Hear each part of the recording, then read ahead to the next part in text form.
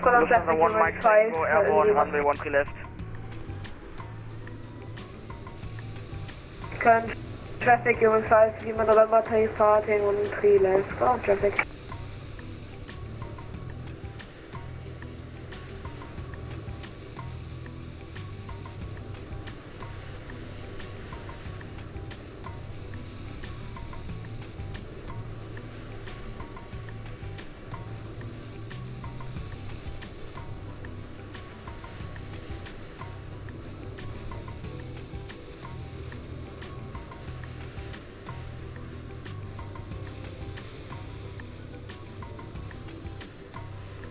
Lufthansa 1 Mike Tango, climb flight level 330 and proceed direct Kumik.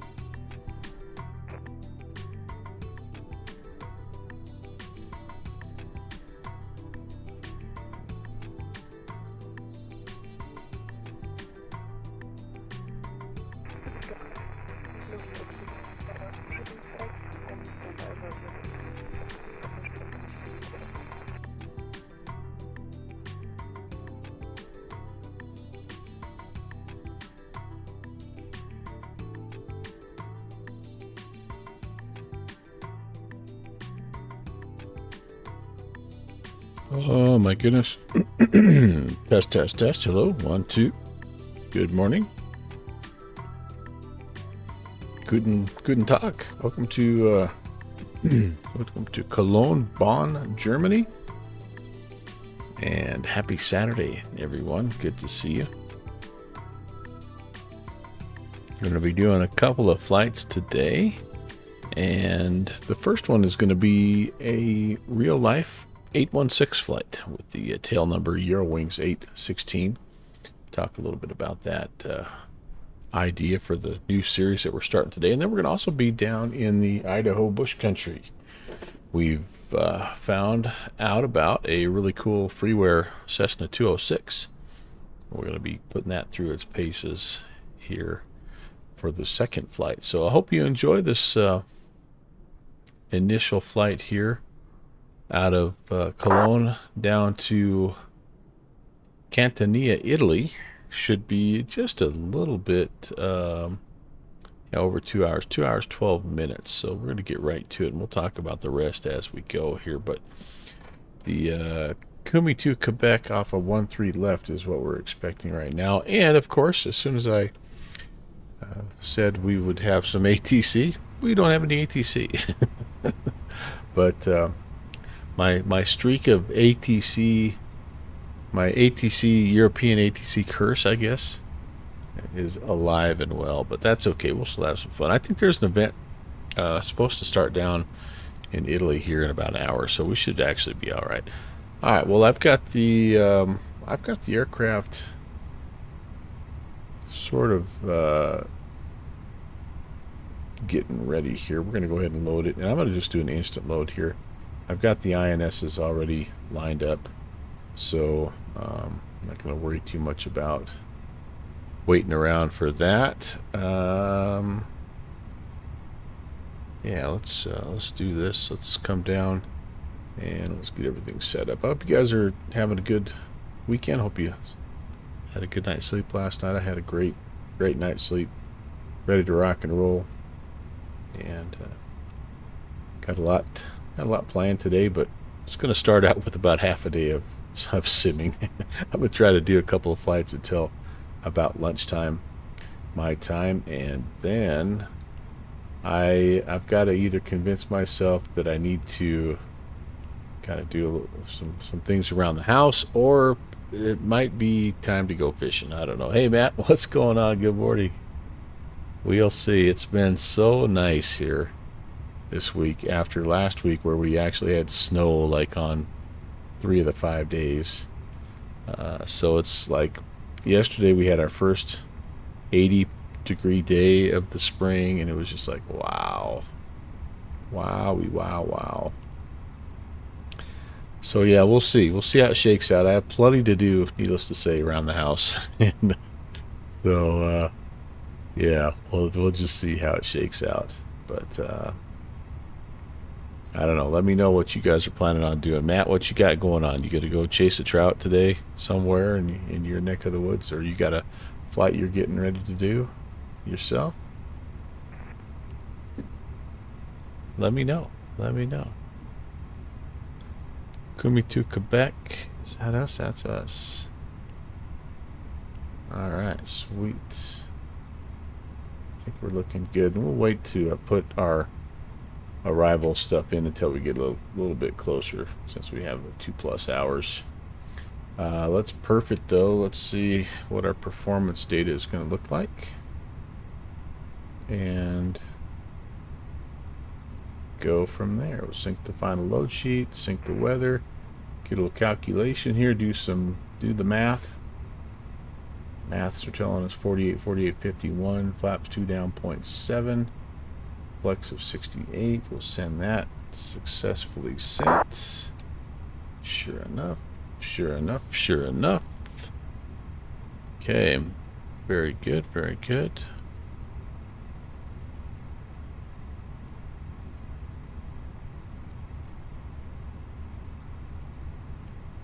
What do I have in terms of my whoops, hold on, I don't need that quite yet. Let's get the brief here. Good morning, Captain Sonate. Good to see you, sir. Good to see you, my friend. Oh, this is so dim. Oh, my old eyes. Golly, I can't, like, I need some brightness. If I go too bright, then at night you can't read it, but I need a little bit more brightness here. Where's my weather? Summary, routing, time, weights, wind. No, ATC. I thought I had a...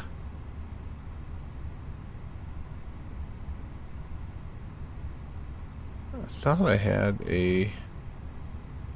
had an OPS. Maybe this is... Oh, this is it, duh. I'm looking at it right now. But that doesn't have the weather on here. I'm drawing a big blank right now. Alright, well, we're going to cheat just a little bit. We're going to come over here to... and get our... I just want a Q and H. It looks like 120 at 10. Cab OK 1009. Indeed, sir. Indeed. 1009. All right. Now I can go over here and I can pull up a chart, because I do need to know what I'm doing here. From Cologne, departure. Kimmy.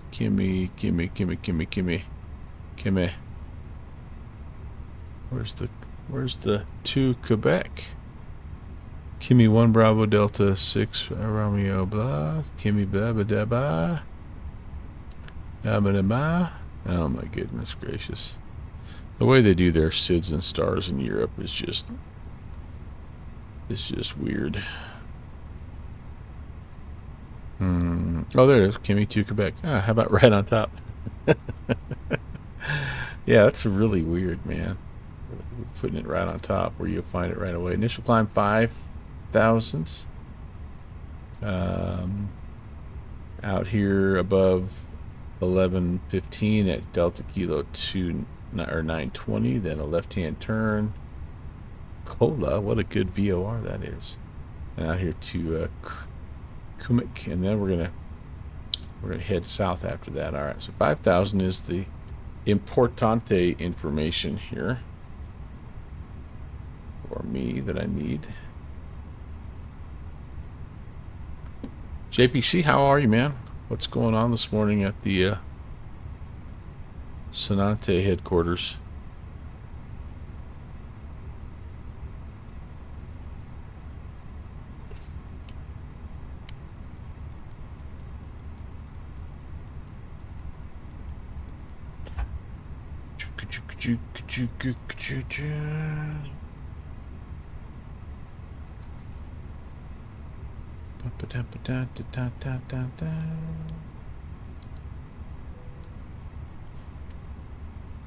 Oh gosh, how about some nav lights here? Whoa. Oh man, a little stiff and sore. Did a bunch of yard work last night after work, and I'm feeling it today. I am definitely feeling it.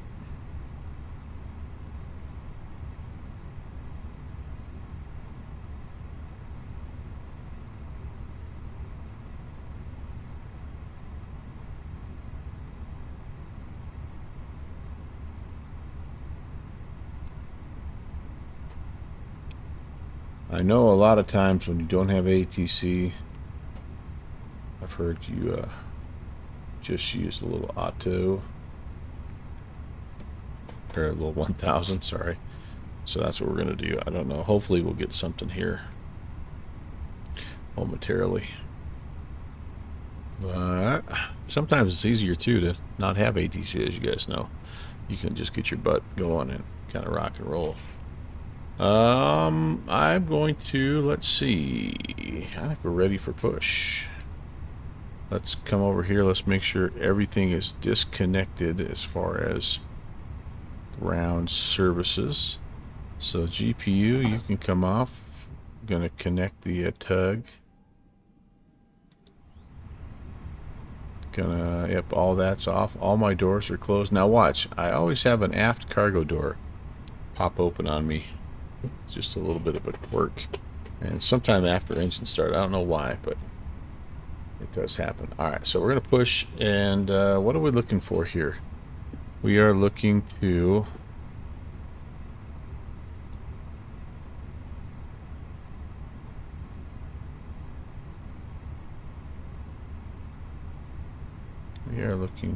find our ground charts here.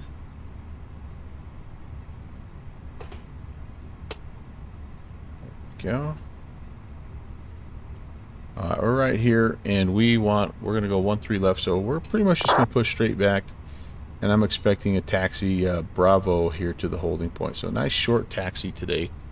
Definitely did not plan that, but that worked out just fine. So straight back taxi from, I believe we're Bravo 26. Yep, that's Bravo 26. Kind of tough to read. This is just a little freeware scenery, but kind of a nice scenery, I think, honestly.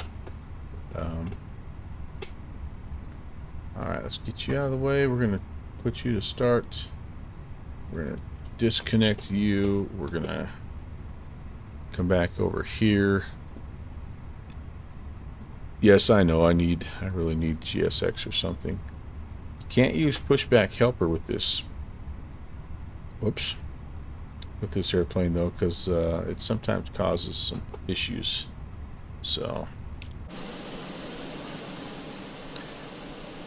we are in. This is JPC. I'm glad you're here. This is your idea. Remember back in the day when you were telling me all the different carriers that use the call sign 816 in real life? This is our first one we're doing here. It's Eurowings 816, an actual real flight from right here in Germany, Cologne, down to Catania, Italy.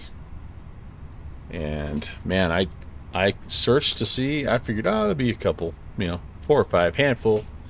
Wouldn't surprise me if United had one. We'd found a Delta one or whatever, JetBlue one, I think. But no, like literally almost every company. Oh crap! What have I done here?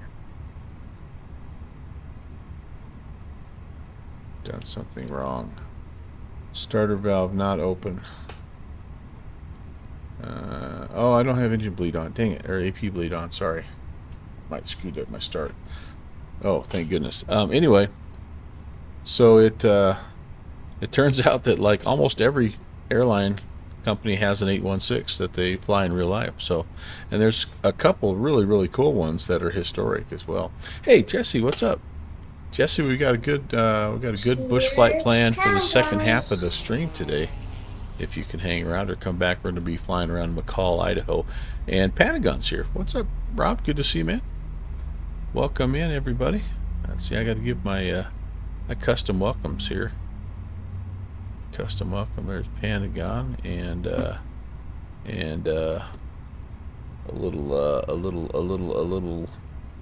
JPC. Welcome in. Happy Saturday. There we go. That's a good start. Yep. Got to turn those bleeds on if you want to get the engines going. So, pro tip: follow me for more tips. Ah, you're welcome. You're welcome. Yeah, I enjoy starting out my stream with those and that's what I do the first thing in the morning is do some of that, spend some time in the Word and just kind of get your mind right.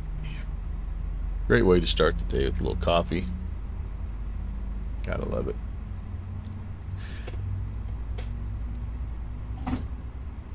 So Bush Pilot Jesse, I know you said you're obviously a Bush fan, and I'm wondering, do you fly? Maybe you told me this last time. Are you primarily a Microsoft?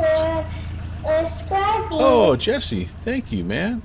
Appreciate you using that Prime sub, dude. That's awesome. Thank you very, very much. Do you have a preference as to Microsoft Flight Sim or X-Plane? Well, top of the morning to you there, Slanty. And good morning, everyone. Thank you, guys. What a good way to start. Slanty, I was really impressed with your landing last night, by the way, into Buffalo. Holy cow. I couldn't believe you kicked the autopilot off and flew that last 1,000 feet in the IMC, man. That was next level. That was awesome. I tried that about a week and a half or 2 weeks ago, and let's just say it didn't go so well. I ended up in the PC-12. I ended up on the top. I ended up wheels up, and not in a good way. But so that was really impressive, my friend. And welcome in. Good morning to you. If you guys missed it, go check out Slant Alpha, and check out the insane IMC, the insane meteorological conditions that he landed in last night. All right, here we go, guys. Let's brakes are off, lights are on. It's robot fighting time. I think in Europe you got to make a call too. Like you make a call for everything on CTAF in Europe.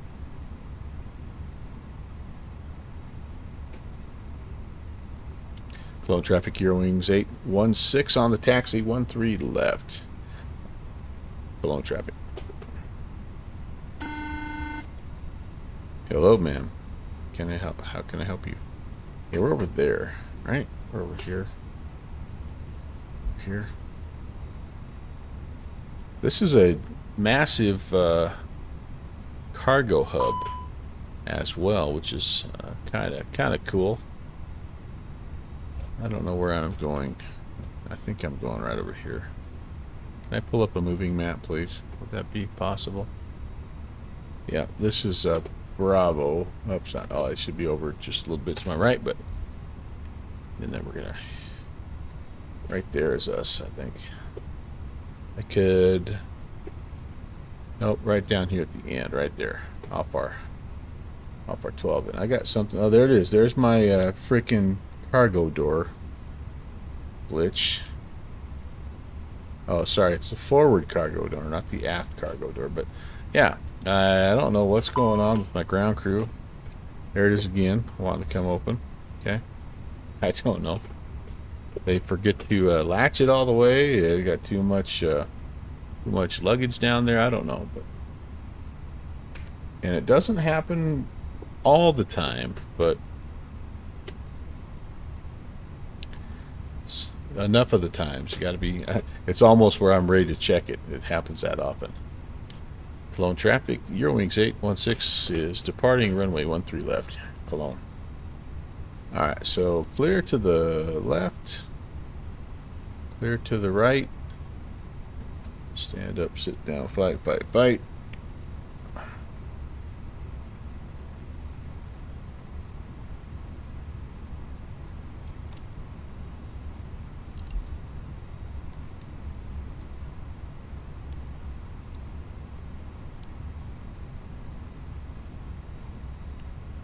I didn't have any of that on. It's afternoon, middle of the afternoon here. I think it should be daylight pretty much all the way down to Italy this morning. If anything, maybe a little bit of an evening arrival into Catania, but overall should be good. Oh gosh, you know what I have not done is I have not checked my trim. Down 0.7 is what I need. I've got my flap set, but down 0.7. Yep, down 0.7. So let's get that guy in here. And a quick controls check. It looks like everything's working as it should. All right, beautiful. Here we go. Rock and roll. Bring them up. Engines are responding. Clamp. Take off. I'll probably get a lever asymmetric warning, which I always do, but they're not, so I just roll with it.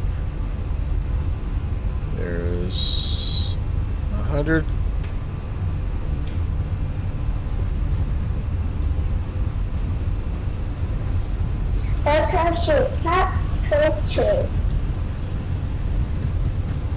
Rolling, rolling, rolling. Keep those buses rolling. There's a rotation. Gently lift the nose. And we're flying. That's a positive climb. Gears coming up.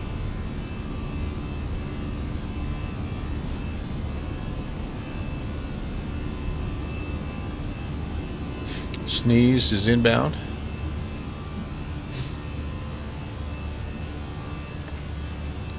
Bring one notch of flaps up.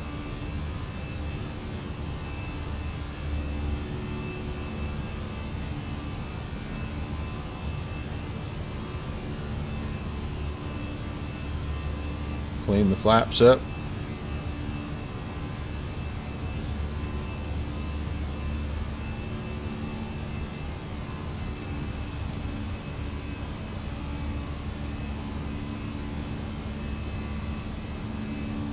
Start to make that left-hand turn. Such a fun plane to hand fly.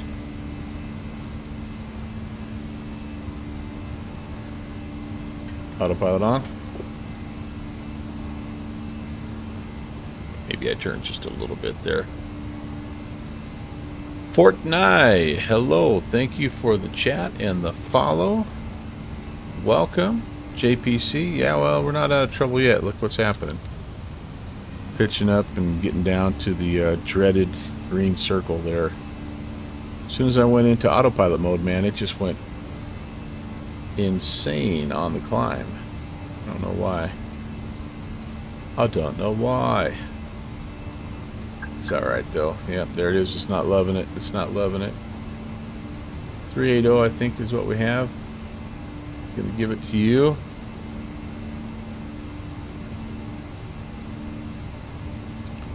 On the Bush fly-ins of the Monday night, absolutely. Everyone is everyone's invited. Oh, maybe that's what I didn't do. JPC, you know what? You might be right. But I don't think I had it in. I don't think I had it in. I'll have to look back. But so yeah. Bush Pilot Jesse, the place you want to go is right here, downwindsim.com, and you can download all the sceneries and just enjoy as much as you want.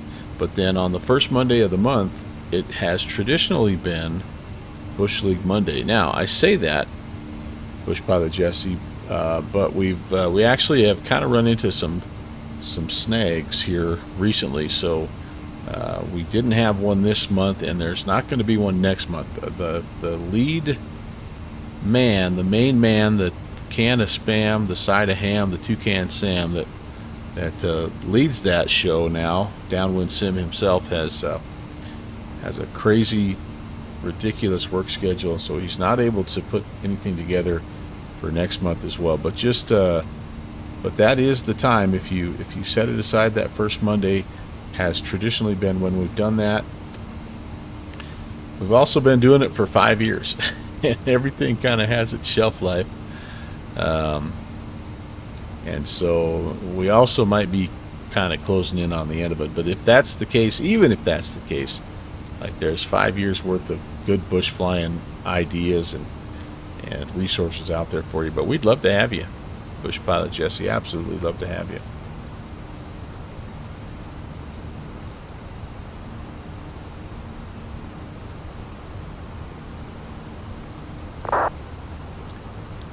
Ah, and I missed that there, Bush Pilot Jesse. Yeah, so that you have to have the ability, if you want to fly with us. I see that you answered my question, and thanks, Slanty, for following up on that. If you want to be able to see the rest of us, and I don't know how that works, but yeah, you need to be able to. You need to be able to connect to VATSIM, and so yeah, I don't know how that works with Xbox.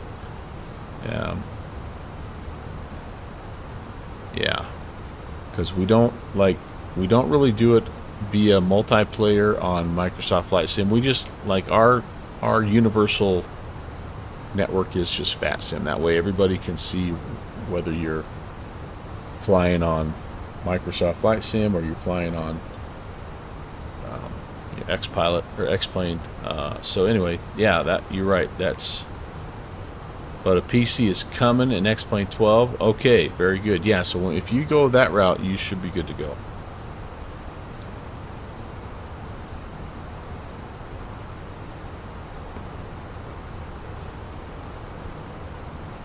I did not do the takeoff config, so hopefully we're good. I think we were. Yeah, this plane has just a few still kind of weird things that happened to me, and they're all pretty much either pre-takeoff or on the takeoff roll. That cargo door coming open, again, no idea why. Doesn't always happen, but happens enough. And that the lever asymmetric warning that we get, that was the beeping on the takeoff. That it just doesn't. It has a hard time with its detents, recognizing the detents. And it's not the easiest thing to configure, if I'm being totally honest with you. You have to do it via the EFB, and it's kind of like, well, I have found it sort of cumbersome. It's doable, but kind of Kind of cumbersome. All right, let's sync the route up here. I want to be able to see where I'm at. Here. Does it not show my route? Yeah, we're going to come around. We're going to bring it around town here. Hang a right. There we go. And we're climbing up through 17,000 now on our way to 320. Uh-oh.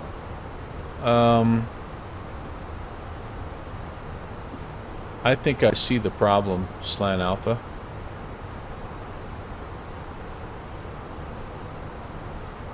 And it's gonna take a little while for me to explain, but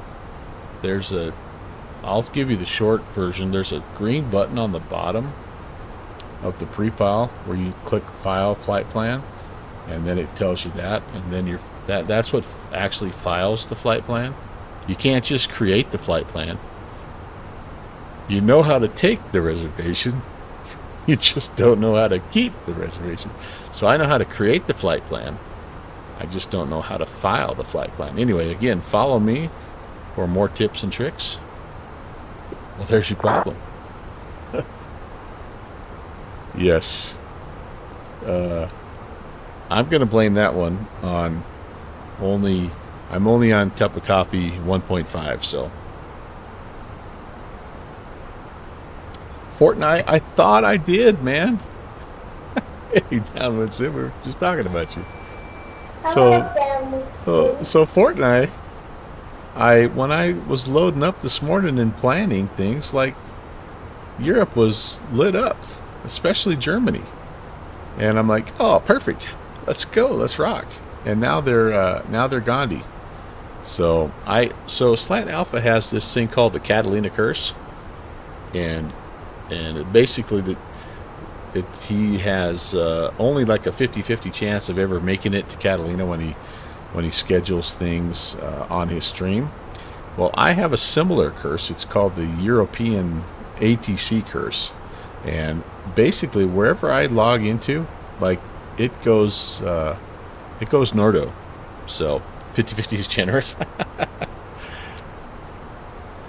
So anyway, but I do know that there is an event in Italy, and they weren't scheduled to start here for another half hour, so that's good. So the second half of our flight today is for sure going to have some ATC, which is, I'm sorry, I guess I love European ATC. I bust on them, but they are awesome, especially German ATC. Super busy, but man, you get guys like Fidey and Pilot Deviation, and man, oh man, there's some really, really good ATC in Europe. And as you can see, it's mid-afternoon to early evening on a Saturday, and that's usually a busy time. Like, it's not atypical for the entire European scope to be completely full, top to bottom. They really, really support their VATSIM over here very well. But anyway, we're in our own little bubble, which maybe is good because apparently I just heard my little V-Pilot beep off. Hopefully I didn't have a blip in my stream as well. But you're gonna try a little Euro trip later today. Ah, the missus is out of town. All right. Shore and flight sim day. Yep, that's where I'm at as well. Hey, Slant Alpha, I'm gonna share something with you here. He and I were talking off stream about just some different aircraft, and I'm going to fly this one in the second half of my stream today. So I don't know if you're interested in just looking at grabbing a different bush plane or whatever, but this is a pretty promising. I flew it last night. Pretty promising little freeware Cessna 206. And so anyway, that's what I'm flying later on for everybody. If you want to be for the second half of the stream, we're going to be in McCall, Idaho, and doing like a little bit of an Idaho cargo run basically. But thought I'd share that with you. I've just been on the hunt for some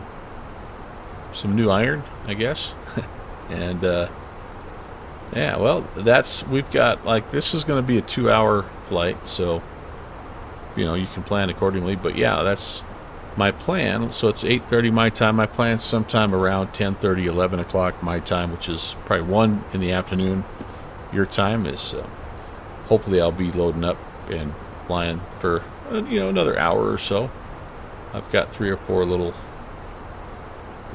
bush strips that I've grabbed there. That's kind of the plan. Maybe a little round trip. I might even go back from ID-74 back to McCall. We'll just kind of see. That's going to be the time when my wife kind of comes down and gives me the side eye, like, are you actually going to do something today, or are you just going to sit and fly fake airplanes on your computer all day long? Yesterday I got we're going to do a bunch of housework tomorrow, right? So that's kind of where I'm at. Because the other thing that may have to get done today is the local trout population may have to have a conference with my fly rod. We shall see. Downwind Sim, are you have you returned home from your latest adventures abroad? Get a little more seat time in that CJ4.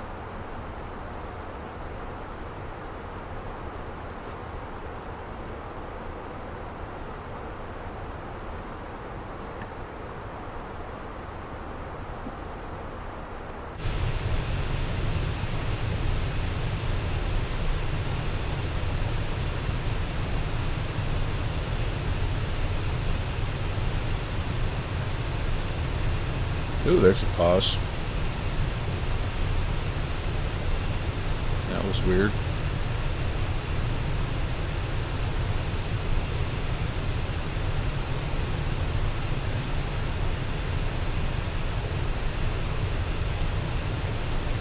Packing today. Oh, that's right. You're heading out our neck of the woods. Well, you are picking a very, very good time to come out this way, because holy moly, is it beautiful.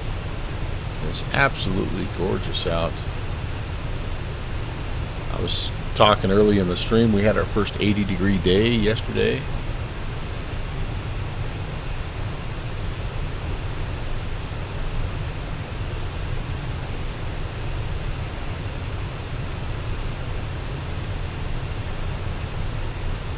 It's going to be 75 today. Going to be a little cooler tomorrow, but sunny. Then Thursday, Friday, snow. Yeah. I even crazy. I know, but I got my garden hose out yesterday. I didn't hook it up, but I laid it out in its spot, and I'm like, you're just inviting trouble here, aren't you? Explain the mod you want is is this the mod you want for the Super Cub, the Reality Expansion Pack XP12 Piper Super Cub? I think that, from what I've heard, that is a very good mod. Let me tell you the one I have.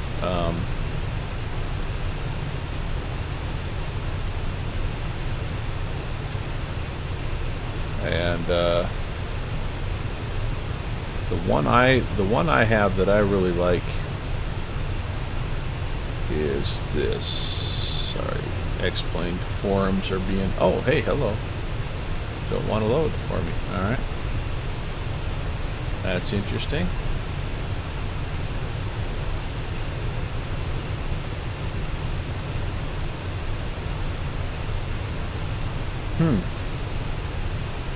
For some reason, I'm sorry I can't load up, but I have. If you do a search for the King Cub mod, that is the one. Oh, there we go. Sorry, it loaded up now. This is the one I have. So I don't have the rep for this. I've heard though that that REP is really, really good, and So I don't like with all those reality expansion packs. Like I think they integrate in. Like even with this King Cub mod, they probably integrate right in with it. But this is all I have. It basically just makes this airplane almost laughably powerful, and yeah, gives you some floats as well. So yeah, 210 horsepower IO390. Fixie!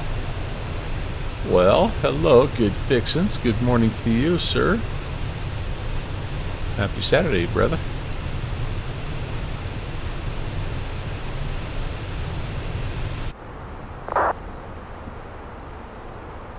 Good to see you. Jeffrey B. Hey! He's the man. Everybody, Dougie. Great to see you, Jeffrey B. Good morning. Good morning. Fixie, you were doing that, oh, you got a busy day. Hey, I understand. Totally understand. Glad you stopped by. Hello to the family. Let's see, we should have a term for it, probably. Meeting of the hooligans. I don't know.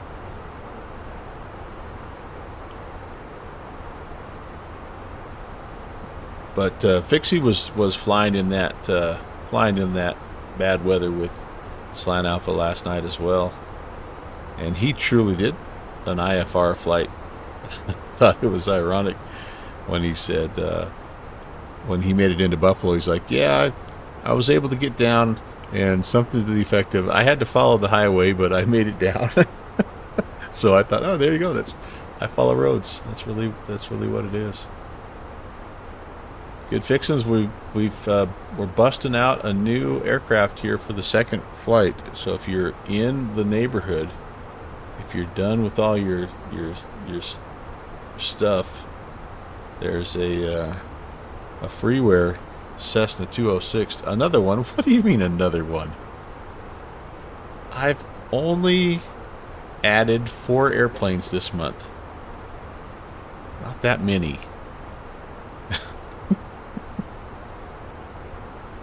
It's less than 1 per week.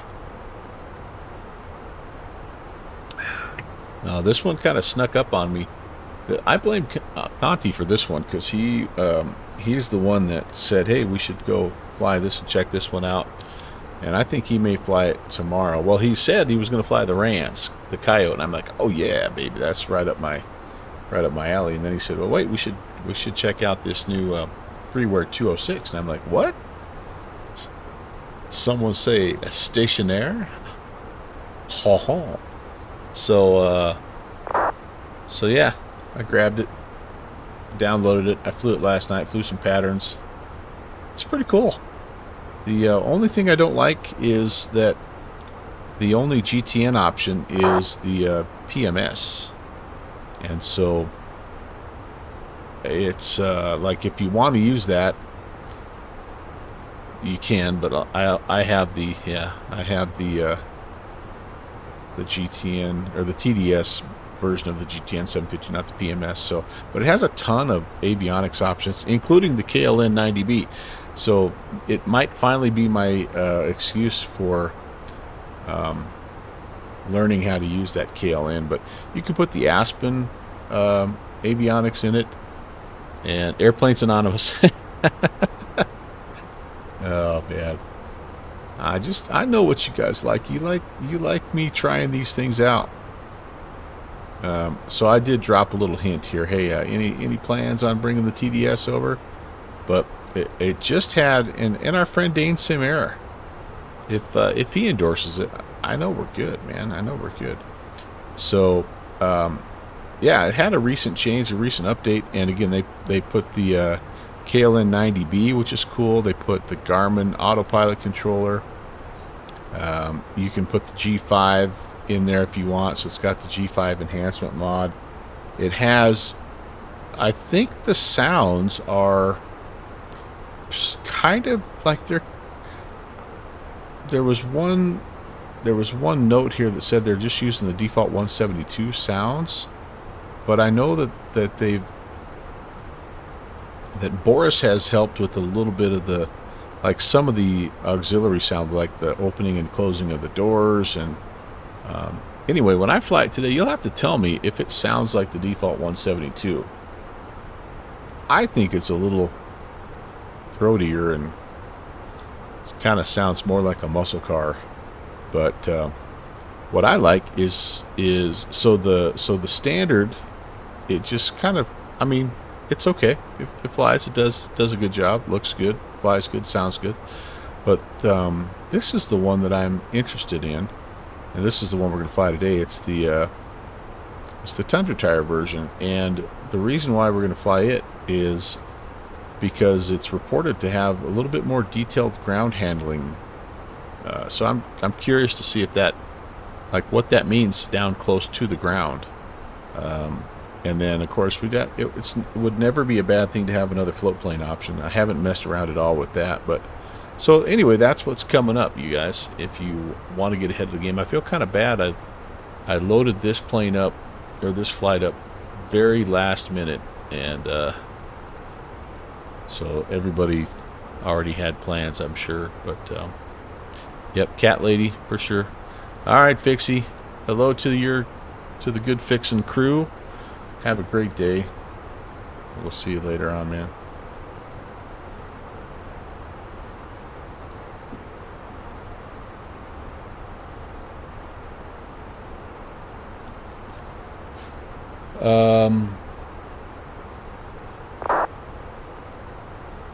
Comes with some nice documentation as well. I'm gonna get that pulled up for later on here.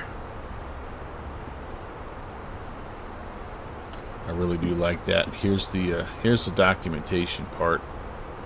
It's loading in. Well, as soon as that loads in, I'll bring it back over for you. But yeah, we're at top of cruise, by the way. So let's just do a quick top of cruise flow and make sure everything is as it should be. E-cams no blue, spoilers disarmed, engines are off, flaps are up, gear is up, external lights are off, and everything there looks good. I think a quick peek at the VATSIM radar shows that we're still, oh, actually, hold on here. We might, are we in control? Where am I? Where the heck am I? Where am I? Oh, no, we're still in between here. Stuck in the middle. I could probably toss on some, what do I have nearby? Let's put some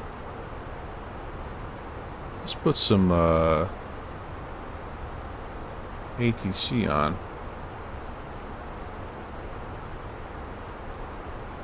Maybe some Croatia. Yeah. I don't know. Maybe LIPE. Ground. No.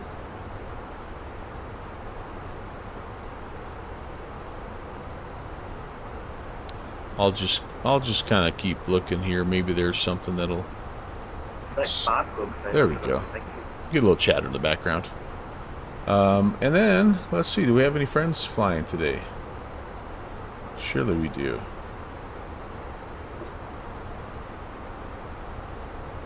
It's not showing up here as in my usual way. I know. Oh, there is.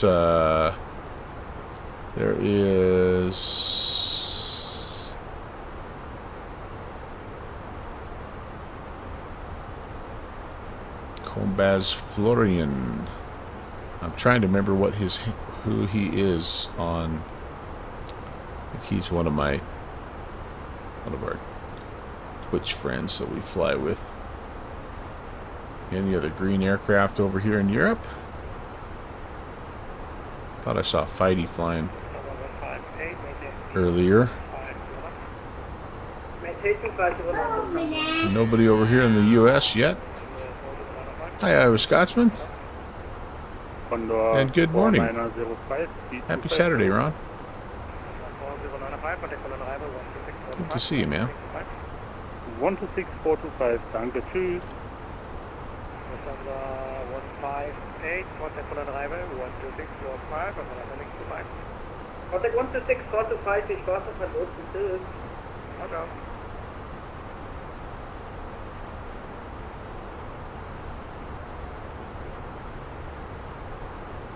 We're on our way to Catania and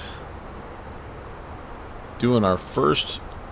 I'm calling the series Project 816. I'm checking off a real life call sign of an aircraft with an 816 at the end of it. So Eurowings 816. It's a real life route flown by the Eurowings crew from Cologne to Catania. And like I said before, when I originally started researching this was a Jet Pilot Cinnamon idea. All my good stream ideas, by the way, are stolen from people like Downwind Sim and Jet Pilot Cinnamon and Good Fixins and Them's My Shoes and all those guys. But anyway, I figured, there's probably not very many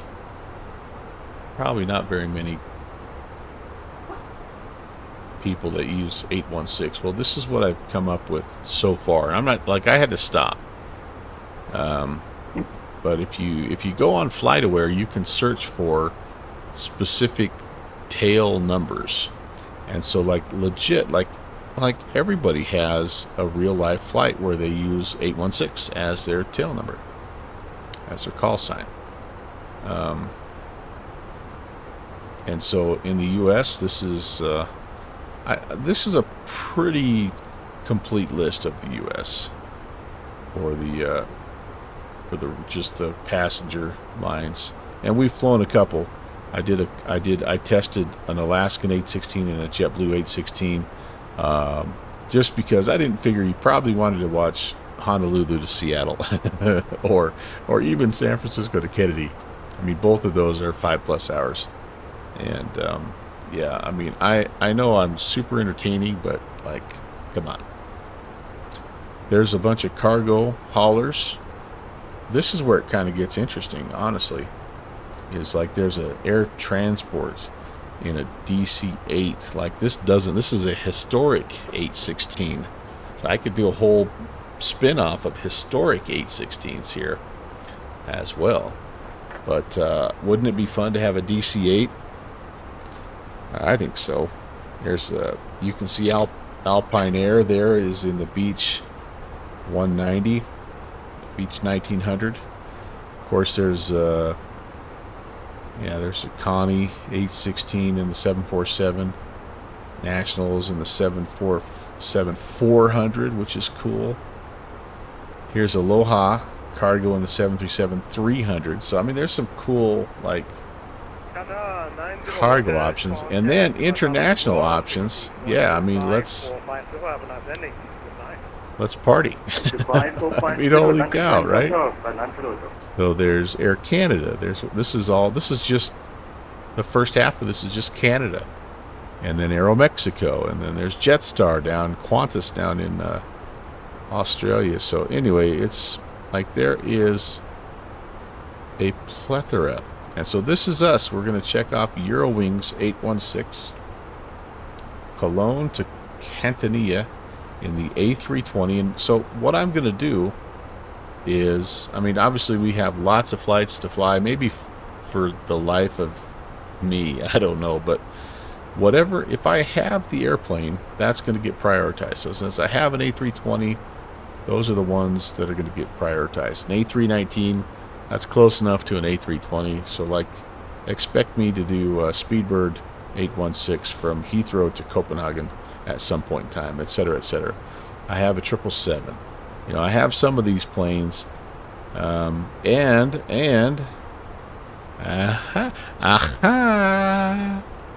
maybe you see a little bit why I'm promoting the 206.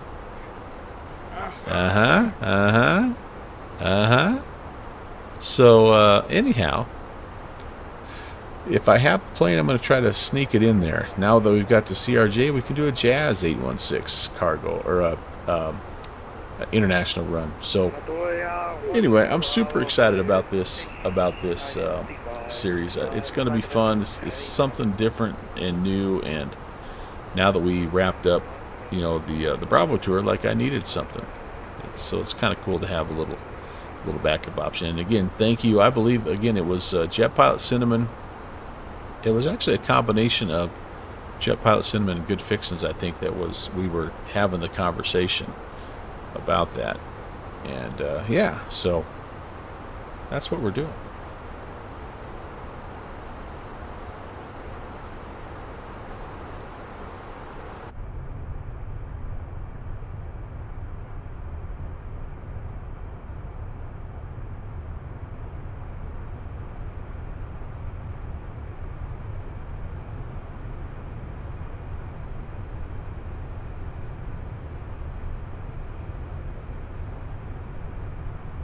Which composition do I like better? I don't hate that. I don't hate that.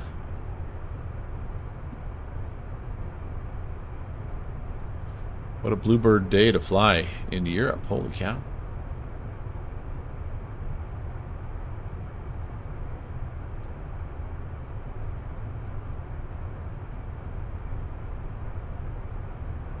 Catania 5004, contact on highway 126, 5, landing, goodbye.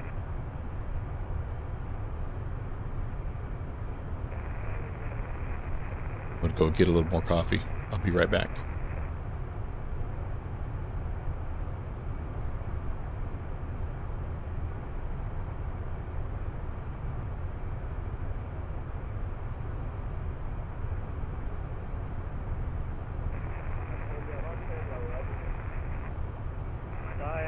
Bravo, Euro 555.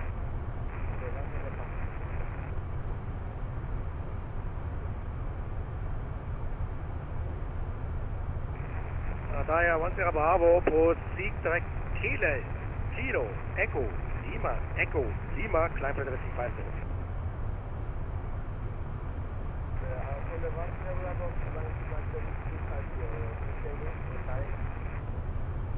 Direct is Kilo, Echo, Lima. Set it to my set.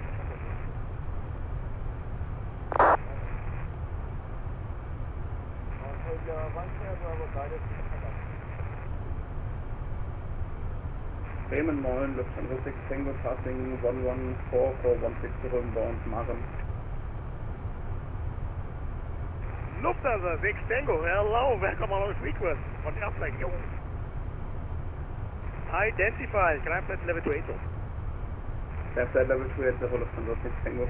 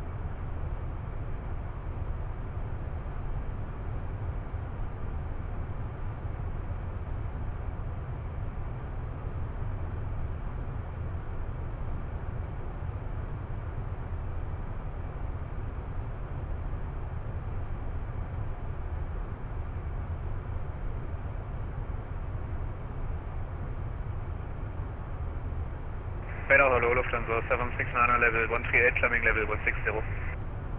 769, Bremen Radar, good evening to identify, climb level 340.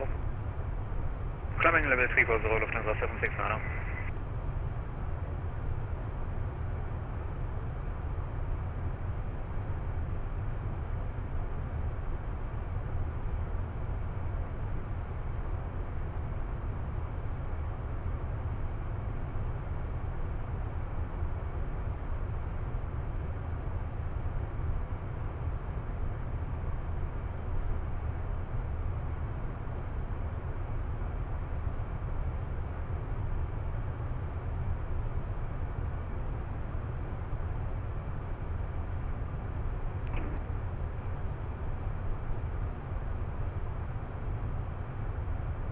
Nadoya 10 Bravo, contact Warsaw Control on voice frequency 125, decimal 450.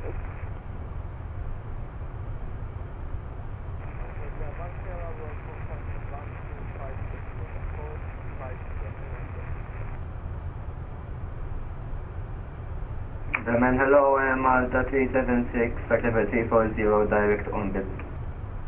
Malta 376, very well, good evening. Set squawk 1000, descent now, flight level 140. Squawk 1000, descent flight level 140, Malta 376.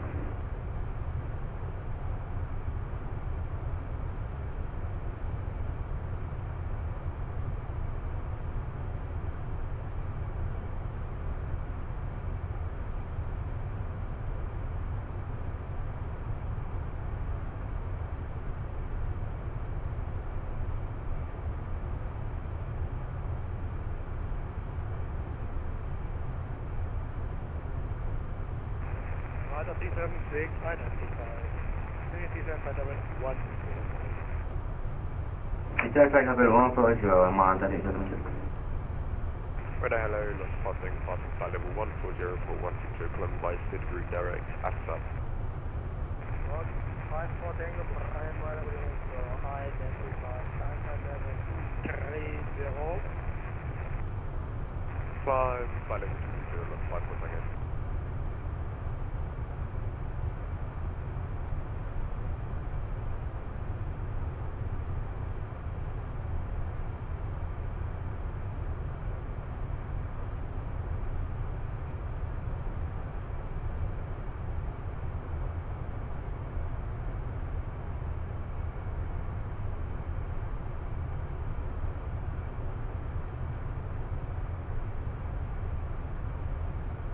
Lot 54 Tango, Warsaw Control likes you. Climb flight level 350, proceed direct Kukam, Kilo, Uniform, Kilo, Alpha, Mike. Climb flight level 350 and direct, Fulcam, lost 5 seconds.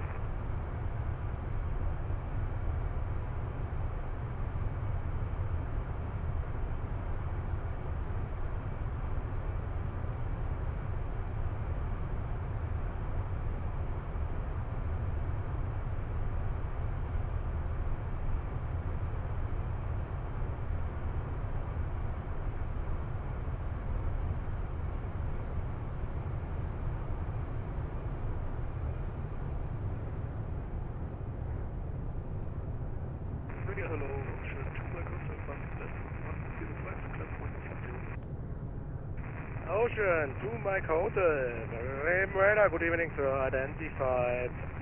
Climb flight level 240. Getting a little snowy around these parts.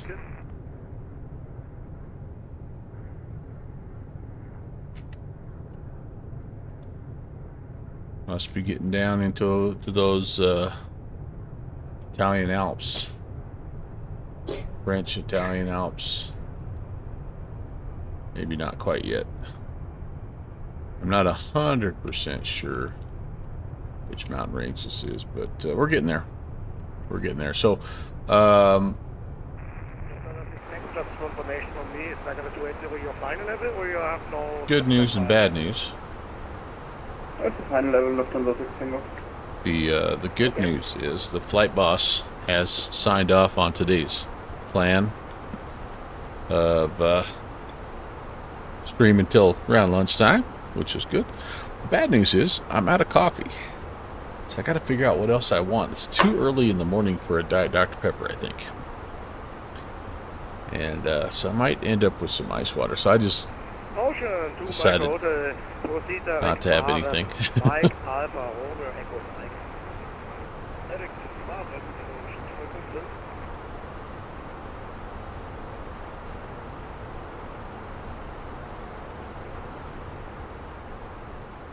I'm going to bring the engine sounds down just a little bit here.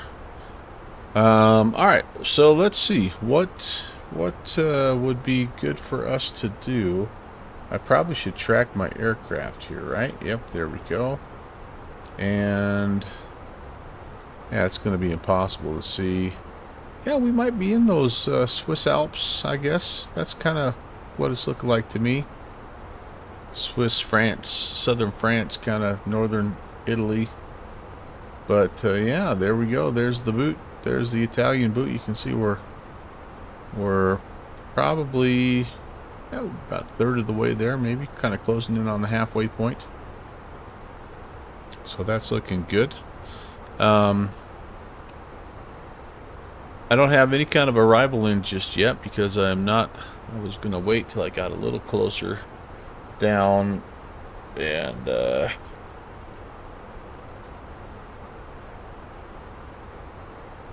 too far away to get any kind of ATIS, but the other part of that too is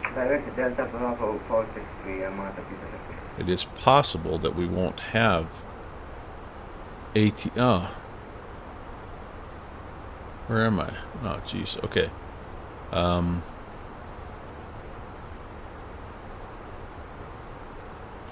Yeah, so we do have, oh, there is an ATIS. Okay, so this is kind of cool here.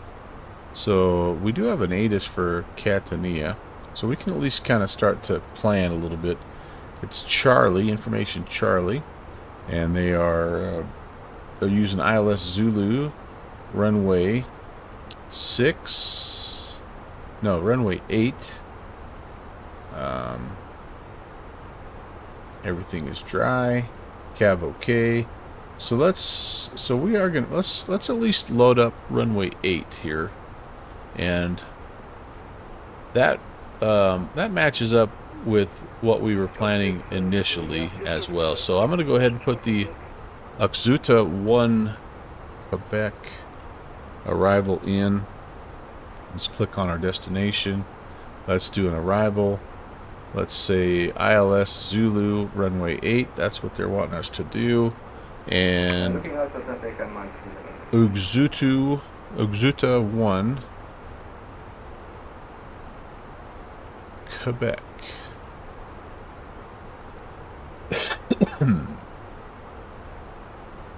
Should have went the other way. Oh, there we go. Oxuta 1 Quebec. Okay, beautiful. And we're going to throw that in there as well. Awesome. And then let's can I just step through the rest of this just to be sure we're good to go? Let's do it. So heading on down, there's top of drop. We're kind of looping in. Yep, and a lot of European airspaces will kind of have this you know, turnstile type approach. It helps them sort out traffic. I'm hoping that we get down here and we kind of get like cleared to you know, one of these points down here, but we'll fly it if we need to. Hey, we've got some control that wants to talk to us. All right, LAPP center on 20.725.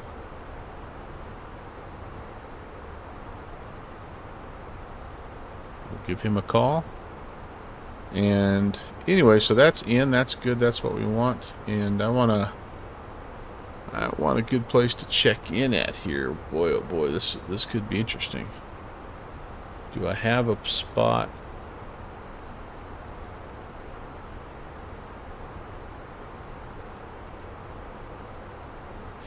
They don't really do VORs that much anymore. I could say we're east of the Wiesfliegen VOR, just to the northwest of the Bolzano VOR. I think we'll check in. We'll call call that, like 50 miles northwest of Bolzano. All right. Delta Charlie Padova, you confirm radar vectors. Thank you so much. We can Malta Delta Charlie. So would he be control? Would he be radar? Who would he be? Padova 134.750. Contact Padova 134.750, subject 901 kilo, ciao. Padova radar. All right. Oh, wait, no, that's LIP. Padova radar at Turkish 1 Bravo November, my flight level 400, request plane being 410. Padova radar? Turkish 1 Bravo I'm just going to call him radar. Climb flight level 410, proceed direct Labin.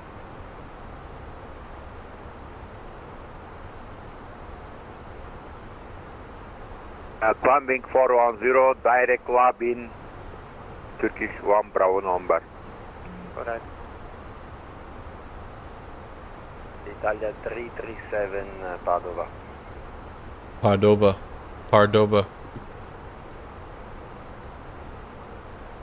337, check your microphone. Citation November Whiskey Delta, contact Padova 134.750. Padova radar. Okay.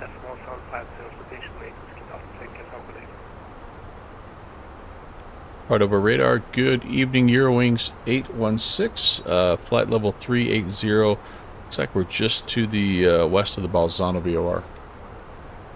Wings 816, good day, sir. I need you to note the flight level. All right, we can do. Would you like us to go down to 37 or up to 39er? As you like, sir. 39 or 37. All right, descending 370, Eurowings 816. Interesting. Eurowings 816, Roger. Descend flight level 370. Oh well, yeah, no duh. I guess I am heading eastbound. That was kind of dumb of me, wasn't it? Alright, let's head down. That was really dumb of me, wasn't it? Yeah. All this whole time. Flying eastbound and at an even level. Yeah. Just when you think you've got it figured out.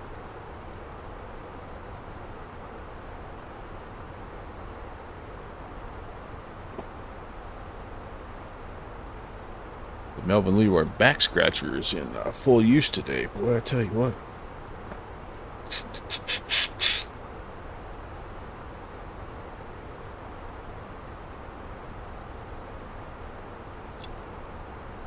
He must see me because he didn't ask or he didn't give me a different transponder code or anything like that, so that's good.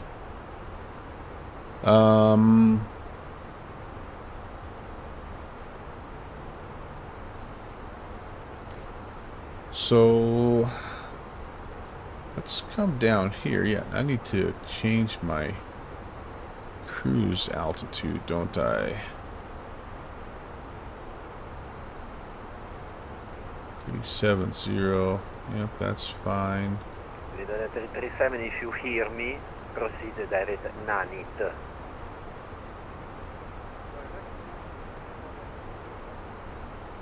Oh, radio 5 by 5, thank you, sir. Wizard Malta 4248, contact Milano. I think everything has been changed here, right? Automatically for us? Okay, cool. So let's go to the next phase. Oh, I hope he didn't just try to call me there. I'm sorry, was that for Eurowings 816? 450 with okay. Thank you, goodbye. Okay, sorry.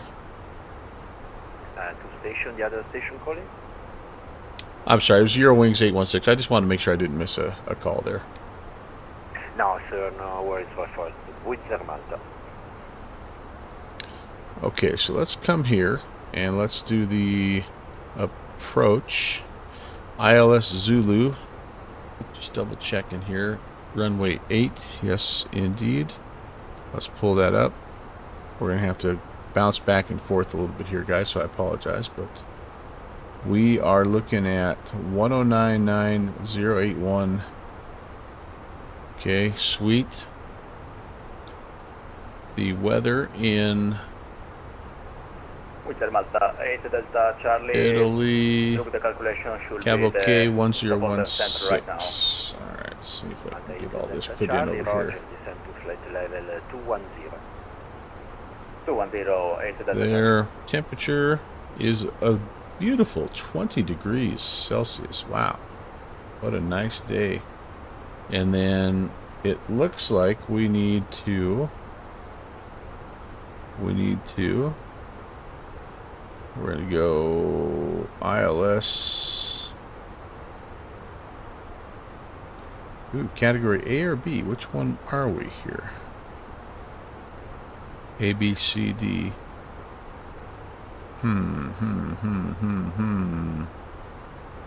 That's a great question.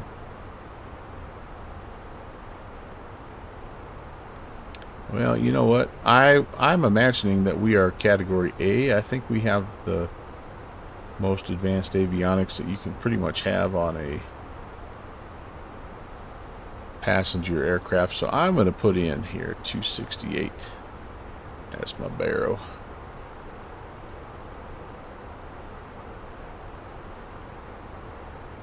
That'll be a good question for JPC when he watches back and we go through the debrief. Alright, that gives me an approach speed of 135, landing speed of 130. We'll be ready for that here. And beautiful. Beautiful. Alright. Yeah, we're going to start thinking about descent here in, not right away, but here in the next little bit. We're definitely on the second half of our trip once we get, I would say this Adosa is about the halfway point. Thanks again for hanging out, you guys. Man, it's a great way to start the day, hanging out with a bunch of flight sim friends on a Saturday morning. And I appreciate you guys being here. Thanks again for tuning in. If you're here just kind of lurking and watching, my name is Brant. Welcome to the Melvin Leroy channel. We are flying a real life call sign 816. It's the Eurowings 816, a real life flight from Cologne to Catania, so Germany down to Italy. And once we get on the ground there, we are going to hop over to the Idaho bush country, and we're going to fly the Cessna 206. We're going to do like a little simulated cargo hop there. And anyway, so thanks again for tuning in. I hope you're having a good day. Hope you enjoy. Let's see if we can get this bird down on the ground here. Not too distant future. Whoa, got twisted around a little bit here.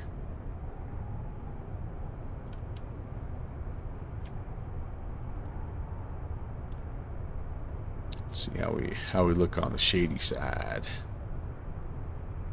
Oh, we got some clouds. Yeah, I'm not warming back up, so we've left our snow behind, haven't we? There's our snow back off of our 6 o'clock now.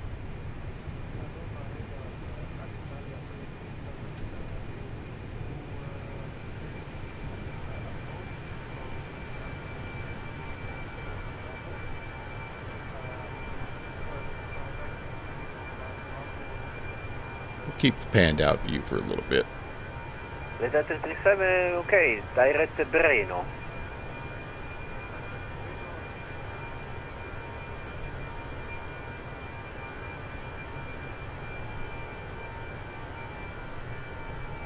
Italy's another one of those airspaces Turkish 1 Bravo November, that has Zagreb 135.8, good day. very, very good. Contact 135.8, thank you very much for service. Pada, thank you. Very good ATC. Lots of fun places to fly. Coastlines, big cities, mountains, small little grass strips. It's pretty cool. I can't encourage you enough, flight simmers, flight sim brothers and sisters, get out, explore the world. Don't be intimidated by different airspaces and accents. Don't worry about any of that stuff, guys.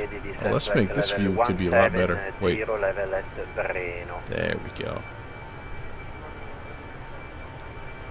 The world is an awesome place with many, many, many places to fly. Just waiting for you to discover.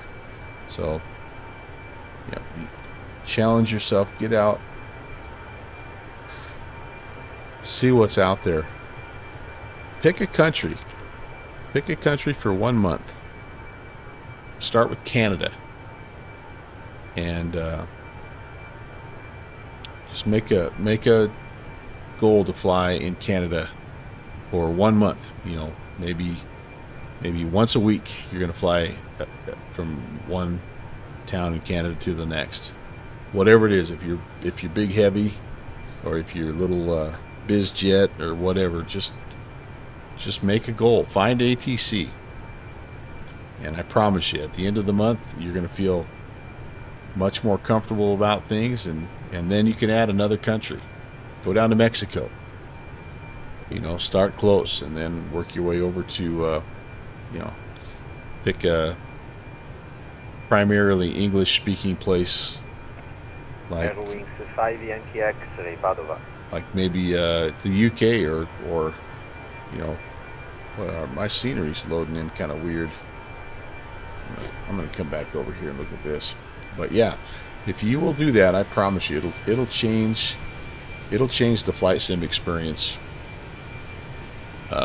for you forever. Pick the aircraft that you're most familiar and comfortable with.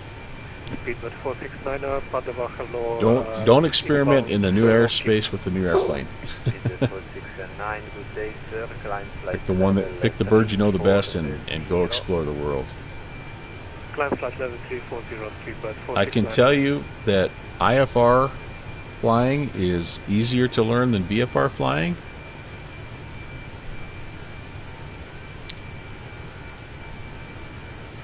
But otherwise, none of it is not doable. None of it is beyond anyone. If I can do it, anyone can do it. I promise you. And the similarities are much, much greater than the differences. The differences are really very small from airspace to airspace. One of them you just heard. Like, I was flying at an even altitude and I was eastbound. I should have been at an odd altitude. I mean, all that kind of stuff like that carries across the world. Beefy always recommends learning VFR and IFR prop flying first. They do teach you some important steps.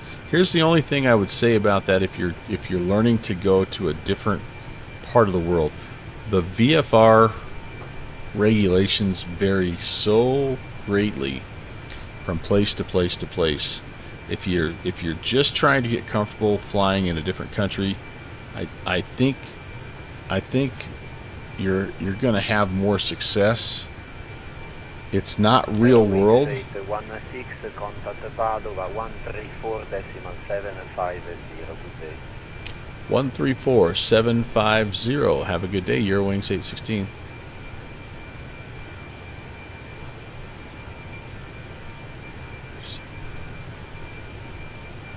Find that guy here.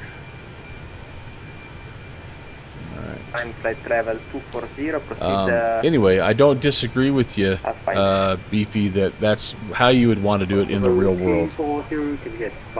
Charts are your friends, especially in foreign countries. They are. But not everybody has all the charts. I mean, anyway, I can't argue with you as far as like the importance of learning how to fly VFR, and especially propeller driven aircraft. It does teach you those important lessons. But the VFR world in Europe and Asia and Australia, and like it varies so widely. That's where you really like. Delta Foxtrot Victor, flight level 260, requesting higher. Like you really want to get comfortable with the. Delta Foxtrot Victor, just to confirm your inbound point now. I don't know, the airspace, I guess, and then you can really start inbound point Bapu. A deep dive into your VFR stuff. Roger. Just confirmation. Have you been rerouted from the remaining tower or not? No. All right, I got to get back in here and make a call. Speed, standby. And again, Sky. Continue climb flight level 390. Flight level 390, Sierra Foxtrot Victor, thanks. With Malta 307, contact Zagreb, frequency 135.8. Ciao. 135.8 with Malta 307, grazie mille per essere qui, ciao. Walker 4203, contact Padova 120725. 120.725, November 758 Whiskey Delta, contact Roma, frequency 124.2. Roma 124.2, statyczne ilustrator. Center, good evening, Eurowings 816 at flight level 370. Ciao, Eurowings 816, Padova 85. Parava? Is that who he is? I'm trying to figure out who I'm talking to. So here I am. If I click on him, this is still Padova.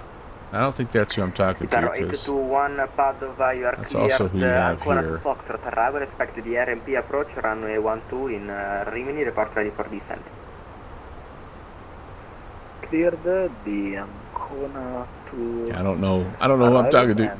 I'm just going to call him Center. I'm going to default back to European or American. Just confirm Ancona to Fox. Center and radar are generally. I think I might have called them center. I should have called them radar. RMP runway 12. Ancona 2 Fox, RMP runway 12. Beefy's going to do a little Salt Lake City over to Dubai. Oh man, yeah, that's going to be that'll be an all-day deal.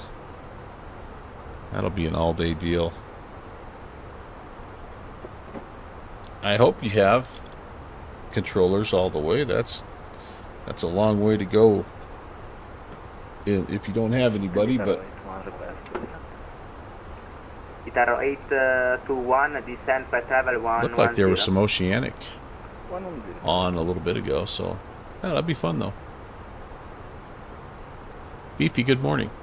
I don't know if I said hello to you yet. Good to see you. What aircraft are you going to be flying in today?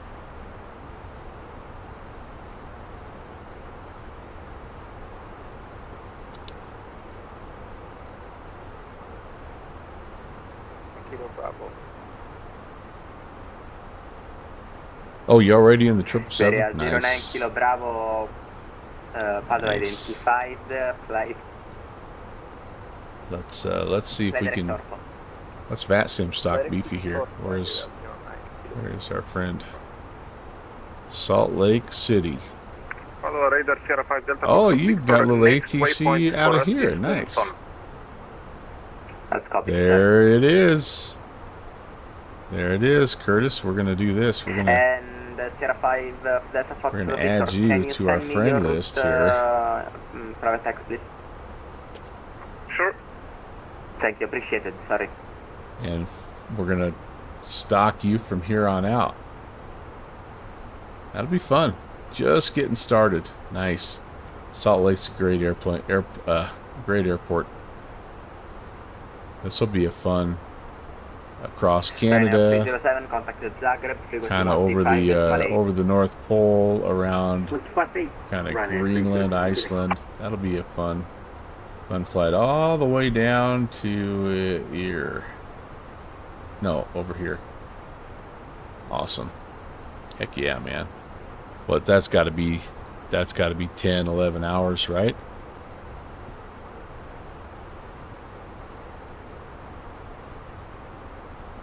That'll be fun. 14. Holy cow. I got a good YouTube channel for you here. Let me find it.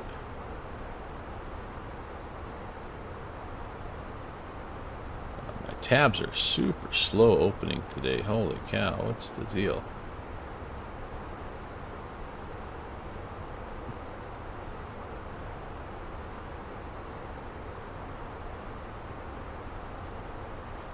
All right.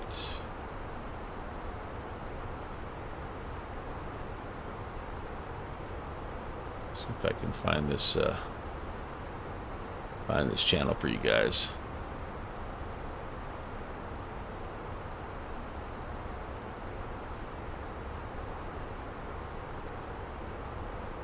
Oh my goodness. My YouTube does not want to load. What the heck? Come on, baby. You can do it.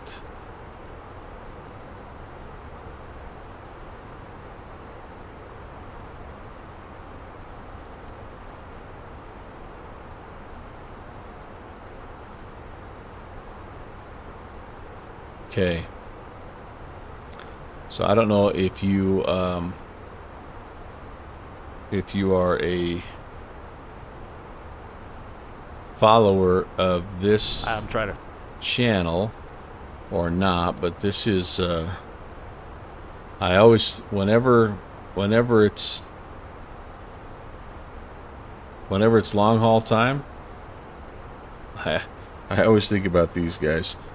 This is Speed Tape Film, and they are cockpit casuals. Sierra 5 Foxtrot, correction, Sierra 5 Delta Foxtrot Victor, contact Zagreb, frequency the other name they go by. 135.8, thank you, bye-bye. Their business is basically ferrying aircraft from one part of the world to the other, and so they are the kings of the long haul. I mean, and they just are like, it's just insanity. Like they'll do Salt Lake to Dubai, then they will catch a plane and fly to Sydney, Australia, and fly from Sydney to Burbank, California, and I mean, like, they just like they circumnavigate the globe like every 2 weeks. it's just crazy. And then, but what I like about these guys is at least the ones that they show here, like they go into the logistics of doing that, and like all the stuff you don't think about. Like, you think about a 14-hour plane flight, like that's a haul. That's a full day, right? But like everything that goes into all the paperwork to get the aircraft out of China and into, you know, wherever it's got to go, right? The airspaces that you can and can't fly over and through, and what you have to go around, and even just like if you've got a 16-hour flight, like, what do you do for food, right? So anyway, they go into that, and it's really interesting when they're on the ground trying to pay for an Uber, and like apparently in China, like everything is paperless, cardless. Like, you have to use an app to pay for everything. It's like a money app, and yeah. So anyway, it's just really, I just have found the whole series very, very interesting. It's a great watch. The main pilot, the lead characters are definitely characters, and they're living that long haul life, no doubt about that. Bagno 2 Foxtrot.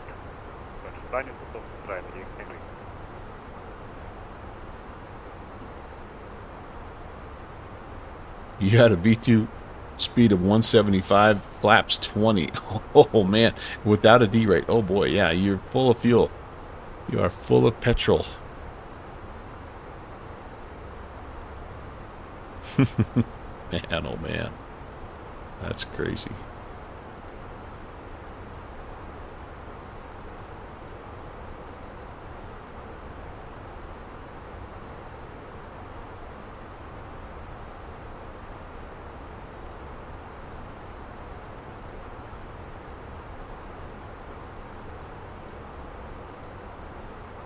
So here's some events happening or getting ready to happen. Eurowings 816, contact Roma 124.2, ciao. Over to Roma, Eurowings 816, we'll see it. 124.2.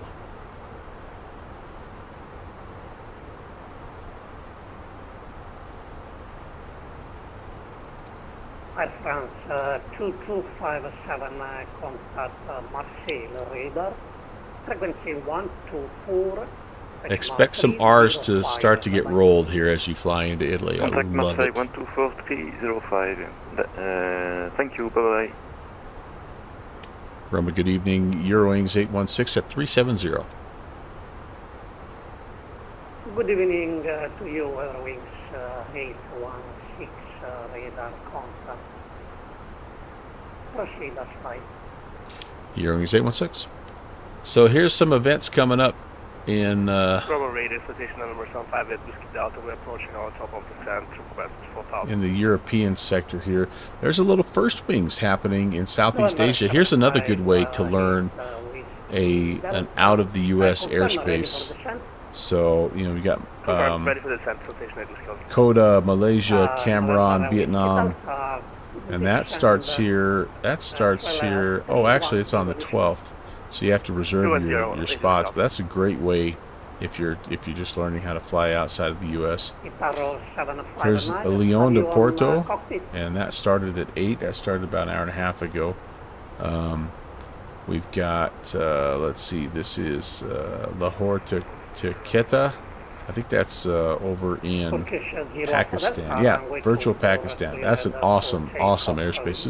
Those guys, they work a lot. They put in a lot of hours. That started just about half an hour ago. Iberia to Galicia, Spain and Iberia. Here that starts in about a half an hour, and then Budapest. There you go. There's another. Hungary has got another really active VATSIM community. So yeah, lots of good stuff. Just check that VATSIM calendar. So you've got 2 calendars that you want to check, right? You want to check the first one is if you're in the States. Obviously, it's the VAT USA calendar. If you go to vatusa.net, you come up here to Pilot Tools, you go down to Event Calendar, and you're going to see what's going on every day of the month. So, you know, here we are. We're on the 12th, right? So nothing published for VAT USA today. Everybody's still recovering from the Navy Pier night FNO.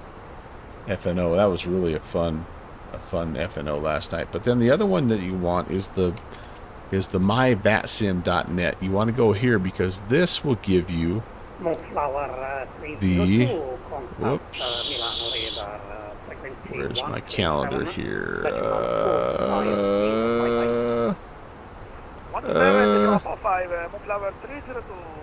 You've got the events down here, so you can pop in there at the bottom and you can kind of see what's going on for the day. But they also have, I'm sorry, frequency 134.75. Bye-bye. 134.75, Air France 67 Echo Blue. Thank you, bye-bye. They do have a... Oh, they don't have that. Okay. Now, I'm not... They have a calendar, and I apologize. I should have this for you guys. They have a calendar. Oh, there it is. Okay. So, the myvatsim.net/events gives you a calendar view. So the same deal. You can see all the things that are scheduled. And here, the Berlin, that's why I thought we were going to have some ATC, but they just finished up a little before we started. And so that's okay. But yeah, those are 2, I think, very important planning websites. And if you don't already have that, I'm going to post those in there for you.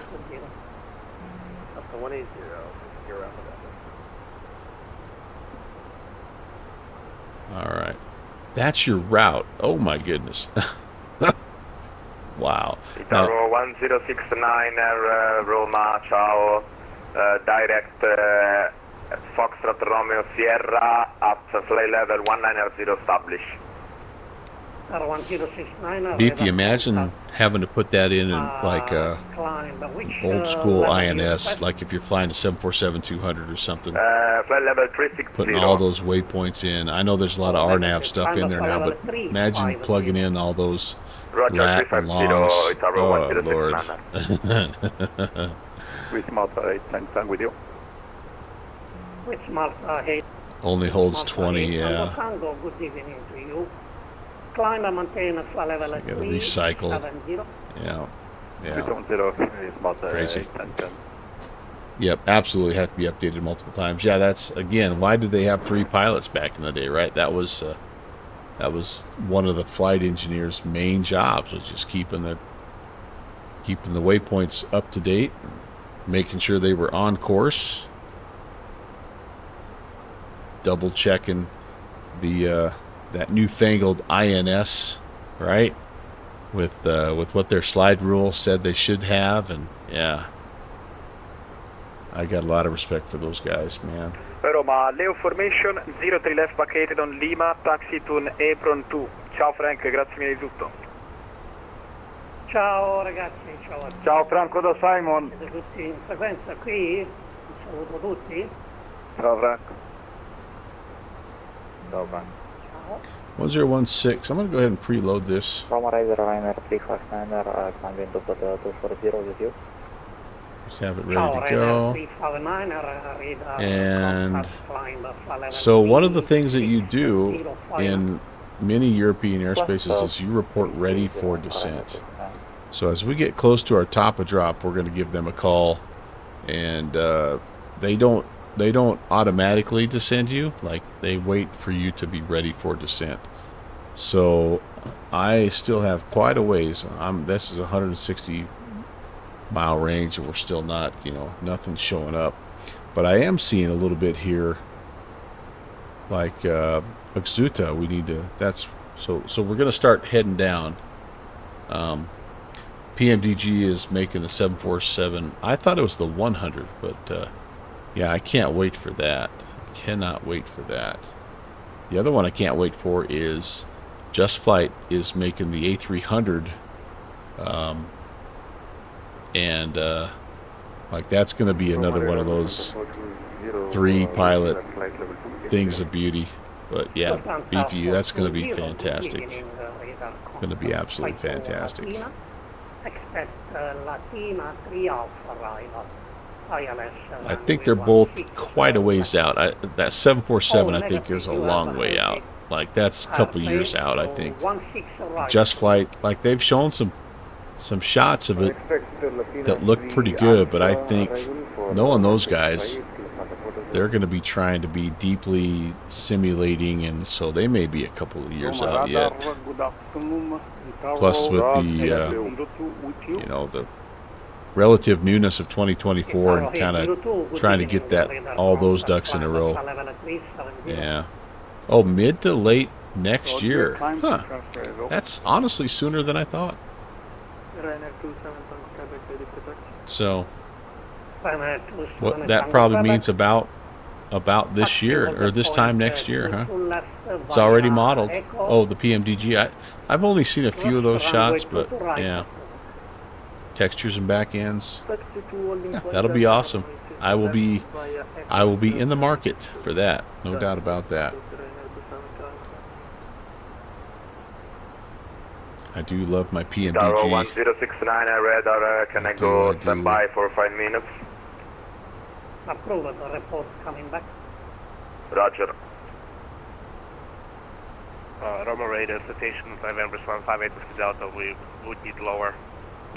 November Whiskey, that descended convenience. So, folks, I don't think we're going to have any specific ATC into Thank you. Over to you to comment. Catania. It does look like we have a ground controller on down there, but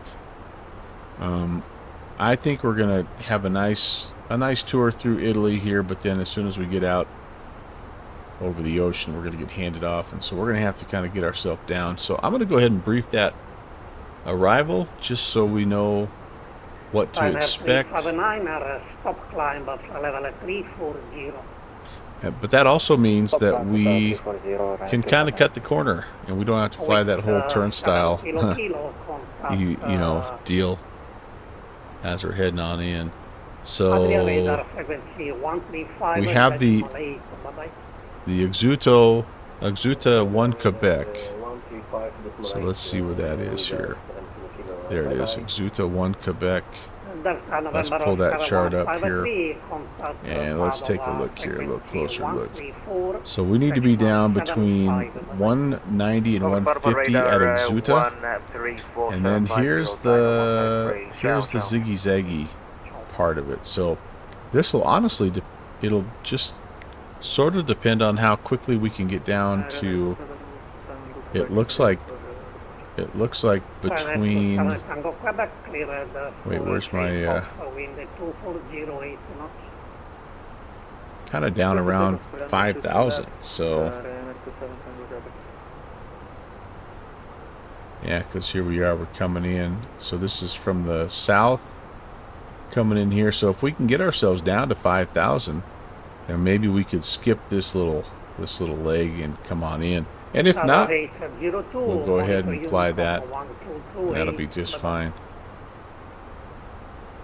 So let's just make sure that that information is in here. I'm pretty sure it is. On our way down, Libro, Zuka. Yeah, it's all the in-between steps here. There's NASM at 5,000. And then on down. So then, yeah, from there, let's see here. We may end up just flying the whole thing. I don't know that I've ever flown into Fontana Rossa.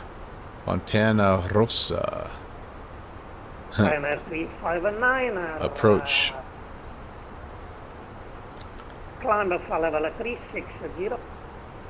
We've got the ILS Zulu punched in. Yeah, so 5,000 is really the key to hit initially, and then down. Your final fix is going to be at 3,000. So we should have 1099 and 081 in the NavRad. So let's go check that. The rad NavRad. Yeah, we don't have that yet. So that must mean. Why don't we have that? ILS Zulu. That's in. Why don't I have that? Not close enough, maybe. Okay, interesting. I thought that loaded in automatically for us as soon as we put that in, but maybe not. Come back on frequency. It's very quiet in Salt Lake, despite there being planes in the area. It's pretty early here still. You know, not quite 10 in the morning out here, so that might be part of it. But it's a good spot to fly. Flight to Utame. Flight direct to Tamara near 57 Quebec Juliet.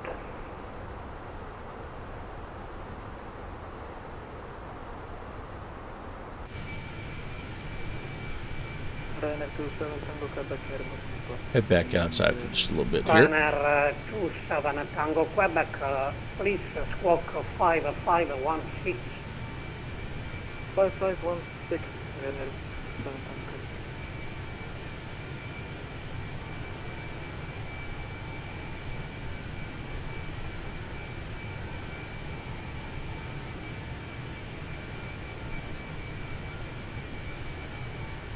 Runner 27 Tango Quebec, radar contact, climb flight level 350.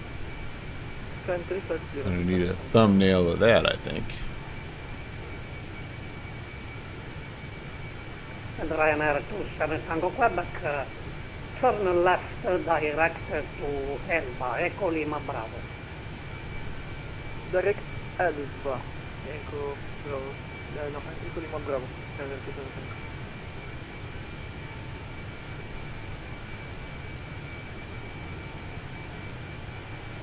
Ryanair 8 Golf contact Padova, radar, frequency 134. Decimal 750, bye-bye. 134, 750, 8 Golf, Ryanair 359, resume navigation. Resume navigation, Ryan 359.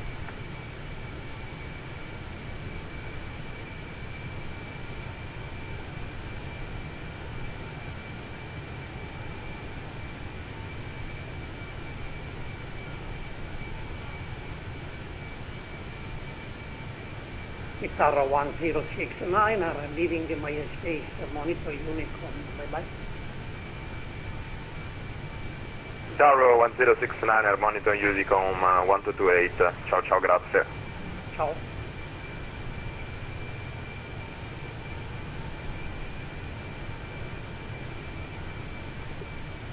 Lufthansa 420, descend flight level 120.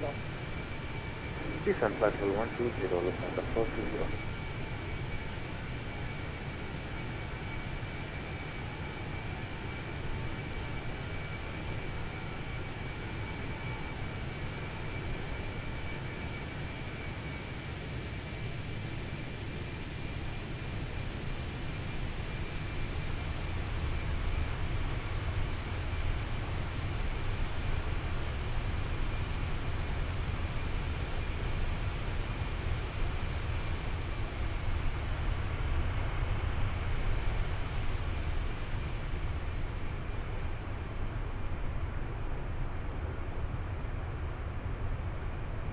Beautiful, beautiful day here.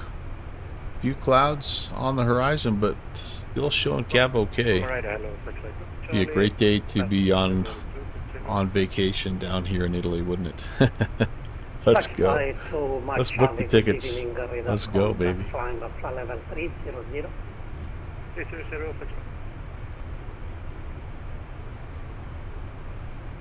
Guitar 1296, contact Milano radar. Frequency 127.450. Bye-bye. Guitar 129, please contact Milano radar 127.450. Thank you. Bye-bye. Bye.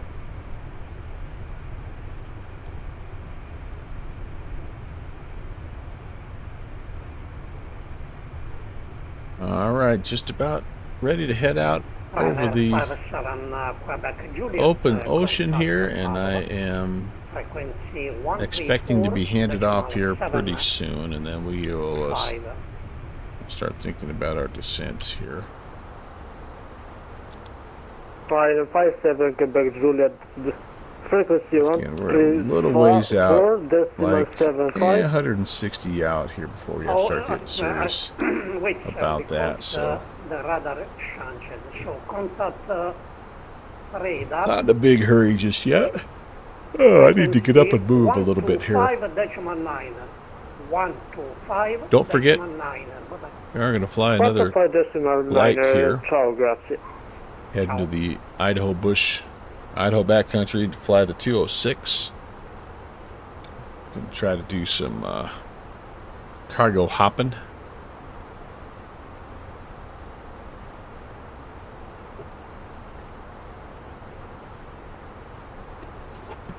Roma radar, good afternoon. Speedbird 4 Romeo X-ray. This is Roma, not Bremen. Roma. Romeo X-ray, good evening to you, radar contact. Flight to Erika, and expect Erika 1 Alpha arrival. ILS runway 24. Fly direct to Erika and expect ILS runway 24. Speedbird 4 Romeo X-ray. Erika 1 Alpha line. Erika 1 Alpha. Speedbird 4 Romeo X-ray.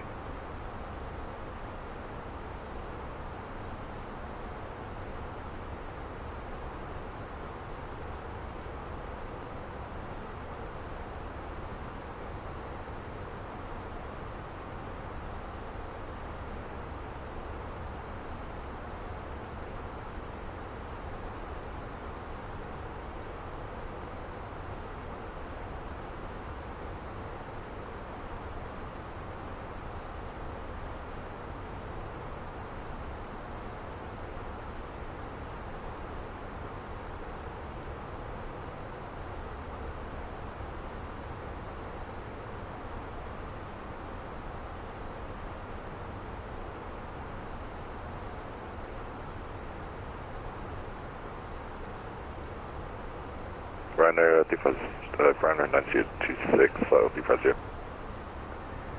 Ciao, Ryanair 9026, radar contact. Descend flight level 170. Expect RETAB 3 Alpha arrival. ILS Whiskey 16 left. Descend flight 170, RETAB 3 Bravo arrival, ILS Whiskey running 16 left for Ryanair 926. Negative. RETAB 3 Alpha. RETAB 3 Alpha for Ryanair 926.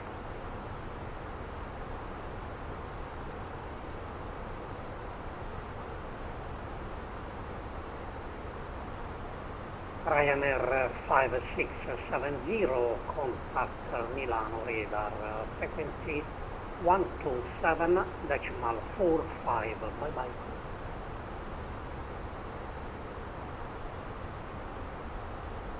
Service again, frequency, Ryanair 347.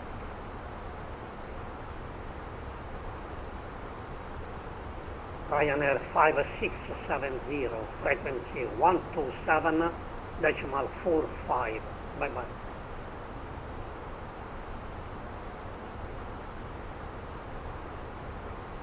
Ryanair 359, contact Padova, frequency 125.9, bye bye. Copper Paul 1509, Ryanair 359, bye bye.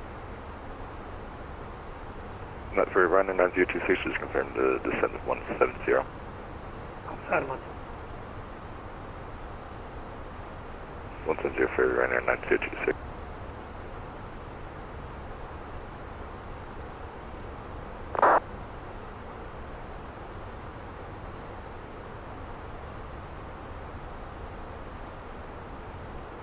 One of the things about overseas airspace is their Unicom is all still on 22.8, so kind of like it used to be over in the States. Which Malta 8 Tango Tango? Hopefully that's going to change soon. I really like being able to control the CTAF frequencies. I don't know if you heard when we were on the ground getting ready to take off from Cologne, like we were picking up radio calls, CTAF calls from like 4 different airports, and it can get kind of messy. And I would think in a congested airspace like you see a lot of times in Europe, it would be nice to have those.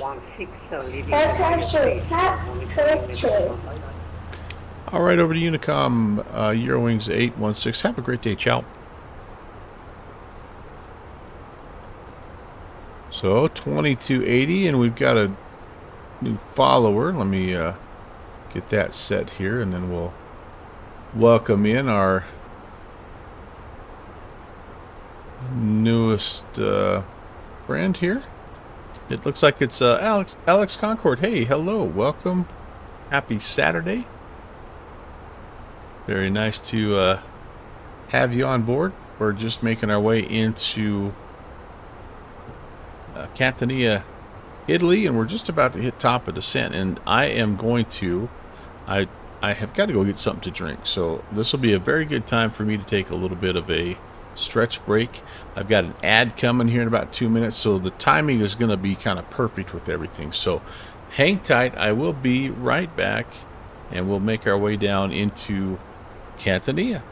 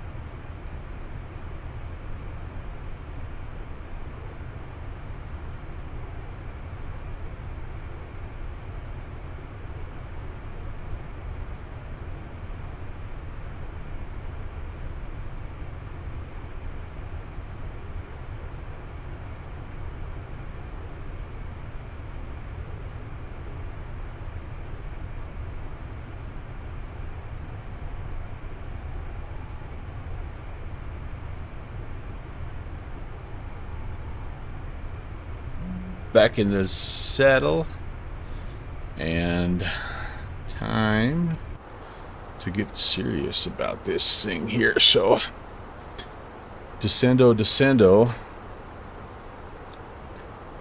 and I am thinking,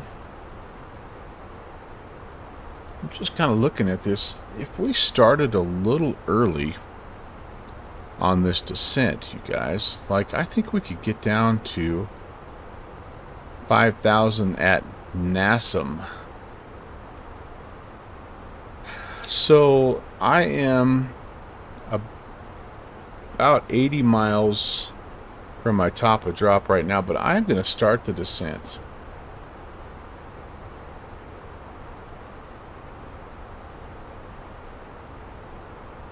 And I'm just going to do something, you know, about 1,500 feet a minute. We'll see how close I can get. If I get down there and I'm not close, you know, to 5,000, I'll go ahead and fly that little ziggy-zaggy. Alex, where are we going? We're going to Catania, Italy. We just took off, about an hour and a half ago from Cologne, Germany. And then we're going to be flying out in Idaho. So stay tuned if you enjoy that kind of stuff. If you happen to have any scenery around the McCall area, then that's kind of where we're going to be next.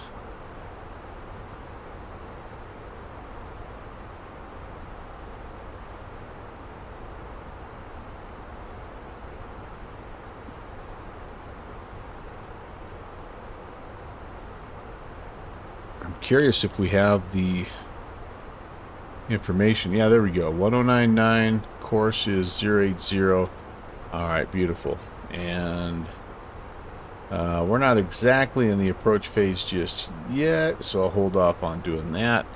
Let's see, anything else here I need to get set up? We're going to say auto brake low. Barrel is going to be set through the transition altitude, which I have no idea what that is. Show on the approach chart, yep, 7,000. 7,000, so. Choosing. Buongiorno. Aha, buongiorno. Hello, Kevin. Welcome in, my friend. We are making our way down to Catania. First time ever. And so naturally, when you fly into an unfamiliar airspace, you're going to cut the corners, right? So instead of flying the little ziggy-zaggy, we're trying to get ourselves all the way down here, 5,000 feet, kind of just like, and pick up the ILS without having to go through all this business here. We do have a little bit of a hold if we need it at Exuda. We're supposed to fly that between 19 and 15, and then there's some speed restrictions as well. So we're just going to kind of see how it goes. We're gonna, if it works, it works. If it doesn't, it doesn't. We'll just use that little turnstile to help us out. Unicom, yeah, unfortunately, we did have some ATC for most of the second half of our flight today, which was cool. Yeah, starting up in here, kind of the southern part of Germany into Italy. Or maybe this was, I don't know, Austria. I don't know. But anyway, we did. For a good chunk of it, we were good to go. And so it's been nice. Been fun. How are things in the Them's My Shoes household? I'm going to be able to squeeze in another flight if you're interested. We're going to be flying. We found this Freeware 206. Actually, we didn't find it. It was the one Conti was talking about last night. I think you were on stream. We're going to bust that bad boy out and fly it up around McCall. Got a little kind of semi-cargo route that we're going to do here. So if anyone's interested, that's what we're going to be doing for our second flight today.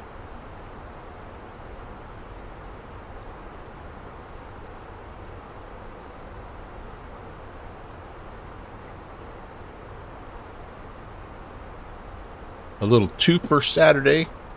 So kind of cool, kind of fun. Looking forward to that. I see a bit of a mountain range there. And this actually, I may be all right, I may need some geographic help.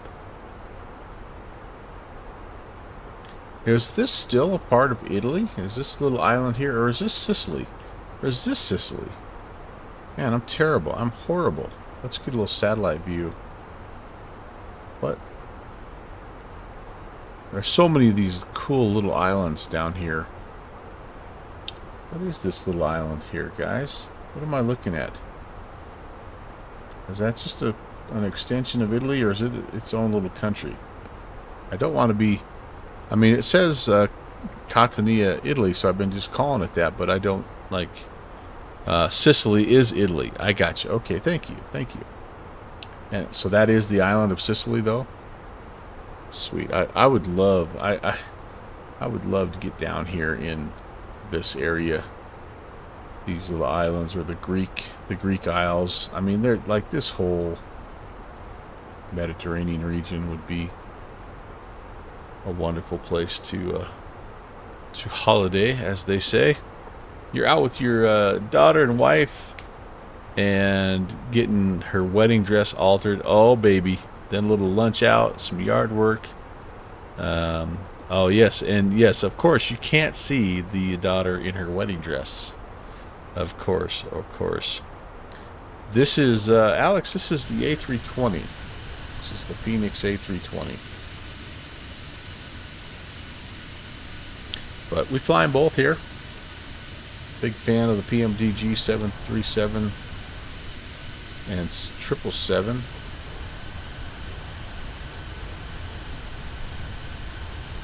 Oh, would I rather do Airbus or Boeing? I truly don't have a preference. I like them both. I was, for the longest time, I was a Boeing guy only. That was the first add-on I ever purchased, airliner-wise, in flight sim. It was the PMDG 737, and I've liked it so much I bought it 3 times. I bought it for PMDG. I bought it for, well, FSX first, then P3D. Sorry, not PMDG, but P3D. Then for Microsoft Flight Sim. However, I have a friend who is an actual Airbus pilot who taught me how to fly this plane, and like, I really like it. I like it way more than I thought I ever would. So I don't know that I can't really pick one or the other. That's kind of maybe a little bit of a cop-out. I do. I fly a lot of different things, Alex. I fly. In fact, we're gonna be in the Cessna 206 stationaire here in about a half an hour. So yeah, a little bit of everything. How about you, Alex? What do you like to fly? What do you prefer?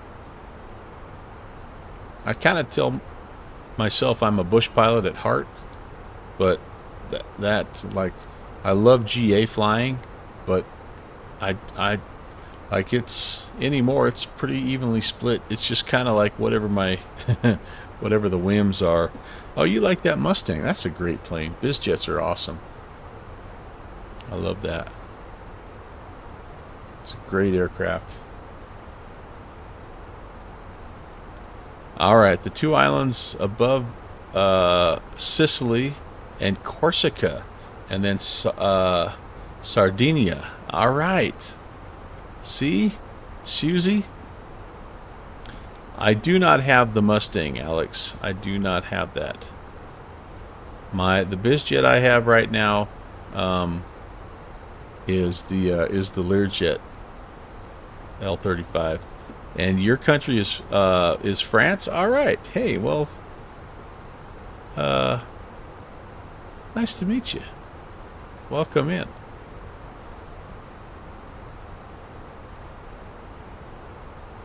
How are we doing? Am I brave enough to clear myself direct to the initial fix just yet? I don't know. It's a long way to go. Let's see. Let's do some pilot math. Gosh, I need 16,000. 22 minus 5, 17 times 3 is pretty close to 60, which is about what I have. That's a 60-mile ring.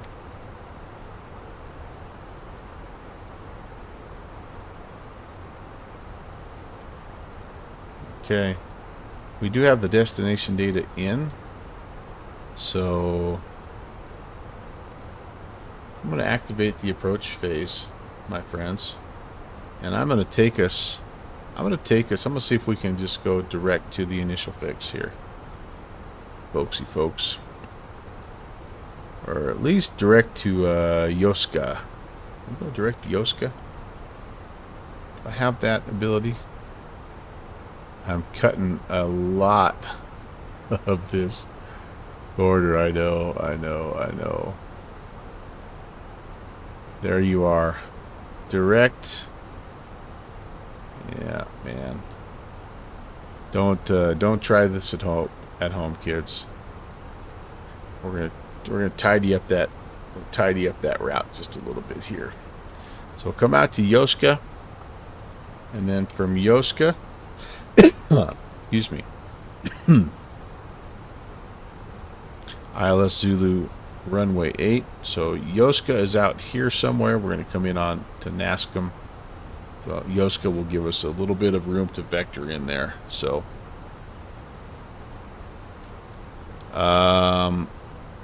yeah, no, I'm familiar with that Coxper developer. Like I said, I think it looks like a fantastic aircraft, and the friends of mine that do have that enjoyed a lot. I think what happened, Alex, is it got blocked because it doesn't like the name of the developer, if you know what I mean. So, but I appreciate you sharing that link, and yeah, I like, you know, money goes only so far, right? But for sure that Mustang looks like it's a very solid BizJet, and so yeah, I'm glad you're having fun with it. Uh-oh, there's another beep as my V-pilot's been blipping on and off a little bit here. Has the stream been okay? Hopefully I haven't lost any frames here in the stream. I don't think I have. But yeah, like I said, the BizJet that I like the best is the Learjet. That's kind of what I have. Yeah, I don't have the funds, unfortunately, to pick up. Although them's my shoes. Some of my friends would argue otherwise, but I don't have the funds to pick up every little thing that that's out there. Plus, you don't have time to fly everything. But I think the thing that helps is being able to dive into one aircraft and really get to learn it as well. That corn maze helps slow down traffic. Yep, it's set up for sure. It's set up for that, no doubt about that. And then they will give you a direct, exactly. And I don't see that, so I'm kind of doing that myself here, Shusey. You know, I'm not only a great pilot, but I'm a great ATC, so I'm looking at Catalina or Catania, and I'm seeing one plane on the ground. And so I'm thinking we can probably just vector ourselves there. The kicker is going to be if I can get down.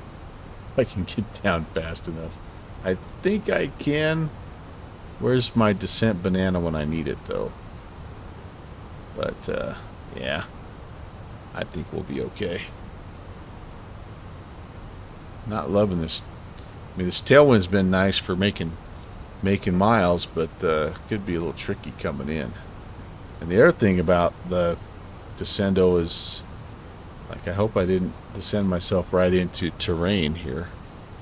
Yeah, Alex is. It's not going to be able to. It's not going to be able to share that link again. The name of the developer is what it doesn't like, and I want to keep that. I want to keep that particular word in my quarantine list, just in case. Sometimes you never know. You have some people that come around and are up to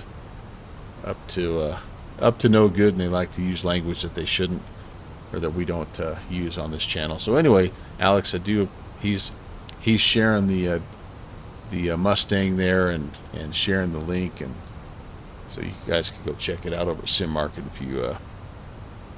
if you're interested in that thing.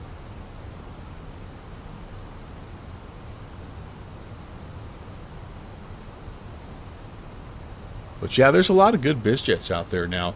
It used to be a little bit of a gap in flight sim, but now there's, over in X-Plane, there's the Challenger, obviously. Now there's the Citation over in X-Plane. The default Cessna Citation's not bad. There's the Embraer Phenom 300.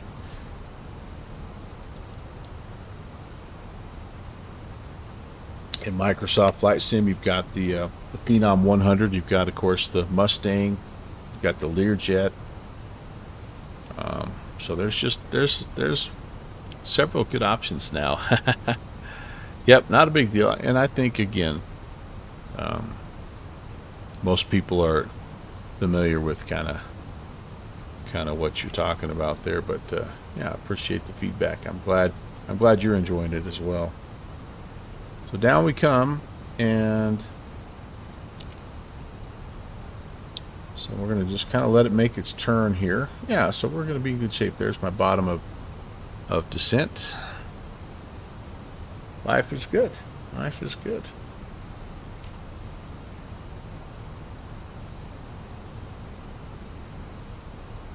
We're a bit early, but we can put some lights on. Timed it just about right. It's getting to be late in the afternoon, early evening here, and yeah, it should be quite a pleasant approach here.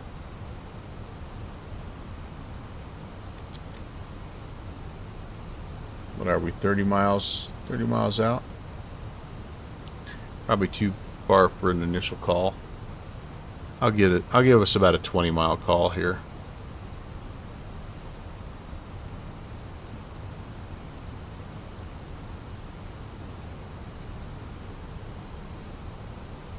When we get on the ground,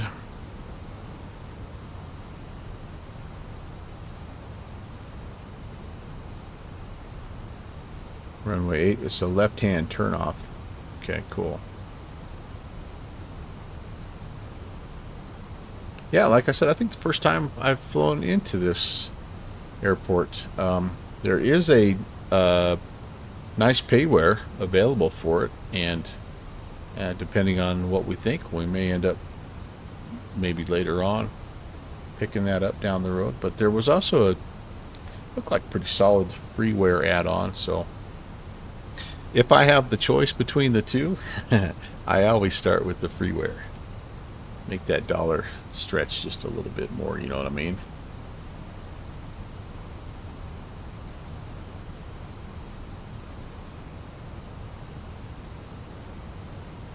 Looks like a guy could have some pretty good bush flying right down here too. The name of this mountain, anybody know? Shusey, what's the name of that mountain?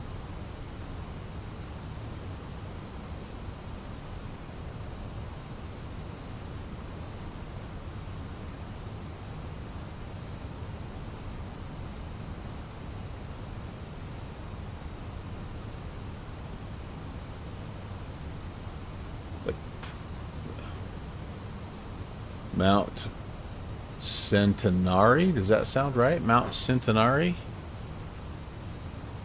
I don't know what it is actually. There's lots of, that's one of the little mountains nearby it. Anybody could tell me what that big mountain is here, that'd be awesome. It's apparently a volcano, right? Like, it's got some craters and stuff. I'm looking at it kind of roughly here on my Navigraph moving maps. Not ideal for identifying. It's not exactly Acme Mapper here, is it?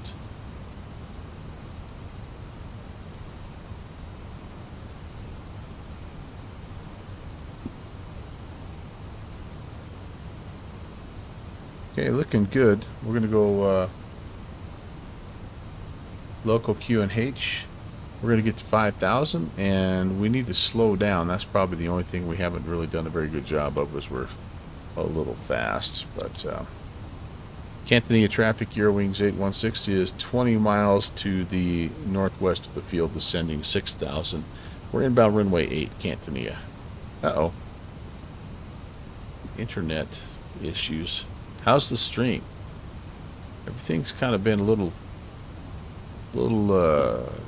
grouchy today on my system. Anybody still out there? I don't have the field yet. But we've managed to get ourselves down to 5,000. Internet servers are not loving life right now. Am I still live? Yeah. Chatbot says I'm still live. Oh, there we go. Successfully connected. Beautiful. Lovely. Alright, let's get leveled out and let's start to... Stream was lagging for a little bit. Okay, Downwind Sim says it's lagging a little bit. Dang it. Alright, but we're live. Alright. I must have some stuff that's not... Some stuff on my end that's not helping out. Okay, that's alright. What do we have here? Slowing down. We go a notch of flaps here. And we're going to try to kind of settle in here at 220. I'm just going to let the aircraft turn in and we can go from there. Let's arm the LS. And the approach mode as well. We'll just let it turn in. We're below the glide slope right now, so that's good. See how well she turns in on her own. Yep, looking like we're making that turn. Mount Etna, maybe, is what Shusey's saying. I kind of want to take like a little helicopter trip up there, because it's supposed to have like craters and stuff. Kind of fun to do that. Catania traffic, Eurowings 816 is turning inbound runway 8, Catania. Alright, I think we're looking not half bad, you guys. We're still a ways out. 20 plus miles or so. So we've got a little while to go.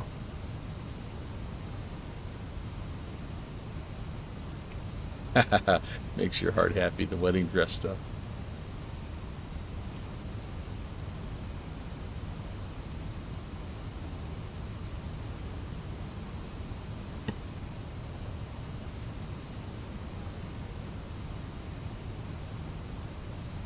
All right, we're inbound, baby.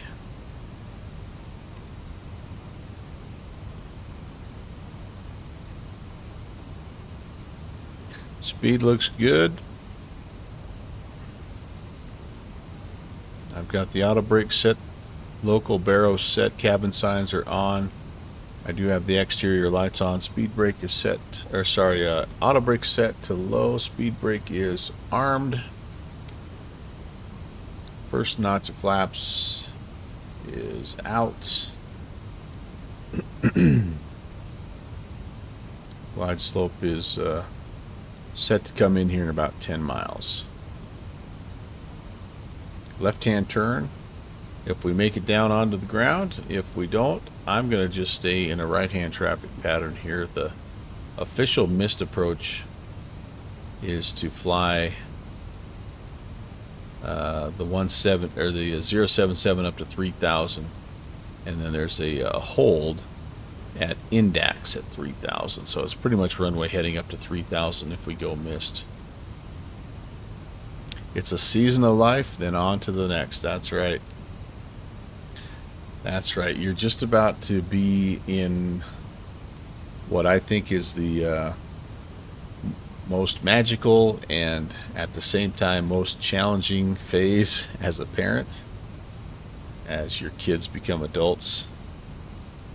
But so many blessings, you know, weddings and grandkids and watching them kind of start their lives, but also at the same time so many frustrations when, you know, as all new couples do, they struggle, right, with things and life, and there's sometimes not a lot you can do, right? Like, you have to let them live their life and learn their lessons, and you can give them advice, but man, if you thought your kids didn't listen to you when they were in middle school and high school, they really don't listen to you when they become adults and they're paying their own bills.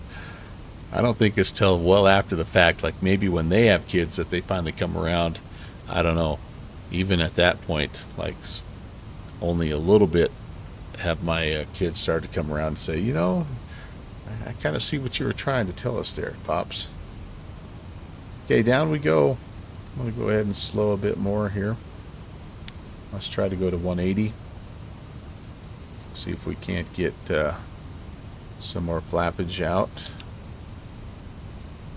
And okay, we are slowing down ever so slightly. I'd say we're probably on about a 15-mile final. Oh, absolutely, downwind sim. Absolutely. Although we'll never admit that to our kids. 136 approach, 131 landing speed. Gosh, it's so nice out. I feel like trying to fly this thing all the way down. We'll be nice to our passengers, so we'll stay on here.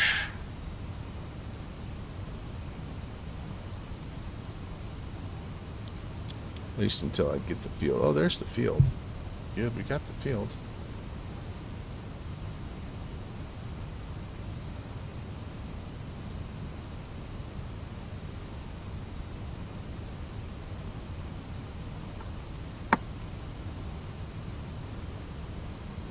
Catania traffic, Eurowings 816 is a 10-mile final, runway 8, Catania. Having some trouble slowing down here, guys. Put the gear down to go down type of deal. And we can put some flaps out. Put flaps 2 under 200.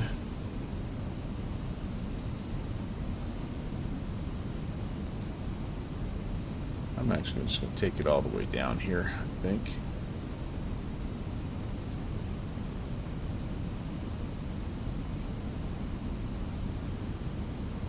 Buck 36 checked.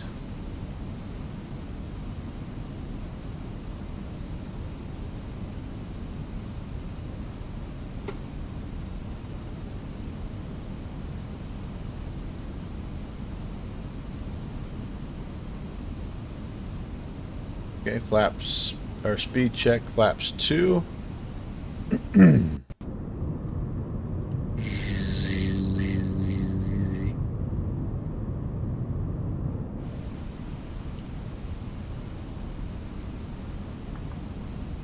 Below 185, Flaps 3.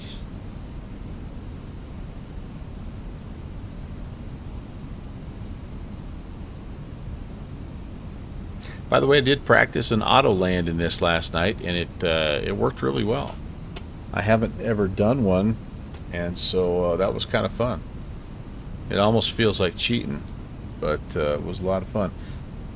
177 and flaps full. Down we go, down we go, down we go, folksy folks.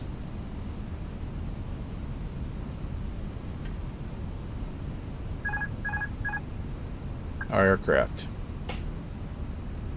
1,000.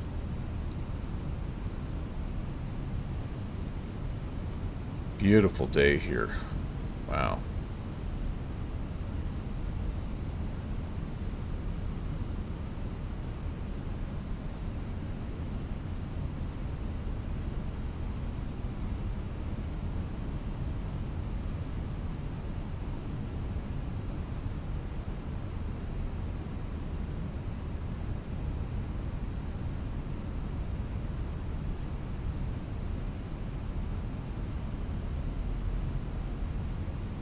Left-hand turn again if we are successful in landing, and the runway heading up to 3,000 if we go missed. I'm going to set that missed approach altitude.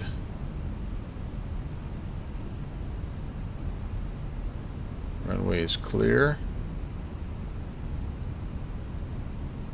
A few trees at the end, of course. You got to have your VATSIM trees planted out there. 100 above.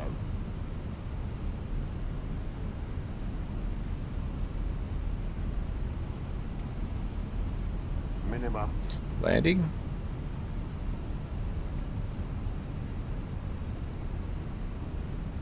Glide slope. What's wrong with their glide slope?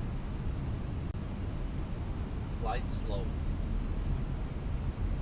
40, 30, 20, retard. 5.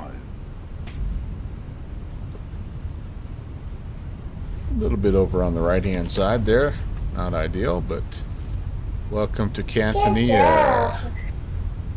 Cursors are green. We're not going to make that one, folks. There's 80.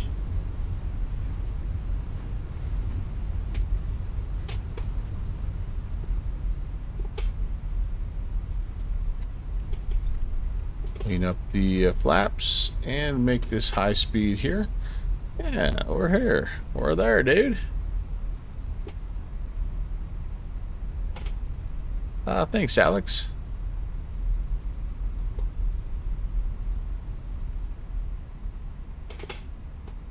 Catania traffic, Eurowings 816 is clear of runway 8. All right, let's have a look-see at this area here.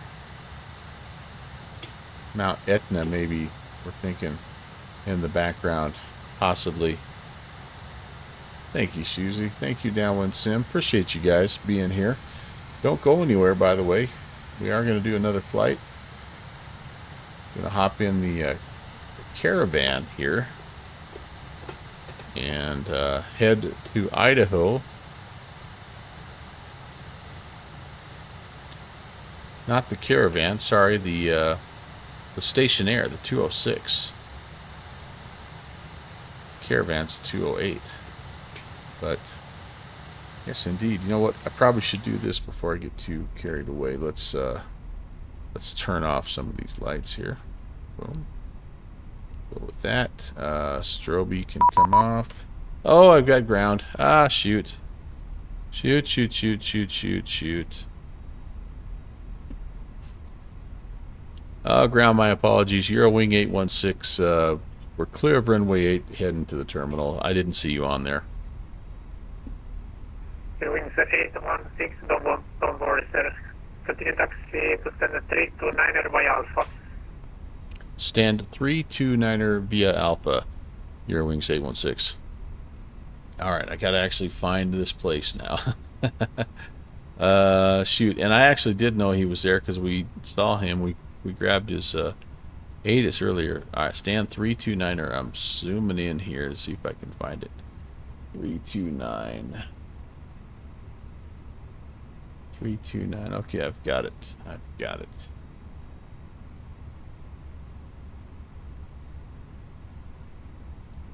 And we're on Alpha. Cool. So we're coming in. What we're looking for is like 1, 2, 3. It's like the third gate that we have here on the right. All right, we can do that. We can do that. Shoot, I feel bad about not. You know, that guy he's been on, and shoot, I feel bad. I hate that when you have a controller, and they're probably looking forward to having some traffic, and then you bung it up. Dang it! Dang it! All right. What was I saying? Oh yeah, we're going to Idaho here in just a little bit. I'm going to get things shut down, and then we'll make our way into Idaho. If I was doing this for real, we would be getting the APU going here. So we're ready to transfer power. Taking a look at this again, just a little freeware. I think mostly what they've done is worked on taxiway markings and stand markings, gate markings. I don't think they've done a lot to the buildings, although it does look like those buildings have had a little bit of bespoking done to them, if I may. Excuse my French. Bespokeness. Alright, so the third one in is the one we want. This is 30... Or, yeah, 32, 31, we want 29. Oh, they even have a mark. Ah, very nice, very nice. But, yeah, I could see myself grabbing this scenery, this little payware scenery. This is a neat little part of the world. Alright, let's make our turn in here. And we'll get this thing parked and put to bed. And then we'll head to Idaho.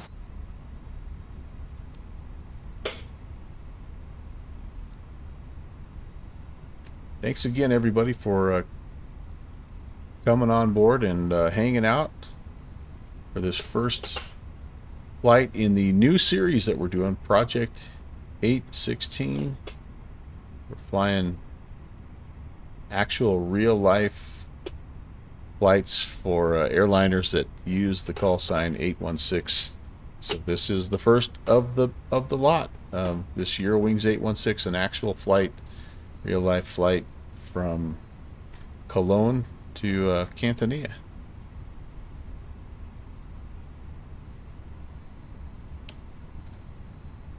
And then we come to stand 329. That is a big difference, by the way, with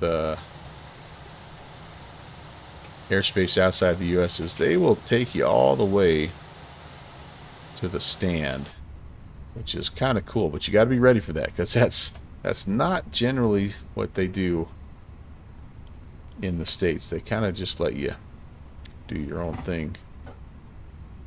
Stand of choice type of deal, right? All right, all this is off. You know, we would probably leave the logo light on. Beacon can come off, and we would start the deboarding process and all that. I'm not gonna make you sit through all of that. I do want the, I don't know why, but I like having the jetway come out here. Let's put the chocks on. Yeah, so anyway, we'll kind of wrap up this first part of the trip here. Thanks again for being here. If you don't mind and give me just a couple of minutes, I will hop in the Cessna 206 and I'll meet you in McCall, Idaho.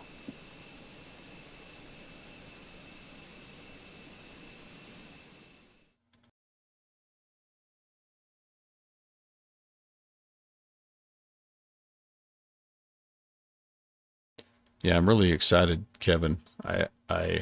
What a great idea. Again, not mine. Can't take credit for it, but I'm really excited to see. And I probably have only found maybe a fourth of all the worldwide flights. Maybe. The Cessna 206, by the way, is going to be one of those planes that helps me fly a couple of these. So if you can believe it, there's an actual cargo flight in the Cessna 206 from Independence Independence, Missouri to Ponca City. So there you go.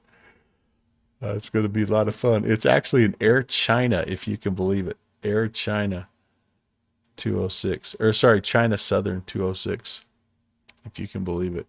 But yeah, man, I'm pumped. I'm 100% pumped. So this Cessna 206, again, I've shared the link a couple times. It shows a lot of promise. It really does. I don't know if it's quite up there. Like, I'm not sure if it's quite like the WB-SIM quality, but it's in that neighborhood. It has quite a bit of functionality, and it is simulating a number of things, which is kind of cool. And it has some really it has a cool kind of customizable avionics suite as well. I'll show you that here in just a second.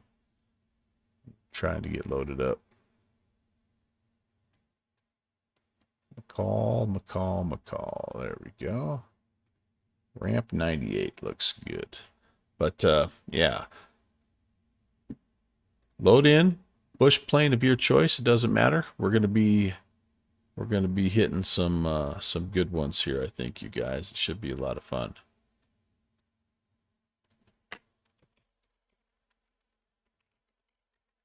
I'm going to try to maybe even make it a round trip.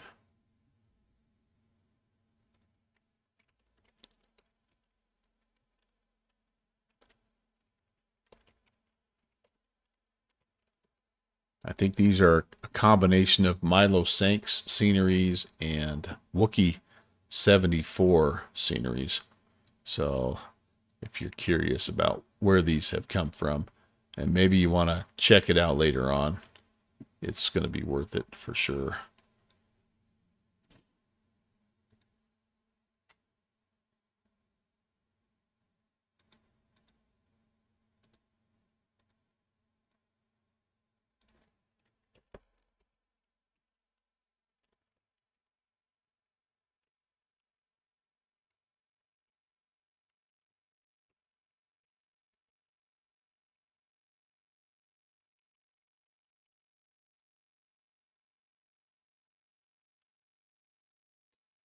So this will be us. Do I like the 717? Oh, I very much do like the 717. Yes, I wish we had a good version of that. That would be a great plane. I love those old vintage aircraft. Oh boy. Oh boy. Duh. we may have to play Lord of the Weather here. Because yeah, it's not flying condition. 717 is newer than the 777. Am I thinking of the wrong aircraft?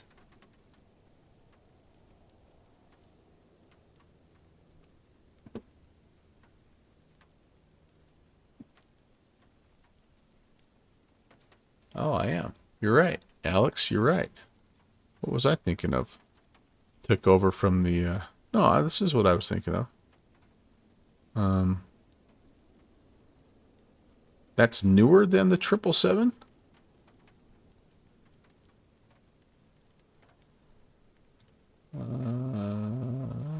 First flight wise it is, I guess. You're right. I guess I didn't realize the 777 had been around that long. That's cool.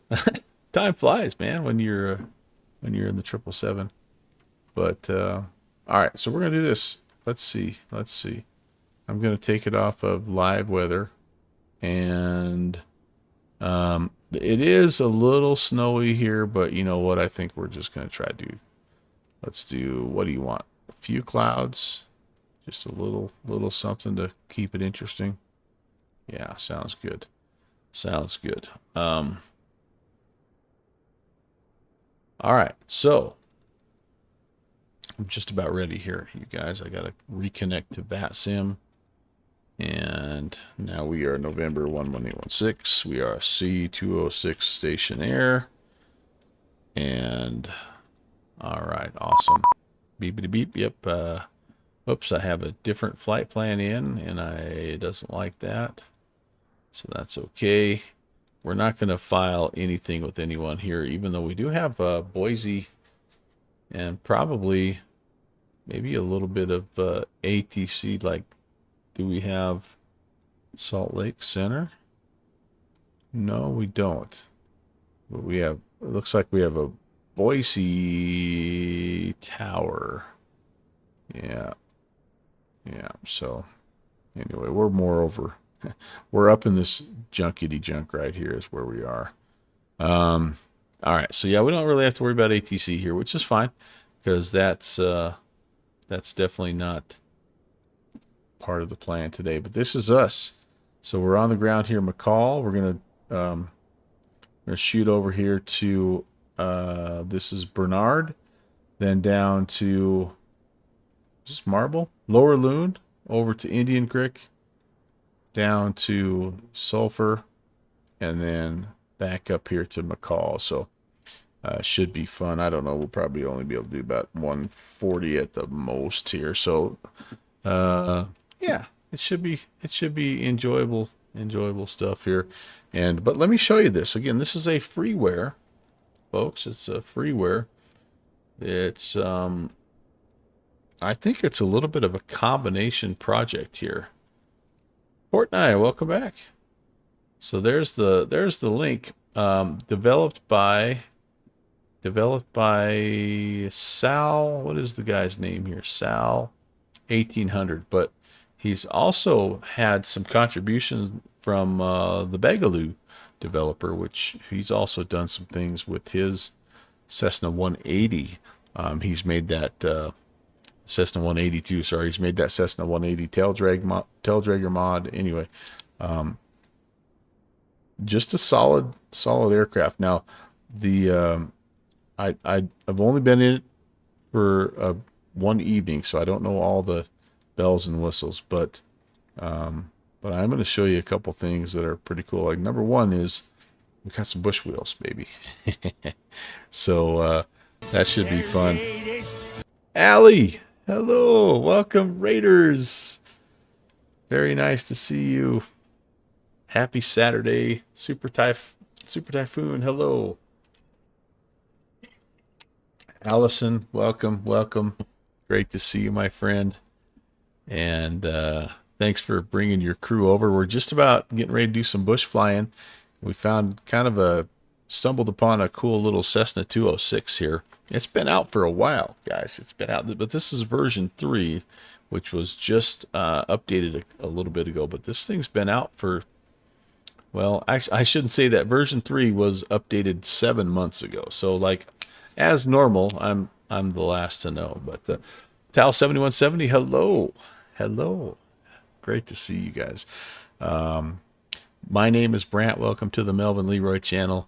We just got done flying the Eurowings A320 from Cologne into Catania. It was a fantastic flight. Bluebird conditions over in Europe right now. And it's not quite so bluebird here in Idaho. So we've changed the weather. It's currently very, very yucky in Idaho right now. Rain and snow and cold, and we can't see anything. But so if we're going to do this flight, we're going to have to fudge it a little bit. So I was just about to kind of give you a little bit of a tour of this plane and show you some of the different things that come with it. Again, this is freeware, solid in terms of, I would say, the modeling, like the instrument panel looks nice.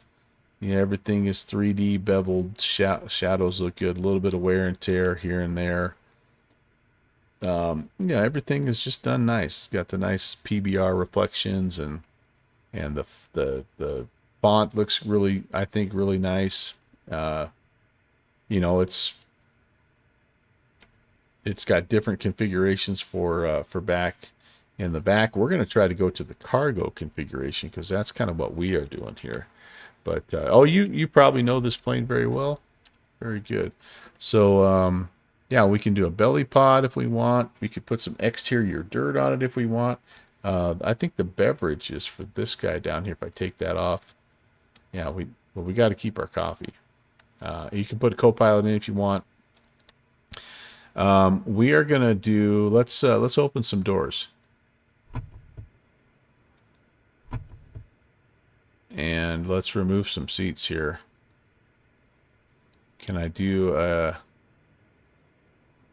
there we go. So as you remove things, then you can put in your cargo like wherever you want it, right?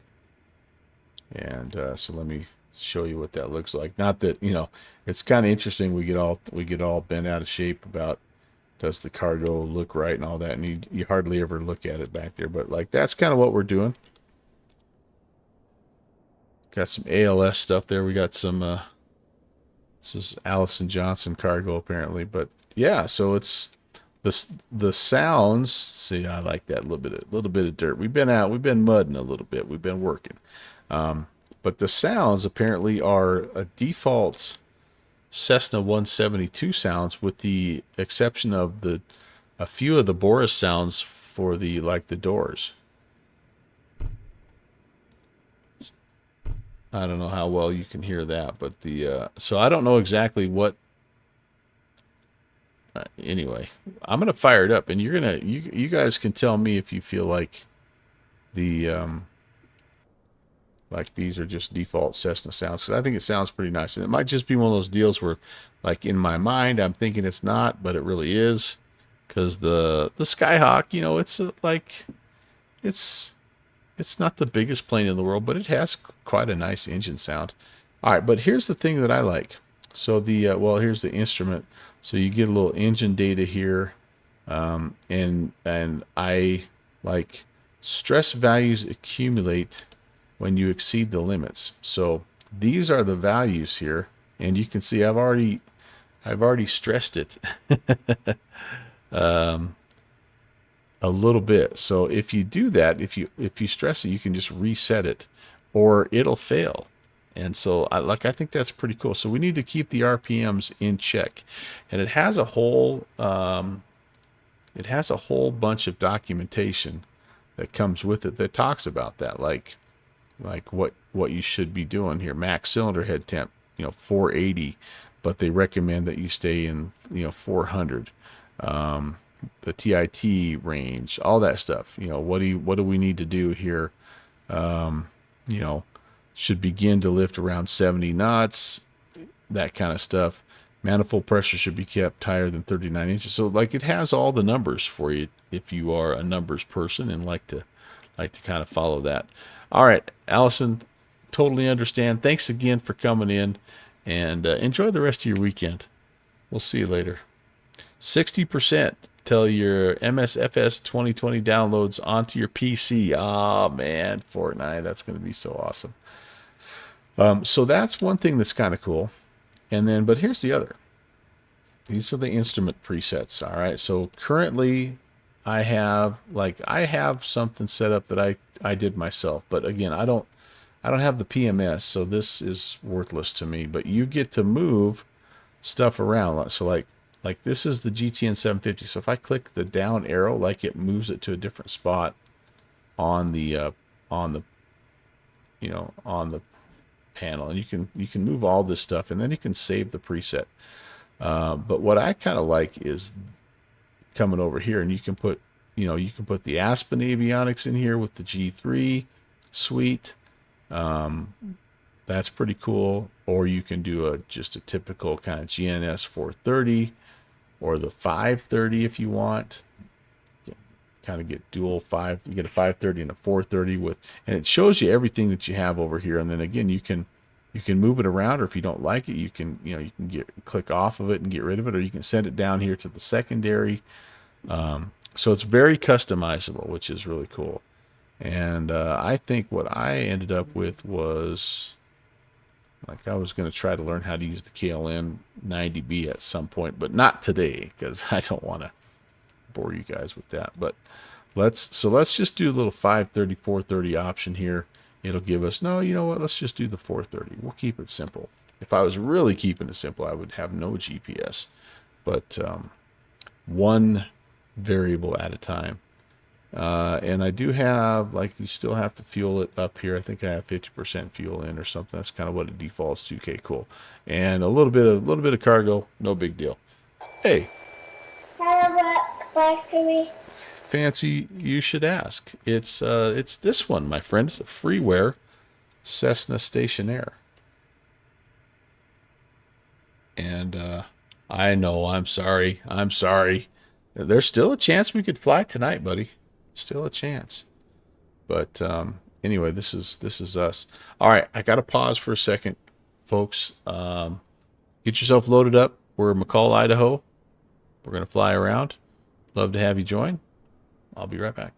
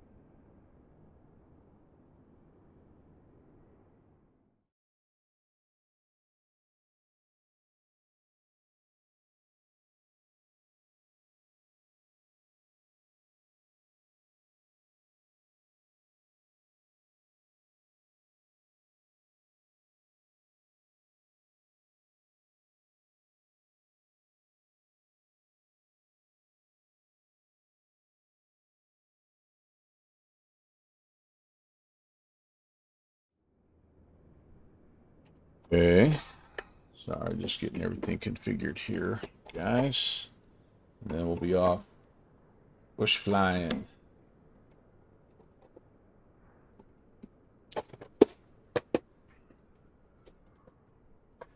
Get yourself a wheel and pedal.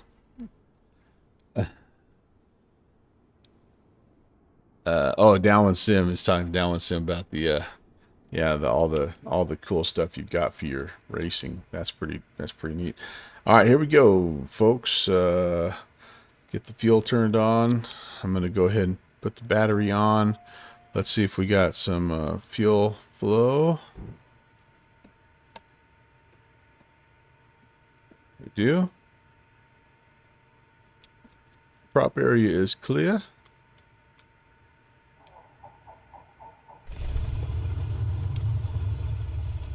Good start. Alternator, avionics coming online, nav, lights on. And again, I'm going to let you guys decide if this is typical. It's supposed to be the 172 sounds. Is this what the default 172 sounds like in Microsoft Flight Sim? I don't know if it is. I like the sounds. I do. You were a sweaty mess after 3 laps. Oh, I can only imagine. Like, that would be intense. That would be seriously intense. Okay, we're flying to 12 India Delta here for the first leg. And yes, I'm going to use GPS help for this flight today.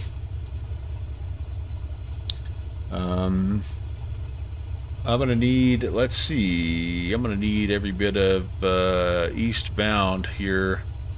Oh boy.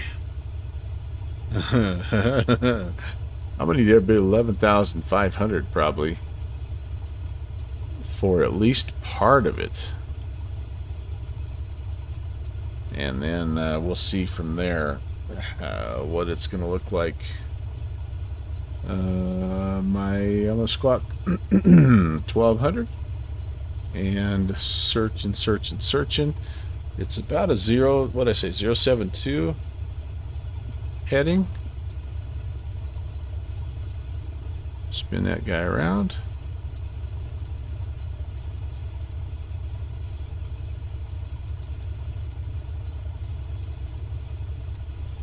Very nice. You know, little things. You know, like the ball shaking around as the engine's around. Like the whole plane is just rumbling and bumbling and stumbling. Hey, all right. I think we've got a GPS signal.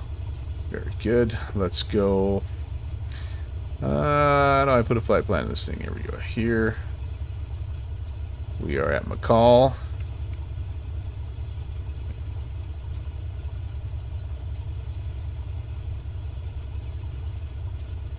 What? Okay, MYL is not San Diego. No. No. Okay, M. YL.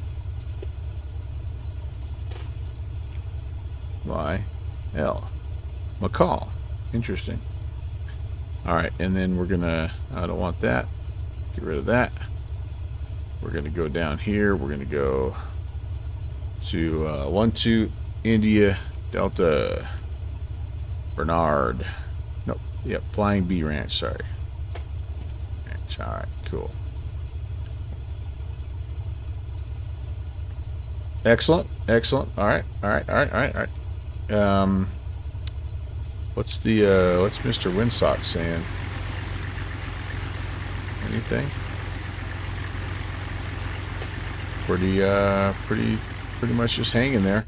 So why do I have a regional jet here? And oh, it's a firefighter jet. Oh yeah, absolutely, that makes sense. So yeah, let's what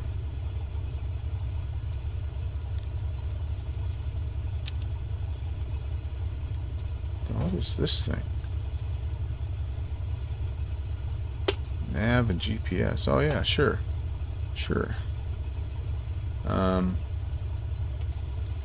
So yeah, if we depart to the south, that's okay. We can make a left-hand turn and head on course. So I think that's what we'll do. We'll plan on runway 16 and we'll be out of here.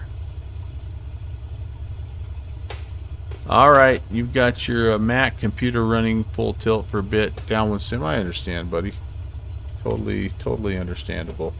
I appreciate you being here though, and just stop in, and appreciate all you guys stopping in and hanging out as you're able. Alright, here we go.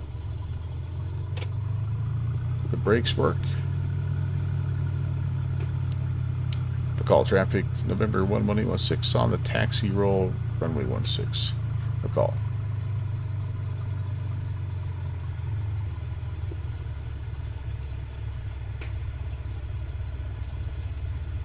Alright, here we are.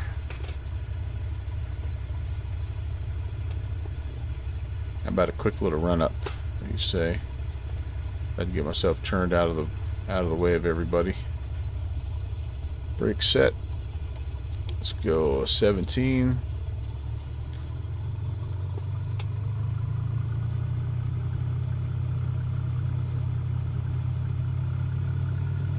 Go 2000. Little mag check.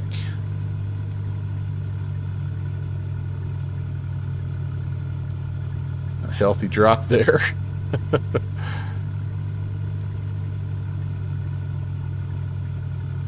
Alright. Cycle.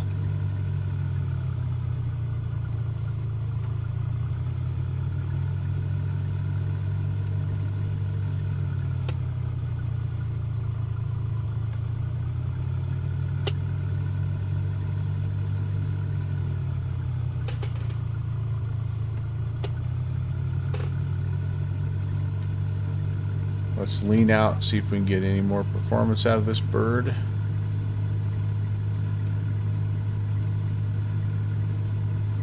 It recommends Richie Peak for best performance, which is not surprising. That's what everybody wants. So, alright, I think we're good. I think we're ready to go. Let's put the lights on here. Beacon should have been on already. Landing, taxi, strobe. We'll do a little pito. Le pito. Call traffic, Cessna 11816, departing 16 will be left-hand crosswind departure, McCall. Alright, let's do this, man. Yeah, I've been looking forward to this since I learned it was a thing last night. Typical stationary, you can't see over the top of the doggone panel here, console. Alright, we're lined up.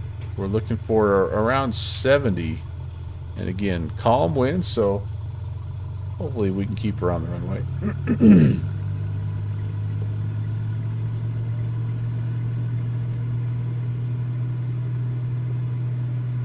Okay, there's RPMs to 2,500. I've got airspeed.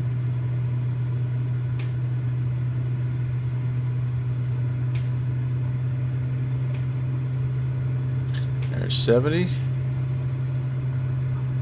Nose is getting light. Around 80. We're in ground effect. That was one of the things I wanted to kind of check out, is there's supposed to be some enhanced ground characteristics here. So I don't know that I noticed anything there crazy, but that was pretty fun. High altitude takeoff, you know. And we got to turn to the left. Got some terrain to deal with here at some point, right? Laps coming up. McCall traffic, Cessna 816 is turning left crosswind. Will be departing the area eastbound. McCall.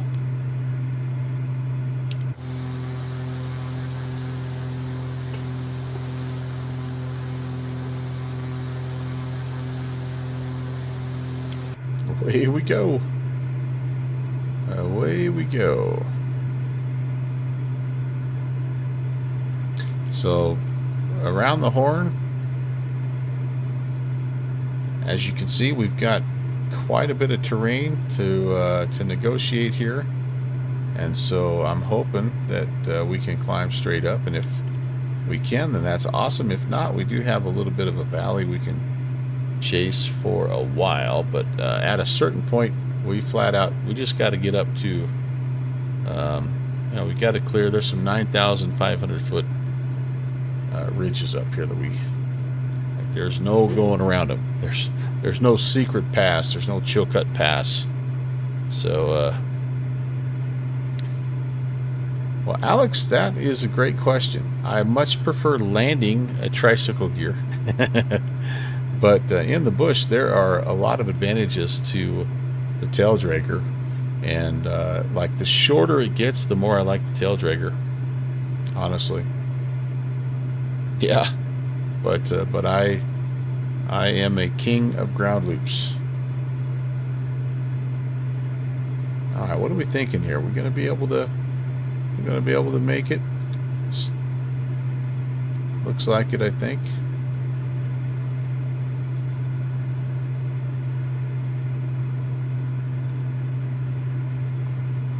We're going to be close.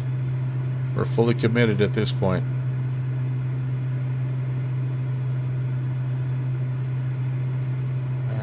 Over the top of 2,500, so I really stressed out the engine there. That was a bad job on my part. I should have I should have came back on the RPMs. That was a bad job on my part. I'm gonna pretty much be manifold pressure limited here, I think, as we climb out. But we're doing good. We're performing well. It's as you know, stationary fans probably know more than I do. It's not necessarily the fastest plane in the world,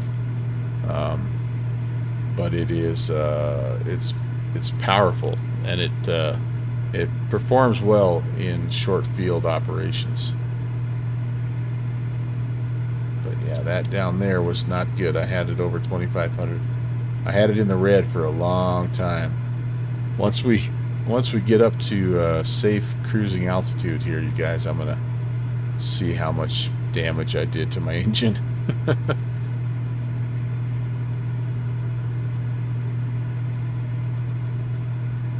The A&P is not going to be happy with me. He was back sipping coffee at McCall, and he was listening to my takeoff, going, "Man, you're over too much RPMs. Too much RPMs." He knew it. All right, I think we're going to make it. I think we're going to be up and over the top of this business, which is cool. Yeah.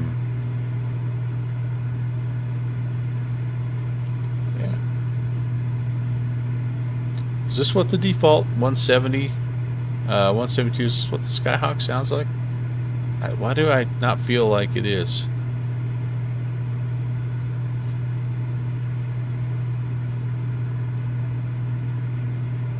There we go. That's let's see if we can get this guy going here. We're gonna go arm the heading mode. Nope, we're gonna go heading mode.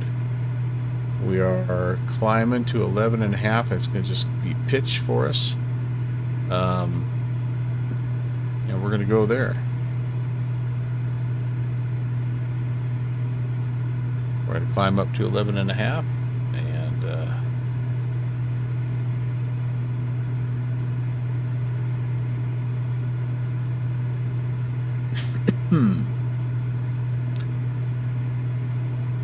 So JDS, hello, thank you. Right? It's just like throatier. Like it just feels to me, and maybe I'm wanting to hear it differently. I don't know. Maybe I don't know.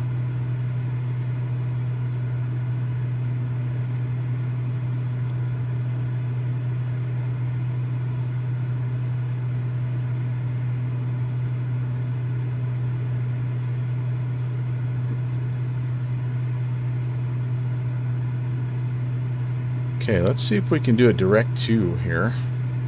Direct to Flying Bee Ranch. Enter, enter, and then let's come down here and go to nav. So one thing I think I'd like to do with this combo is I'd like to move my autopilot. So I've got the auto. I'd like to move it up and one more. So I can change this and go right directly to that. Alright, how'd I do with my engine? Let's see. Oh, good lord. 7.3 stress value. That was bad. And I'm doing it again. Look at where my RPMs are, guys. Holy cow. Why, I'm trying to just... And I'm manifold pressure, I'm way up. Yeah, I don't need to be... Like, I needed to push a little bit, but not nearly as much as I was. So I did a horrible job of managing that engine on the way out. I got to see what my... What's a stress value of 7.8? Is 10 like when it fails? I don't know. Yeah, placebo effect maybe. I think you might be right, JDS. Happy Saturday, man. So it does say the Microsoft Sound Pack for the 172 is included. I have included custom engine sounds mapped to the engine RPM. And then we did notice that the Boris guy has helped us out with why am I at 12,000? sir. Why? I need to go back down.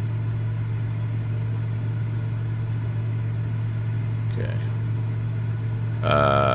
The Boris sound packs, or the Boris sound designer, apparently it's his window and door sounds. But all right, I'm trying to find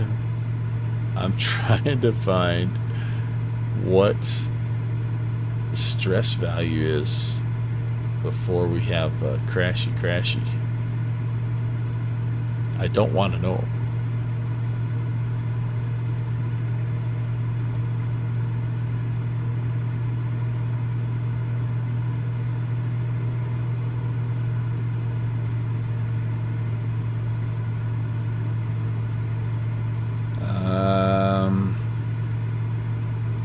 Yeah, I don't know.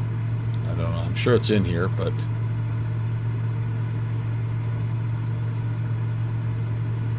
I don't know.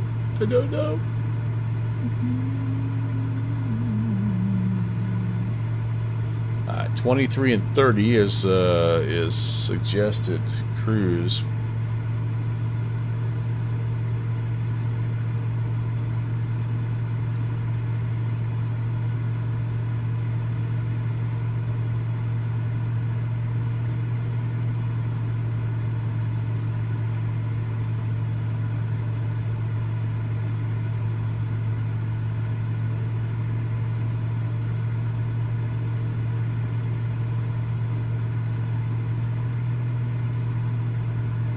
That's interesting.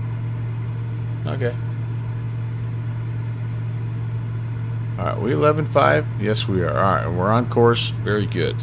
And I'm still looking to see what stress value is bad.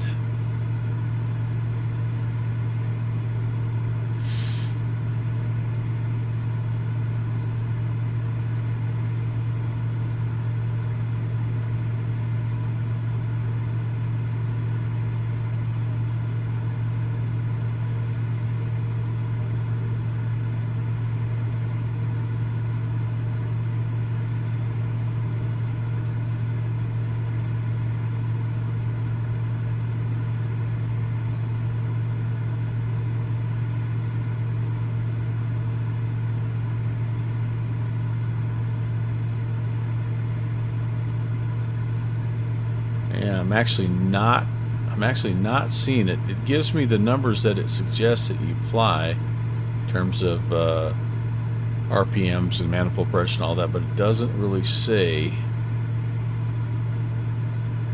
what damage level causes problems. I could have swore I read that somewhere, but it must not have been here. All right, that's okay. That's okay. How are we doing? What do we got? How far to go? Flight plan 34.7 miles. Now this airport, by the way, is I think a north-south configuration here. Let's just check and see. Flying B. So, oh, Bernard's right next to it. Yeah, that's why. Okay, so Flying B is, yeah, runway north and south. Left-hand traffic pattern to both. And it looks like we've got 3,600 as our surveyed elevation. So as soon as we are able to get over the top of the ridge lines here, kind of almost regret having put in there just even a few clouds, because some of these guys were kind of in the way. That's all right. Makes for a little bit of a challenge. Your friend's dad had a 206 and went up about a year ago out of Camarillo. Oh man, heck yeah.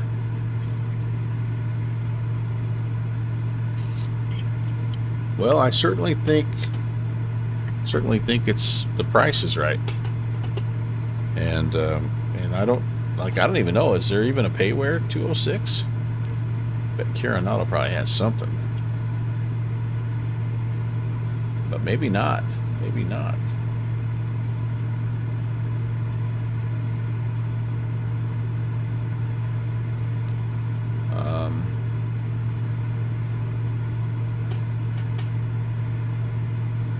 Yeah, I don't even know. Yeah, I think this may be the only option. It looks like there's a 207 that's one of the airplanes that's available in like the you know, like one of the releases, Famous Flyers releases or something like that. Yeah, I'm seeing this now, the 207A turbo stationaire that was available as part of that was back in December of, well, 2 years ago. It's December 23. So that's one of those, that might be the one you're thinking of, JDS. But yeah, I like this. I like this. I mean, I can't complain a bit about this. This is looks good, sounds good, flies good, lets you wreck the engine. Apparently, about the only thing it doesn't really have is like none of these breakers are modeled. But that, again, that might be a yet thing. But you can open the cowls. I mean, it's you can bring your coffee with you, and yeah, I mean, I don't know what we got in here, but it's a lot of it. Army Logistical Systems. Okay. So yeah, I mean,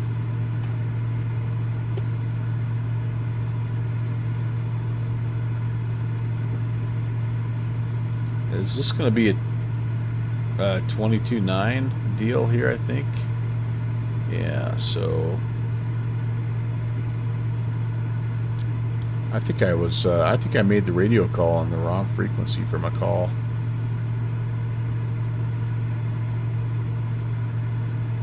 I really do. Now that I look at that, McCall should have been. McCall was.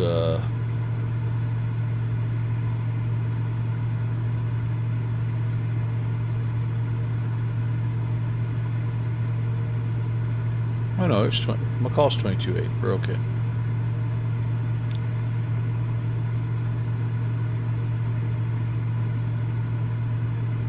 So left-hand traffic pattern, and boy, oh boy, it was.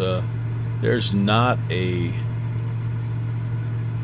weather station for miles. There's one clear over at Salmon, Idaho, which is like 60 miles and 5 ridge lines away, and they're reporting winds 350 at 6. So I think perhaps an approach to the north would be advisable, but we may, all of these little strips, as you guys know, they're kind of sometimes terrain limited and one way in, one way out deals. So the first thing we're probably going to do is just kind of descend and take a peek and see. Let's just see what it looks like on the ground.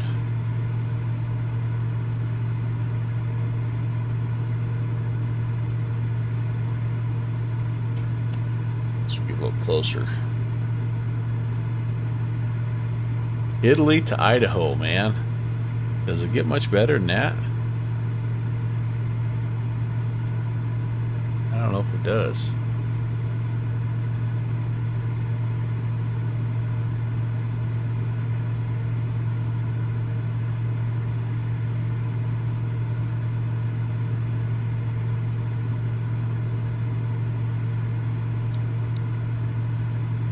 We're 20 miles, so we got to start to think a little bit about descent, I should say.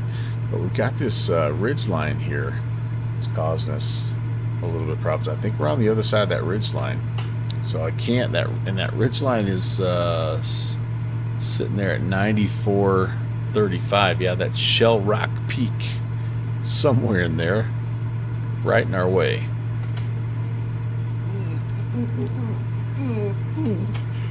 So we're going to have to wait a little bit.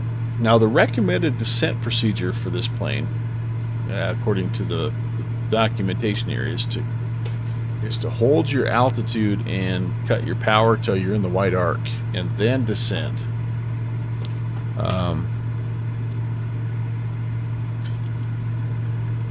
got 2 notches of flaps. Yeah. Your descent and landing should be smooth and uneventful by slowing down and keeping the nose level. Maintain around 10 inches of manifold pressure to keep the engine happy. When your speed is below the wide arc and weather conditions permit, lower the first stage of flaps. At this point, you can fly a controlled pattern as slow as you want. Landing is typically a bit nose high.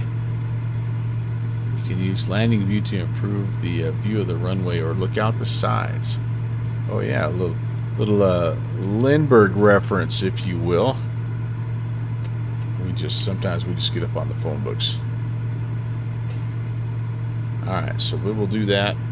And again, we're expecting,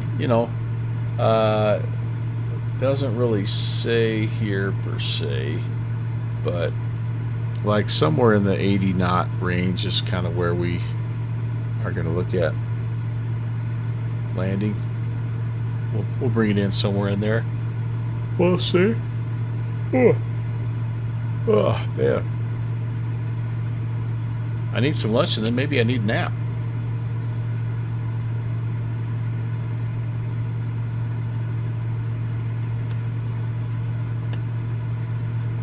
Okay, once we get over the top here, we're going to start the slow down process. I'm going to fly.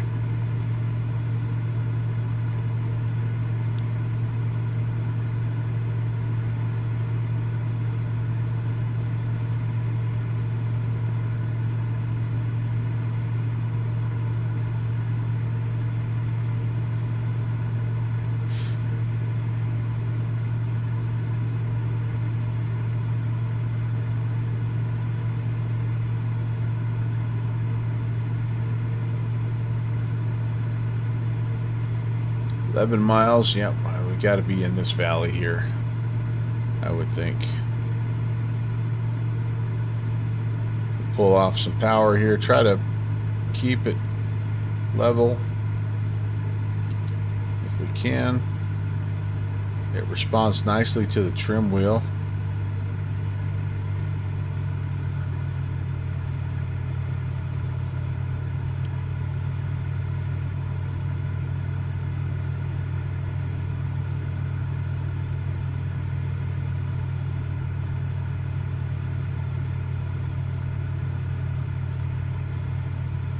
Speed's coming off nicely.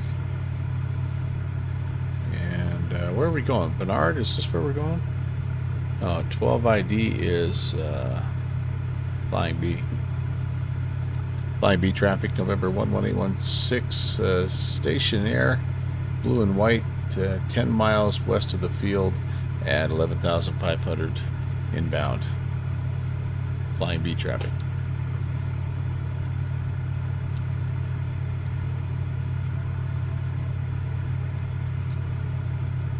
4,500 is where I want to try to eventually go. Put some RPMs in here. Alright, there's my wide arc. How about a notch of flaps here first, and then we can start to descend. We're about 8 miles out. Down in that valley, I think, guys. And I'm going to try to join a left-hand downwind to land back to the north.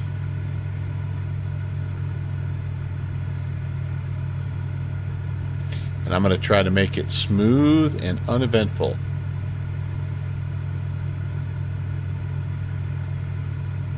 Coronado does have a 206 for X-Plane 11. Thuranda has one. Yeah, I know the Thuranda one. And then there was, yeah, the Thuranda one didn't really ever get fixed for 2000 or for X-Plane 12, I believe. At least the last kind of state I remember it being in was still a little bit little wonky.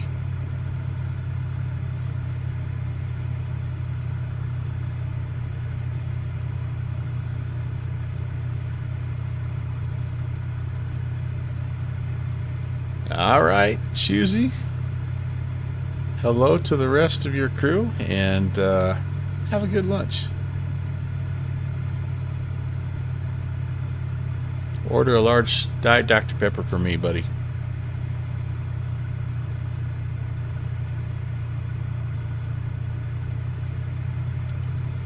All right, down there, I'm hoping.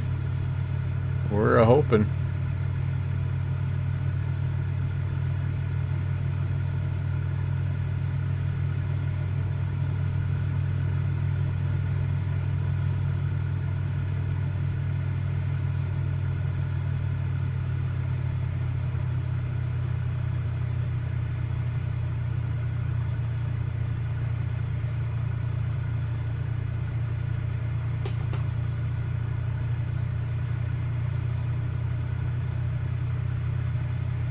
Still have 4,000 feet to lose here. We may have to circle a little bit, because I think we're only about 4 miles out.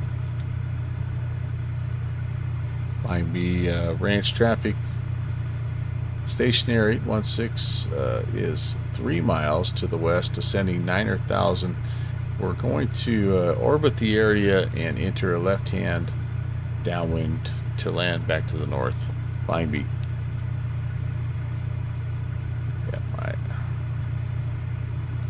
Not 100% positive, but hey yo, gotta be down there.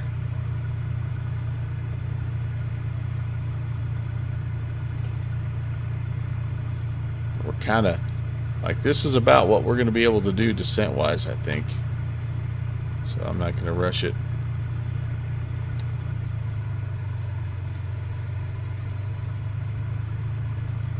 I just accidentally slapped the mixture in there. Full rich. Didn't mean to do that. All right, do I have some room? Can I do a little 360 here? That way is going to be a little tight. I think I see the field down there. Yep. Oh, that's a long way to go down, my friends. Long way to go. All right, can I extend? Maybe I can just extend this way, and then we'll just bring it back up the river here.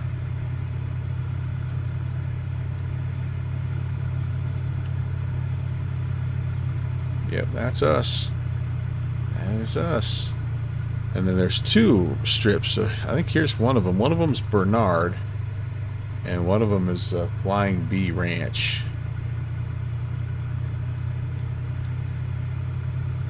And I think for both of us, we're just going to turn inbound. The one we're looking for is the one that's nearest. So actually, maybe it's that grass field. Maybe the dirt one is Bernard.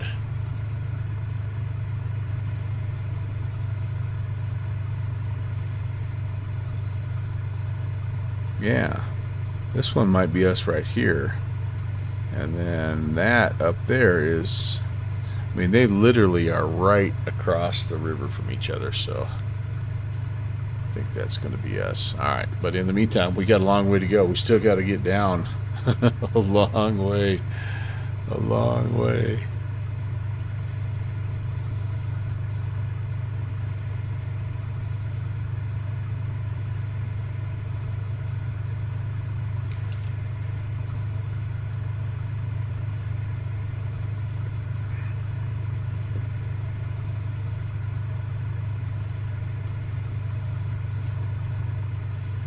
I'm going to try to take it as low as I can here before making the turn. I know that I've got a little bit of a limitation. I can't take it all the way down because of terrain, but we can go down probably till about 6,000 feet. Then we can turn inbound. And lost in the backcountry. No, we know where we are. We're just way too high.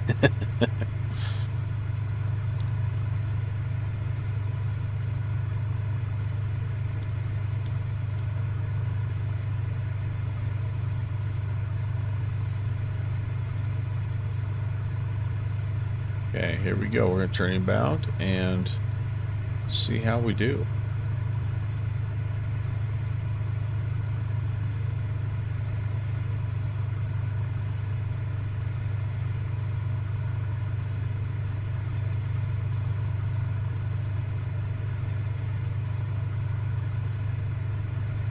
I'm pretty much as slow as I can go at this point in time.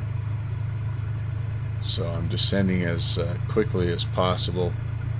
And we're just going to follow the river here, and we're going to be planting that grass strip that's prior to the dirt strip.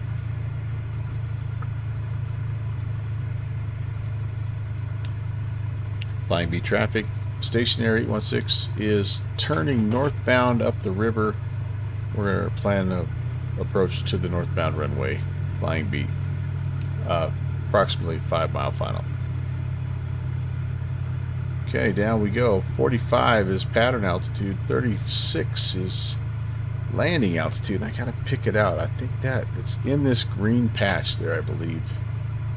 I believe.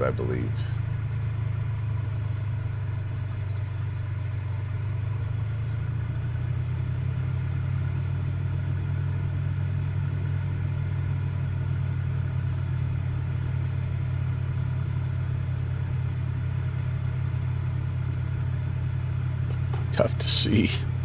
And it's tough to see. Look closer. Unfamiliar with the airspace. I'm going landing flaps.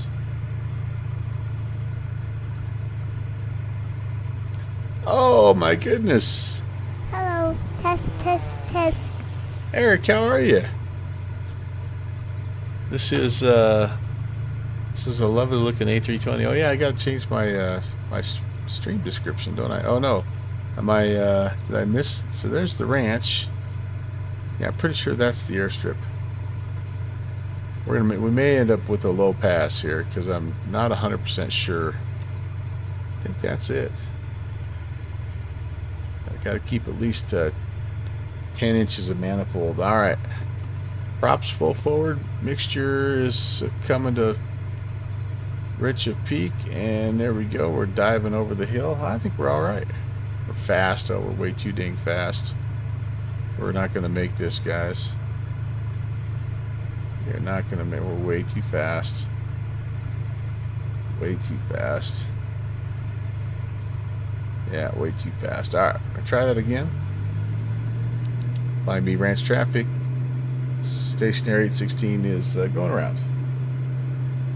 Yep, that was two. So we got to be better. We got to manage the speed, right? Manage the speed. Climb. Climby. What if we could make an attempt to land southbound? Flying B traffic, site stationary 816. We're going to fly up the river, make a 180 and attempt a southbound landing. Flying B. So there's the Bernard. So let's do that. Let's not get too fast here. And it's tight in this part of the canyon. Oh man, downdraft. Oh Lord, what am I doing here? I may be in trouble. Eric, how are you, man? Is this Hell's Canyon? I don't know. Whatever is right next to Flying B Ranch and Bernard. Not a lot of spots to turn around though, is there? Gosh, I might have to just climb out of here. Oh man. Wow. This is awesome. Holy moly, what a beautiful place, but no place to turn around. That was a pipe dream. Oh, here we go. It's opening up here a little bit.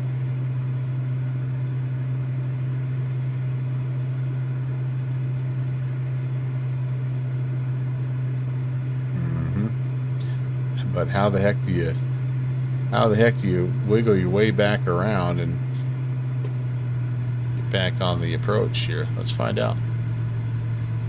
The Stationaire is built for this, baby.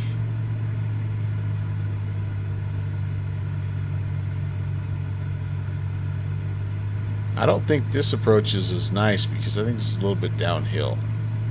Hanger Studio, what is up? Cheeks a puckering. What are you talking about, man? We got this. We got this all the way. Yes, I'm fast. And I'm in the middle of a tight slot canyon. But other than that, Mrs. Lincoln, how did you like the approach? Oh, and I might have just took a wrong turn right there, too. Maybe not. I don't know. We're going to find out. How are you?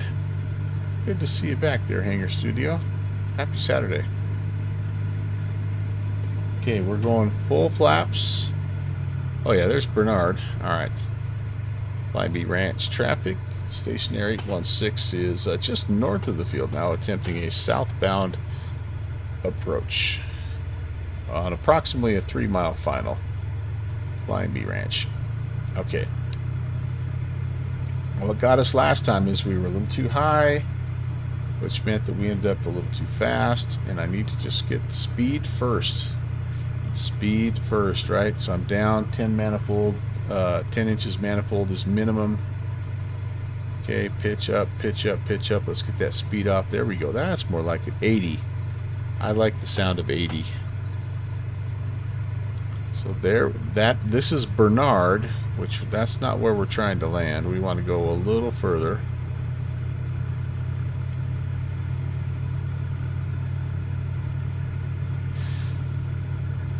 Right across the river here is where we're going to be. And landing this way, the challenging part of here is you don't really see it, do you? Man, I need an angle of attack indicator here, don't I? I feel like I'm really slow, really dragging it. Oh, we might be okay. There we go. It's a little bit of a turny coming in here.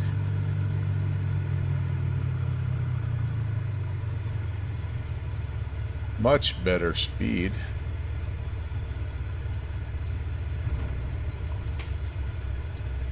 We're down. Hey, that worked all right. Windsock didn't matter. Either way, it liked it. Either way, that was all right. That was definitely the more challenging. Well, I don't know. Both of them are kind of a. You got to make a little loopty-turny dealy. Thanks, Eric. Yeah, it's good to talk to you. It's been a long time. How's life? How are things? This is either a Milo Sanks creation or a Wookiee 072, by the way, in case you're wondering. Line B Ranch traffic. Station Air 816 is clear of the runway. Easter holiday just started. Got a little week off. Heck yeah, my friend. Very nice, very nice. Yeah, so I don't know what we have here. I think this is a Wookiee. And you got to be careful. Announce your arrival on 22.9. Guess what? Oh, upstream or downstream. Ah, okay, which we did. We did. Yeah, this is a Wookiee creation. All right, so now, my friends, now it's time to try to fly to the next spot, and we want to go downstream, so I probably should back taxi. I think I will. We're going to go to Lower Loon. So we're going to go to Lower Loon here. Flying B Ranch traffic, Station Air 816. We're going to backtrack for a southbound departure. Flying B traffic. Yep, and this is only 10 miles down the way here, so great to see you, everybody. Hangar Studio 713. Good to see you. Beaver 524 Echo Alpha. We're messing around today in the freeware 206. And you get flashbacks. Hey, Tabletop Android Mark, how are you? Welcome in. Great to see you.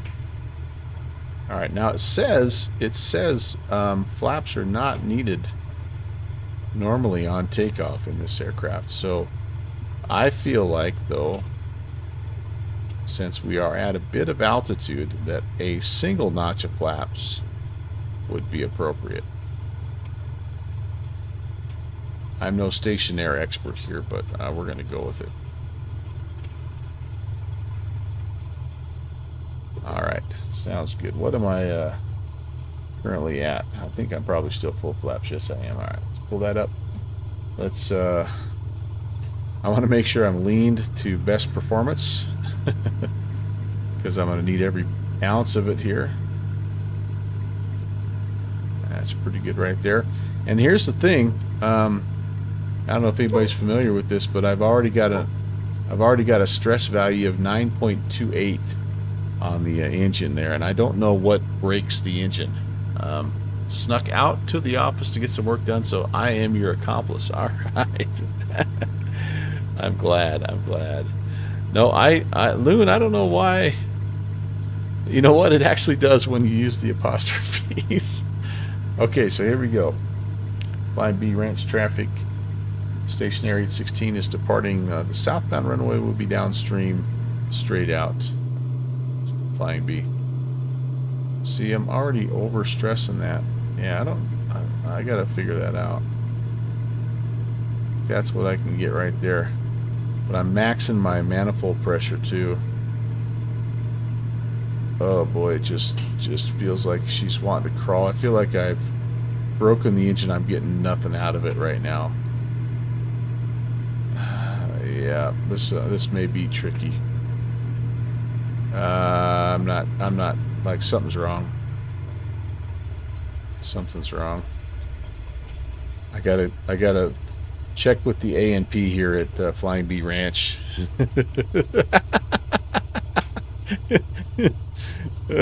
And so now that one is, now the chatbot's like, all right, if you're gonna do that, then I'm gonna mod your apostrophe words.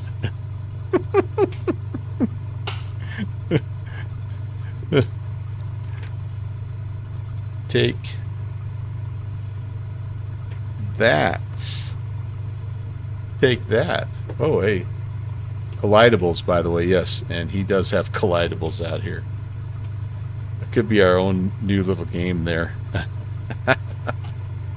I'm going to come up here. I'm going to fix my engine because I think I've stressed it and pretty much fried it, you guys. I was not getting hardly anything on that roll.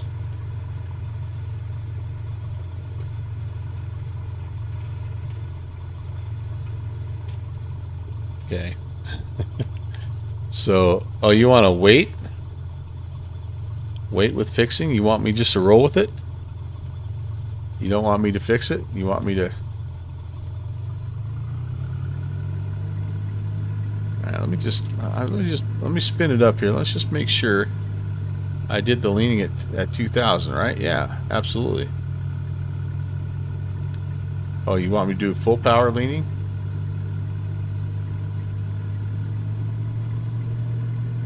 Okay, there's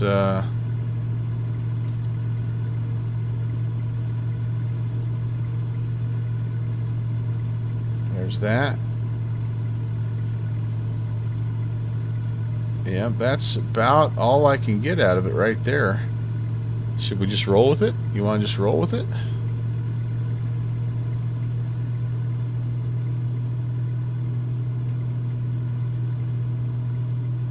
There's red line, that's us. Well, yeah, because I've been breaking it. Probably. I'm sure they are. I'm sure they are. I'm sure that I've broken it in many ways. All right, what the heck? Let's try it. Here we go. We got everything we can get out of her. Oh, she's just crawling. She's just walking. Cowl flaps are not open. I'll open them. Just adds more drag. There's 40. Now we got no chance. No chance. No chance. There's 60. Collidables. Oh, she's alive. Oh my goodness. Yeah, that I'm not getting the performance out of this thing that I should. Alright. We live to fight another day. Good Lord, I'm never gonna get it off a loon though. What am I thinking here? Alright, flaps coming up. Down the creek we go. Maybe I should have went fishing today. Next time, try no flaps. Well, it does say that you're not supposed to use flaps on this thing, but every part of me that knows a little bit about this thinks that that sounds crazy, but I will try that.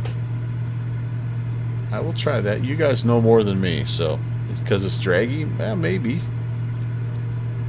I prefer the term lifty. Oh well. This. Alright, here we go. Upper Loon traffic.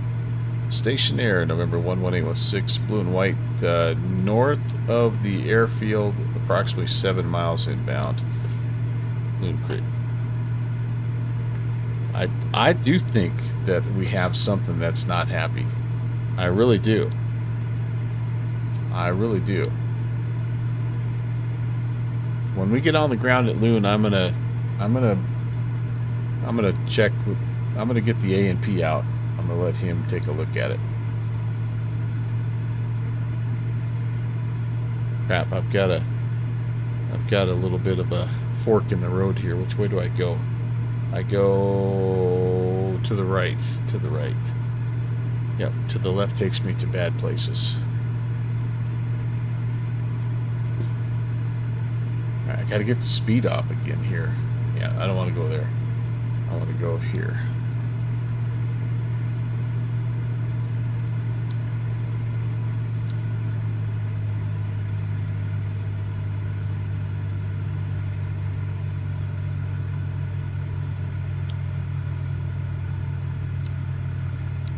Okay, there we go. Speed's coming off. I got to be within 2 or 3 miles here of the airport. Going to put a notch of flaps out. And look.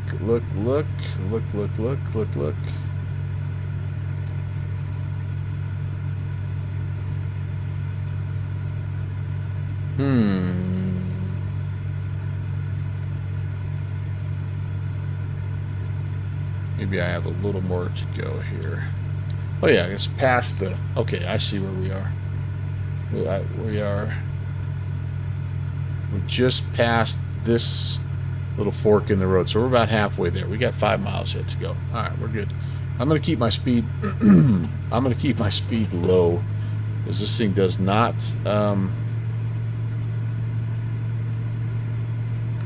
Does not like to slow down. So hangers saying the more speed on rollout, you'll get more speed. Sorry, on rollout. If you need halfway, you can drop them down. Oh, so kind of like Piper Cub style. Like get the speed, then throw the flaps out and get your lift. Okay, and Echo, Eric also agrees with that sentiment. Okay, good call. We're gonna try that. We're gonna try that. So I will not get the A&P out. We'll just ride with it. We'll let it ride, baby. Where's the fun in having what's the challenge of just flying in this when you could possibly have an engine failure? That makes it better. Oh, man. Okay, nothing lower than 80 though. Please, please. Definitely not more than 10 degrees. Yeah, well, I don't know what the first notch of flaps is in a Station Air, but I don't know. But to your point, I mean, I get that. You're going to get more airspeed, and the documentation does say that it's meant to be flown. It's meant to take off without flaps. So I'm going to try it. I'm going to try it. Loon has no mechanic today. No, oh, he doesn't work on Saturday. Golly. All right. Well, I could throw some more. Hey, try to type Loon in. I think I allowed it. I allowed it because we got a bunch of loons that come around here. So we had this talk about I'm on my O''N. It's actually way more it's way funnier if you do it with the asterisks, I think. I've missed you, Eric. Doggone it. I hope you're well, my friend. Happy vacation. Happy Easter. We don't get anything off for Easter break around here, if you can believe it. I'm getting some downdrafting or oh man, wait a second. My airspeed's super low. My manifold pressure. I think I I think my engine's failing, guys. I think my engine is absolutely failing. I am in trouble. I am in big trouble. You can't park that here. Okay. Okay, I'm just curious here. I think I have overstressed this. I was losing, like, yep. Okay, that's a bummer, but on the other hand, that's pretty cool that that is simulated that way. All right. I'm resetting that.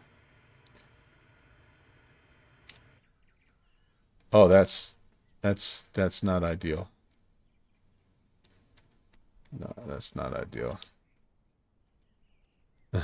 Hello. Yeah, that's not good. Yeah, I think we lost. I think the engine was not performing. Well, hold on here. All right. Let's load in. We're going to load in. Oh, shoot. I should have screenshotted it.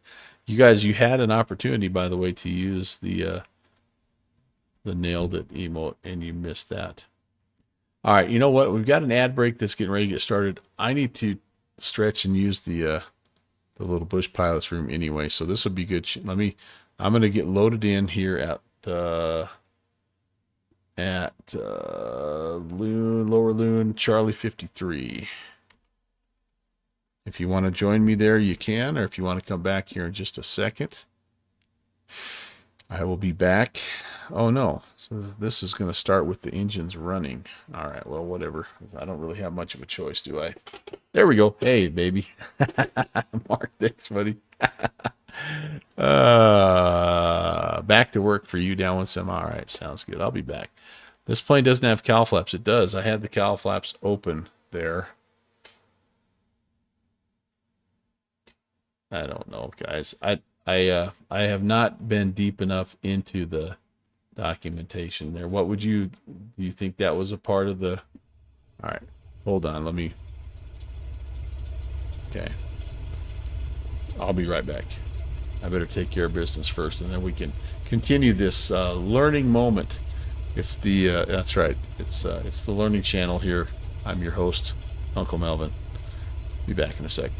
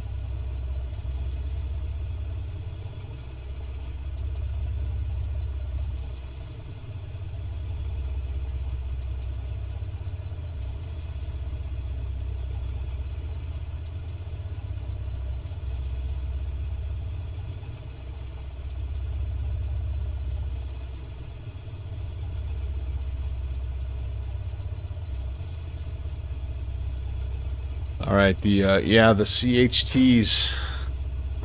All right, enrich the mixture. Yep, full rich. Oh, they're suggesting full rich below 5,000. All right, which is close to so that's where we are right now, at 4,100. So they're saying full rich below. Okay, and then right, so the CHT decreases because richer mixture adds fuel, which cools combustion temps. Okay. Lower the nose, increase the airflow. Ooh. Ah. That's cool that that's simulated as well. Climbing at VY or faster can help reduce engine temps.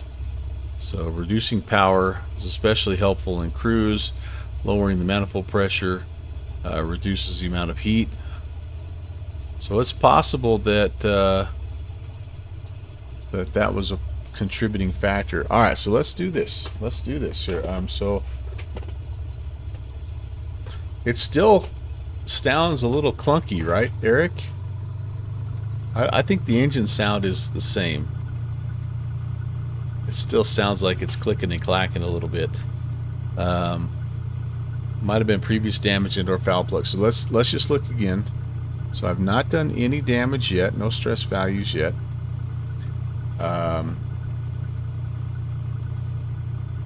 So I guess what I'm hearing you guys say is that I should not necessarily lean for performance here. I should keep it full rich, or should I lean after I've should I lean for takeoff and then once I get airborne start to enrich again? And then you're also saying let's cowl flaps. Oh, they were open the whole time and I closed them. I wonder if that made it heat up a little bit as well. Alright, let's take a look. What's this doing to the temps right now? So right now we're good, right? TIT, CH, we're actually a little bit on the low side. Alright, so we'll lean it a little bit right now just to see if we can nudge up the performance. Yeah, see, there you go. We're not getting a whole lot. I mean, we're only at 4,000 feet. And I'm going to go no flaps. Which way are we pointing? We're pointing southbound. Where are we going next? Oh, hold on, mister. We need to lean for power at 2,000. Listen to full power. Yeah, hang on here.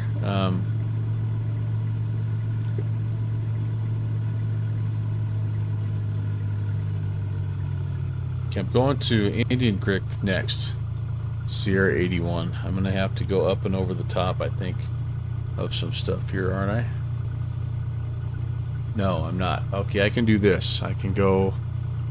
I'm here. I need to depart to the southwest. So this first little fork in the road, I need to go to the right. And then when it forks again, I need to go to the right. And then when it forks again, I need to just stay right here. There's all these places here along the way too. Alright, that'll be cool. Let's just see. We're going to just roll with it here. Alright. So don't...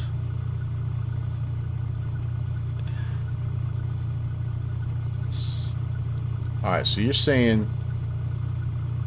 Yeah. Yeah. Alright, we're rolling with it. Here we go. So... what I don't want to do here is, like, I want to add manifold until I'm at the red line, right? I'm full RPMs, so I am limited. I mean, do you push past the red line here for takeoff? You kind of have to, right? You kind of have to. All right, here we go, full power. We'll go just for the first little bit.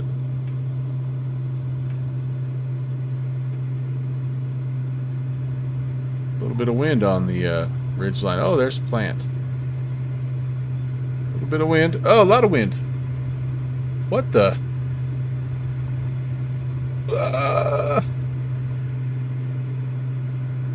I am, whoa. That was wild.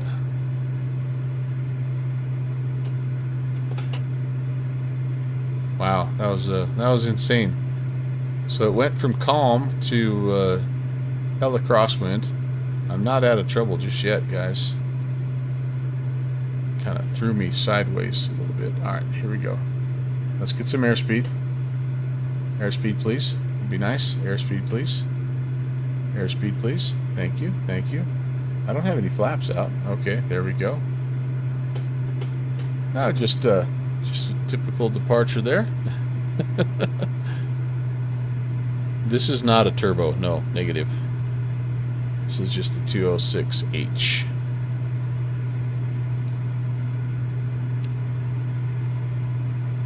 Okay, where am I at? I think I'm on track. Manifold went to 40. Yeah, it did. It went. Well, you said full power, man. I believe you. So, how much stress? 2.8. Okay. Yeah.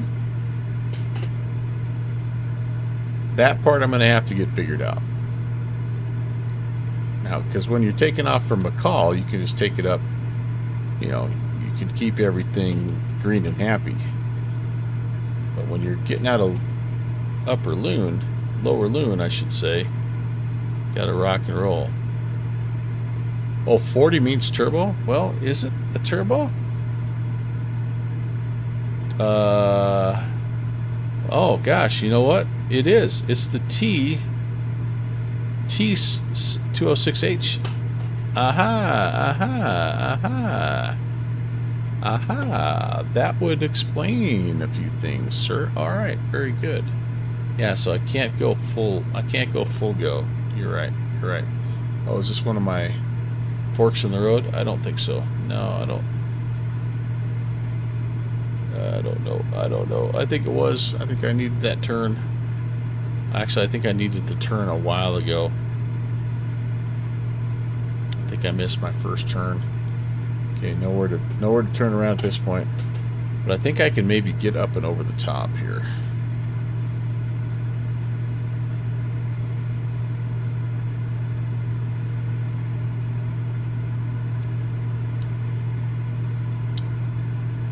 Have a little bit of a place I can go here.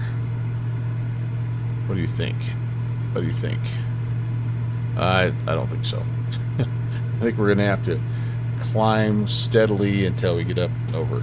Super duper important to keep an eye on the CHTs. Yeah.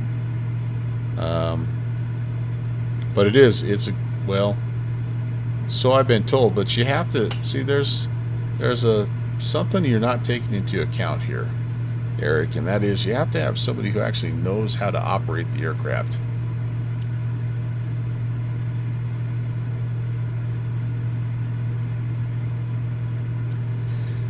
Alright, so we're climbing up.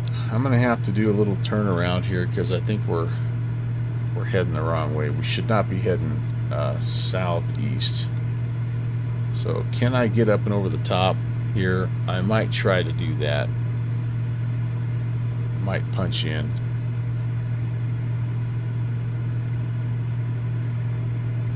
Now we're performing pretty well. So I'll put a little bit of mixture back in here to keep things cool, right? CHTs. We're in the green. We're doing all right. So let's make our turn. Now we're pure southbound. And I need to get turned ultimately. Oh, I think I can run up this little ridge and be fine. Let's do it. While we're doing that, I gotta put in Sierra 81. So can we do that and fly the plane at the same time? Probably not, but let's give it a try. Sierra 81 Indian Creek, enter activato potato. Okay, yeah, we're pretty much on course. If we can just make it up and over the top of the ridge line here, we'll be fine. Alright, so let's pull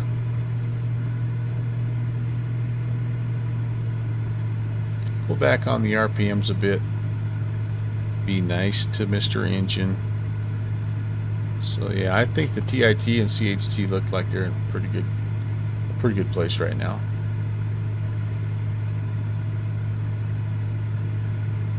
We've got good airspeed. I feel good about this ridge line. How do you guys feel? Feel all right?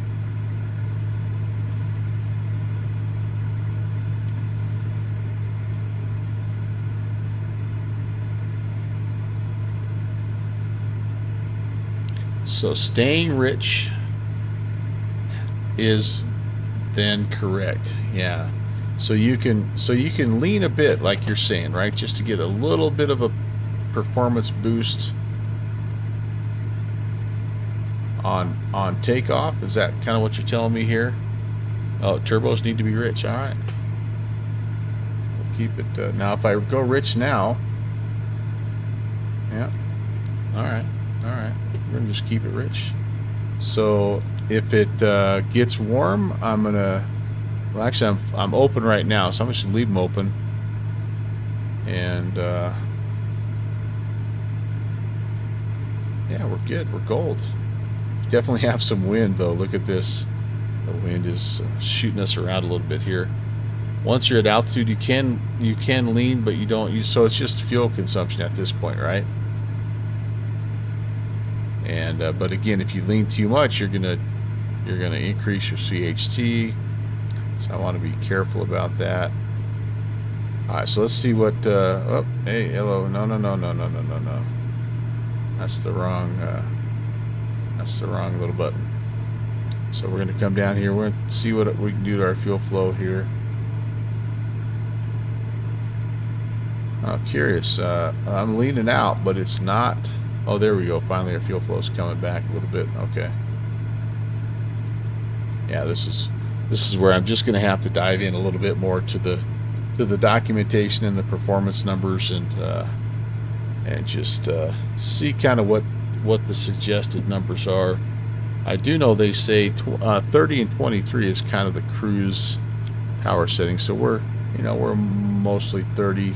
We're about there, and but I haven't really looked to see what fuel burn they recommend or anything like that.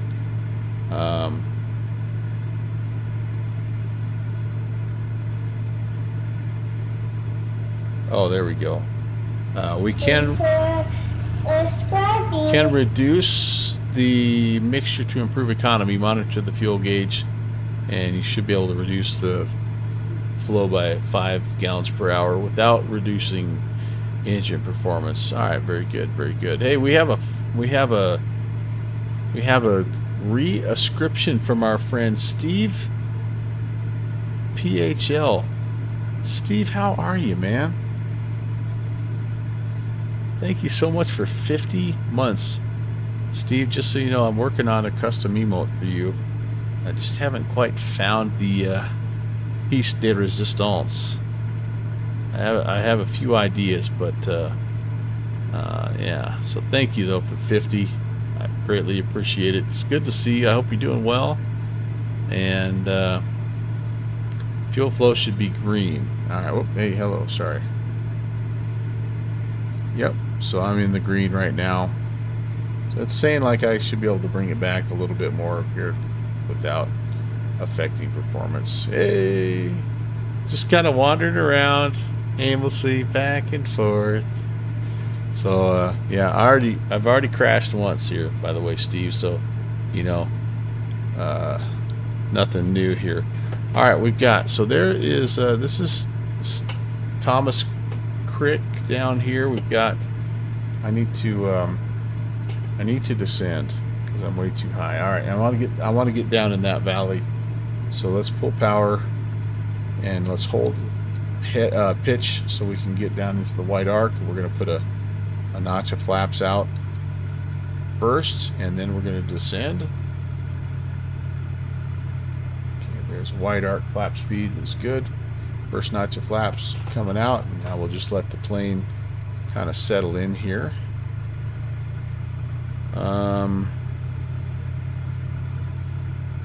We need to go toward hey Super Mario, I know I need to fix my I wish I had a way. I wish I knew how to fix that thing on the fly, but I don't. So yeah, it is. It's a little strange.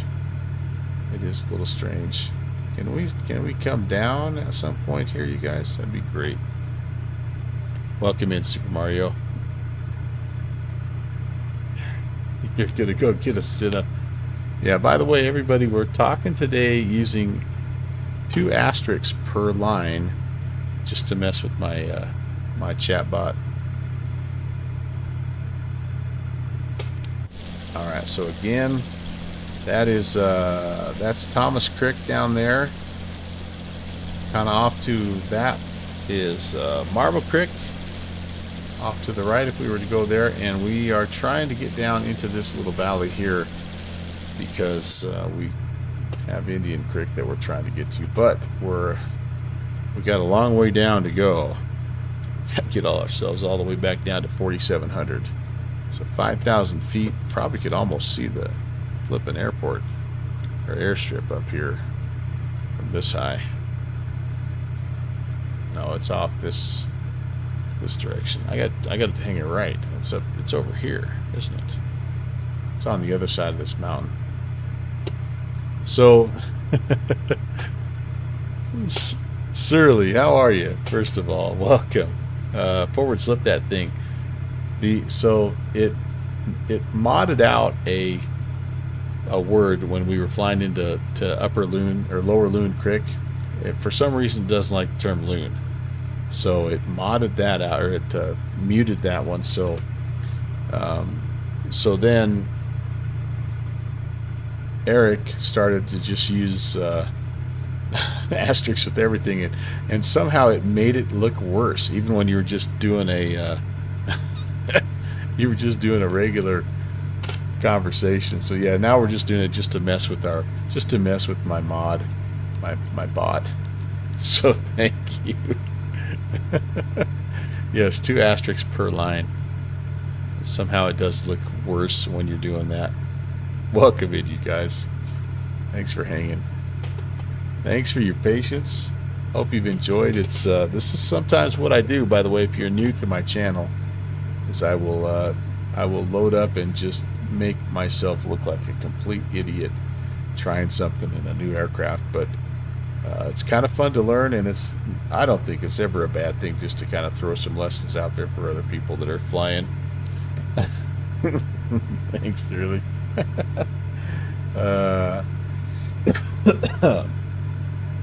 One of the things we've learned today is the importance of reading, and the fact that if I actually was to look at the documentation, I would have realized that this is a turbocharged stationair. So yeah, we don't want to be lean, we want to be rich. And the other thing we've learned is that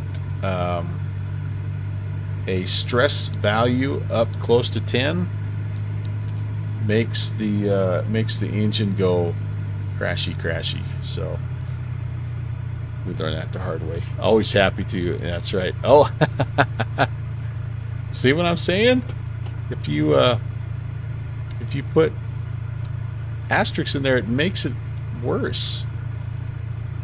It becomes an episode of Orange County Choppers. Okay, so coming around the horn, I think we've got Indian Creek up here. I could see. I think that's us in snow cover. I think it reset my.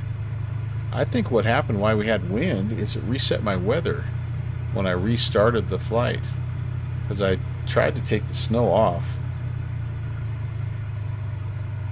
Yeah, I'm not gonna make this, you guys. There's no way. I'm too fast and too high. We're gonna have to. I'm gonna slip. Can I slippy? That's slippy. Second notch of flaps coming out. Oh, it slips nicely, actually. It slips quite nicely. We got a shot at this, you guys. We actually have a shot at this.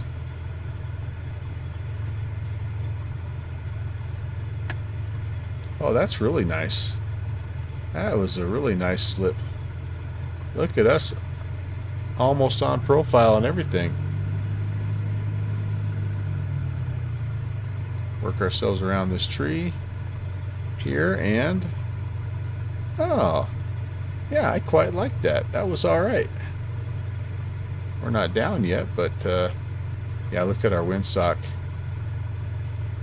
A pure tailwind landing, just like the pros do it. That was alright. Hey, Subsonic. That's what I'm saying.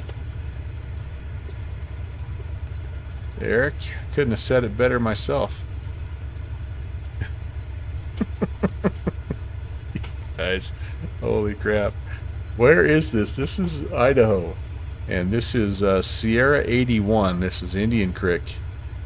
And I am going to try to get out of the way here and I'll show you. Well, I'm not online anymore.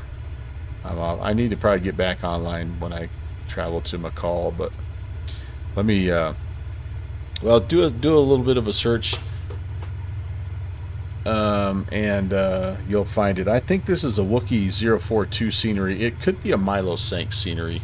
So, is it Microsoft or X-Plane? It is. This is a Microsoft Flight Sim experience here. Yeah, this is a Wookiee. There's one of his signs. Yep, Wookiee. Our friend Wookiee042 has some fantastic scenery out there. And all right, can I change? I'm gonna attempt something here. I need to change the deal. I'm sucking too many people in with the bad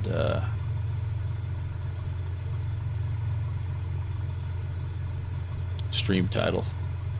It should be something like super hot bush action or something like that to really suck in the viewers. But I at least want to have an accurate aircraft in my description. So yeah, I still have the A320 from Cologne to Catania. So let's at least do this. Idaho, what are we calling this? Idaho cargo run Cessna 206. There we go. That's more like it. Some people have little bot commands that change that. I need to figure out how to do that. Alright, I'm reconnecting to VATSIM, by the way. So if you're flying along, we should be able to see each other. I suppose X-plane must be asterisk plane, and yes. That's the action we're looking for. Okay, where am I going next? We've got a couple more stops here. We were Indian Creek. Oh yeah, we're coming down here to Sulphur. So can I follow? I don't know. Can I get through here? One would think that I could. I am going to put this in though. Idaho ID74. I'm just going to put it in just so we have a backup.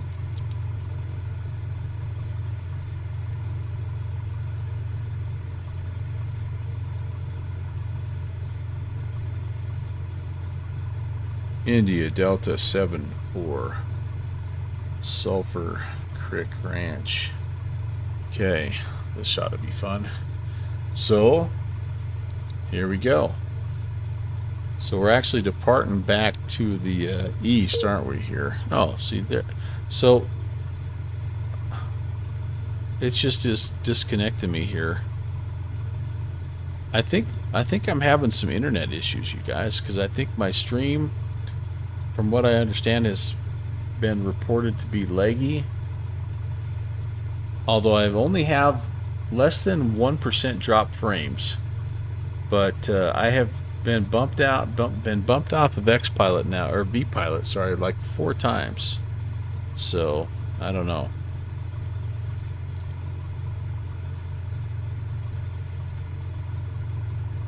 All right, but okay, so you're saying it's getting choppy too, Eric? Okay, yeah, I don't know. I think I must be having some internet issues here. I really apologize.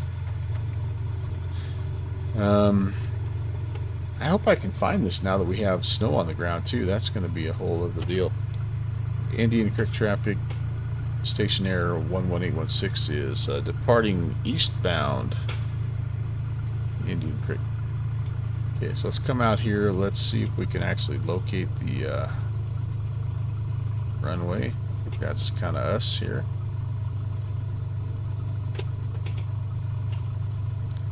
I don't know, where am I at? Is this it? Yeah, downwind sim was saying it was choppy. Yeah, so something's happening every now and again. I'm getting kicked off. I might have to reset my router when I'm done. Alright, so we're departing eastbound. We're going to try to turn around because we need to head back the other way. So let's find out what happens. So I'm going to go, I've got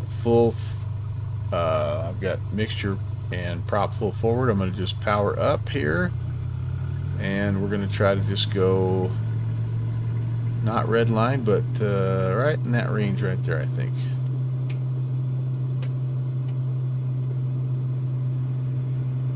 We're over RPMing, though. I just don't know if there's any way around that. Oh boy, we're struggling to get airspeed. Come on. Come on. We got a lot of runway, though. Boy, we're just... There we go. There's 40. There's 60, and there's rotates. Nice long runway here at Indian.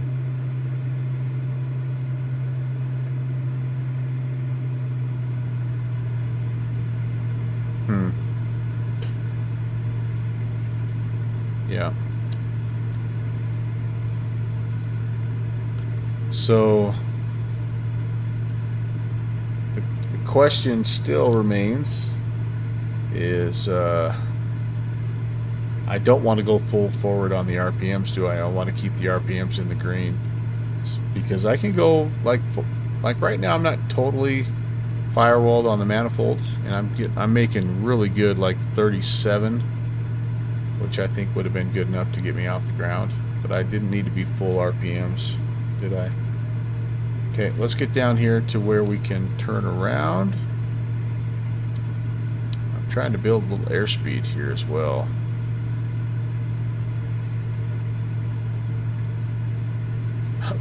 Wind is blowing me all over the joint. Yeah.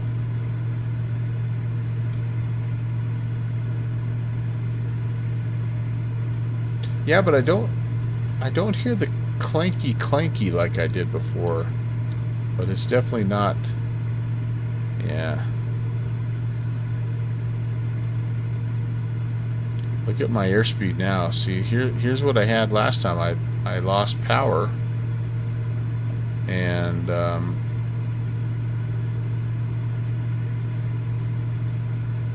not sure why. So my temperatures are okay. I've been good since I realized my cowl flaps weren't open. Yeah, my temps are okay, but did you see what happened to my airspeed? Look at now, there it goes again. But you know, that's just a normal thing. But like I am either stuck in a major downdraft or something here. You think the engine sounds upset? Yeah, let me. I'm getting tossed. I'm getting tossed by wind right now. I think is what's happening. I'm up and down. I think I'm getting a little wind shear.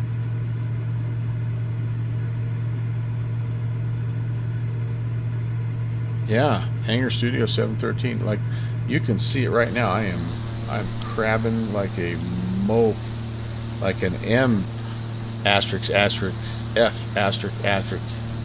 Get up over the mountain, we'll be fine.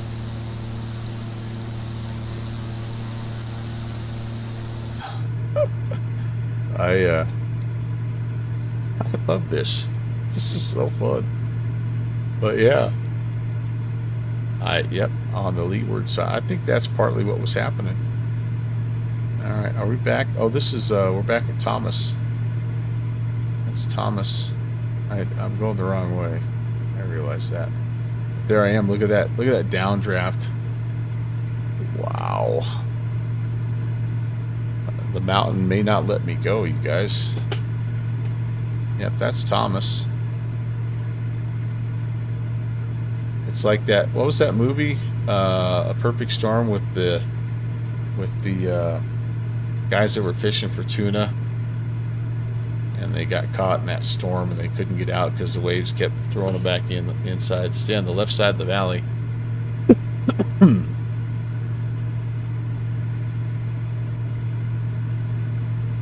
Which valley?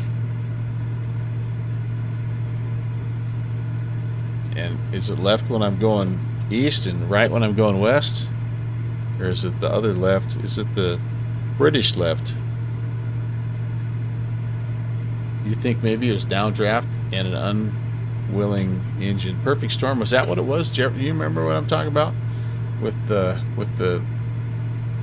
I think they were fishing for. I think they were fishing for. I don't know if it wasn't like crab and lobster. It was something like. It was like dolphin or tuna or something. It starred Mark Wahlberg.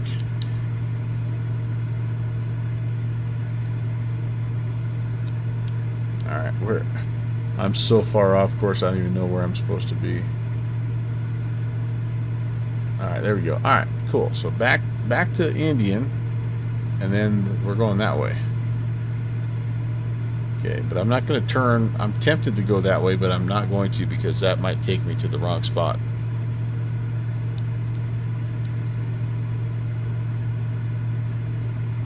Okay, so let's set it to cruise here. So 23 and 30. Let's be nice. Whoa, boy. Yeah, it's a little windy.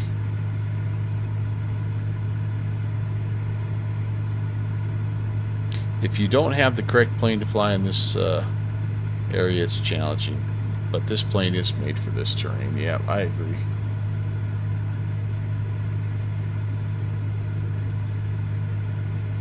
However, it's still, at the end of the day, it's still a light Cessna, right? Yeah, George Clooney, Mark Wahlberg were both in Perfect Storm. Yep. It was a good movie. I remember that. It was a good movie. But that's what that felt like. Like no matter which way I turned, there was a massive wave that was getting ready to throw me back in. All right, there's Indian. Again, we're kind of back where we came from. We just need to. So this is where we're going to try to track down. Oh, here's my internet popping again, guys. Sorry. Apologize. I tried to trim. I don't need to climb anymore.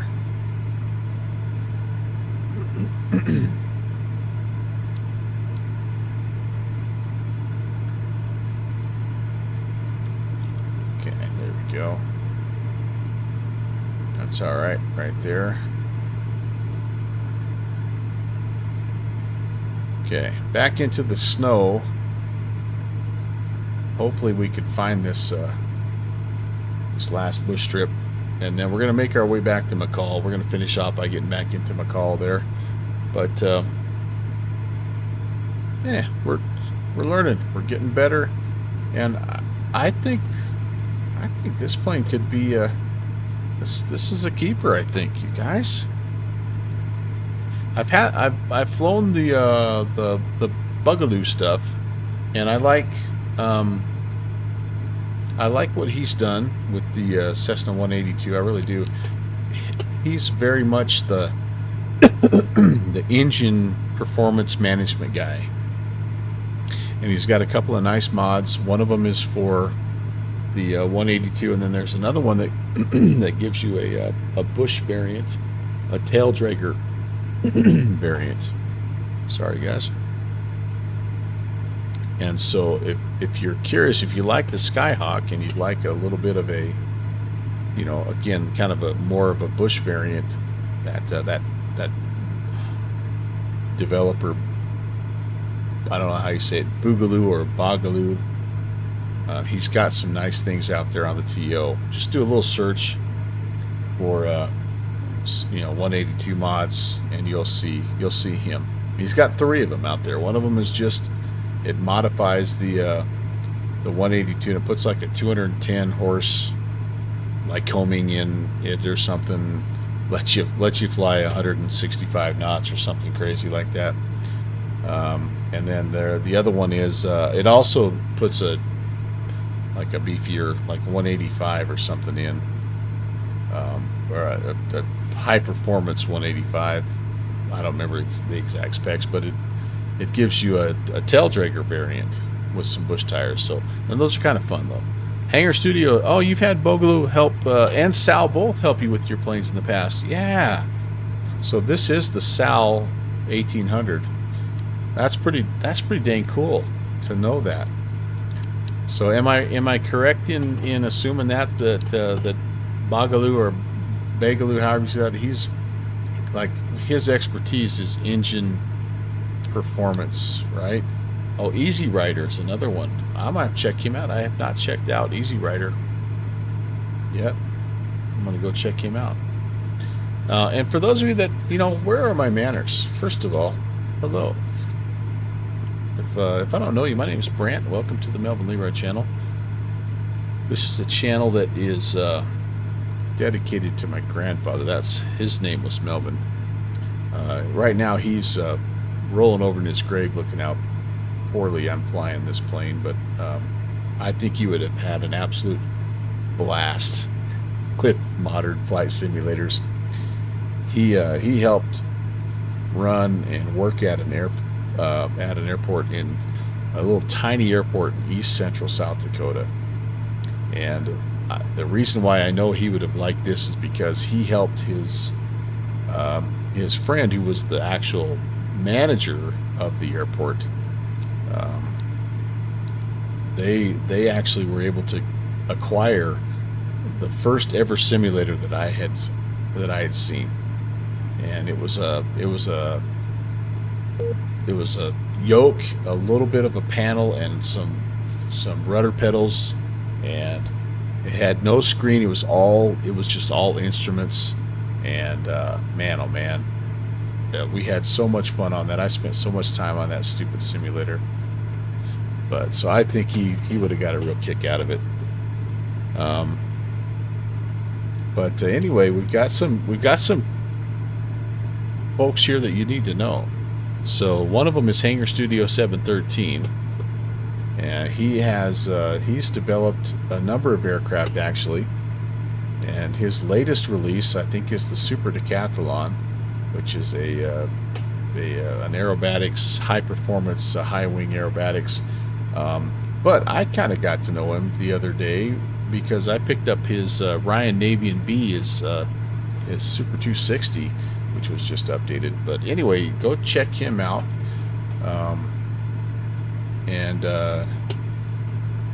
Yeah, he's got some really rock solid aircraft. But more than that, I'm just kind of learning that he's just a really overall great guy. You're going to want to check out Beaver 524 Echo Alpha. Not only, oh boy, which way do I need to go? Magenta line suggests right. He is a content creator as well. He does some things on Twitch as well as YouTube. He's got some really good tutorials out. I would say that our friend Eric 524 Echo Alpha is, among other things, he is probably the foremost expert on ground loops and what happens, why they happen, and how to prevent them. But seeing this plane makes you miss one very particular plane. Well, this is where Eric and my friendship originated, is flying in the backcountry, and he has a love for a plane that I'm actually very fond of as well, which is the Beaver, the de Havilland DHC-2 Beaver. But Eric flies a lot of different things and is incredibly knowledgeable about aviation in general. And like most Norwegians, he doesn't sleep. He never sleeps. It doesn't matter if it's 6 in the evening, 6 in the morning, 2 a.m., 2 p.m. He does not sleep. You're not talking about the Beaver right now. Well, shoot.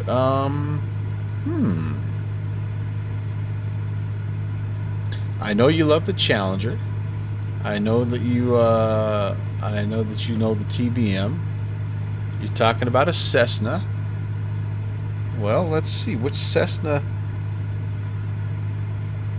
would it be? Are you talking about something like the A2A Cessna 182 Skylane, potentially? I guess you've stumped me here, sir. Yeah, the A2A 182. Yes, I missed that plane too. I love that plane. Hey, we're coming up, and Super Mario asked where are we going next. The airport we're going to right now is Sulphur Creek, which is India Delta 74, and there it is. And I'm too high. Okay, when I landed westbound, it was a full-on tailwind, right? At my last airport. So this is going to be a crosswind no matter what. Yeah, let's get the speed off here, guys. Yeah, what a masterpiece of an airplane that was. That was my first A-to-A aircraft that I purchased. And man, what a treat. What an absolute treat. Okay, as I'm feeling, yep, the wind's definitely coming off our right. It is blowing me to the left. Sulphur Creek traffic. Cessna 11816 on short final. We're landing to the south. Sulphur. I have to slip again. Because I'm fast. This is not. I'm not making this happen. I've got room. Let's do this right. We're Sulphur Creek traffic, Cessna 816. We're going to overfly the field, and looks like from the north to the south. Let's see if we can see a windsock or something. Oh, we got somebody down on the ground here potentially. Yeah, we're gonna go here, then back to McCall. Oh no, it's just houses. My kingdom for a windsock. Oh boy, there we go. Another little glitch, guys. Well, heck, I guess it doesn't matter. Got no windsock. Should we just bring it around town and land northbound? I think it's going to be a crosswind regardless. Sulphur Creek traffic.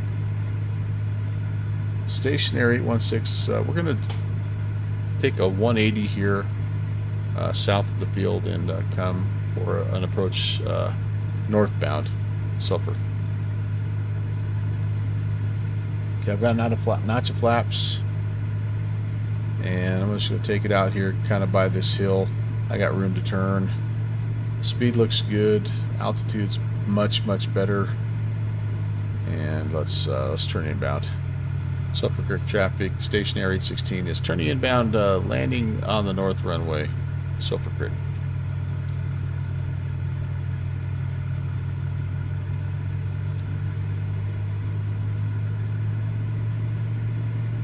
80 looks pretty good. Ooh, little downdraft there. Where are you, runway? There we go. We're in pretty good shape now, I think. Yes, indeed. Final notch of flaps is out. Easy, easy, easy, easy.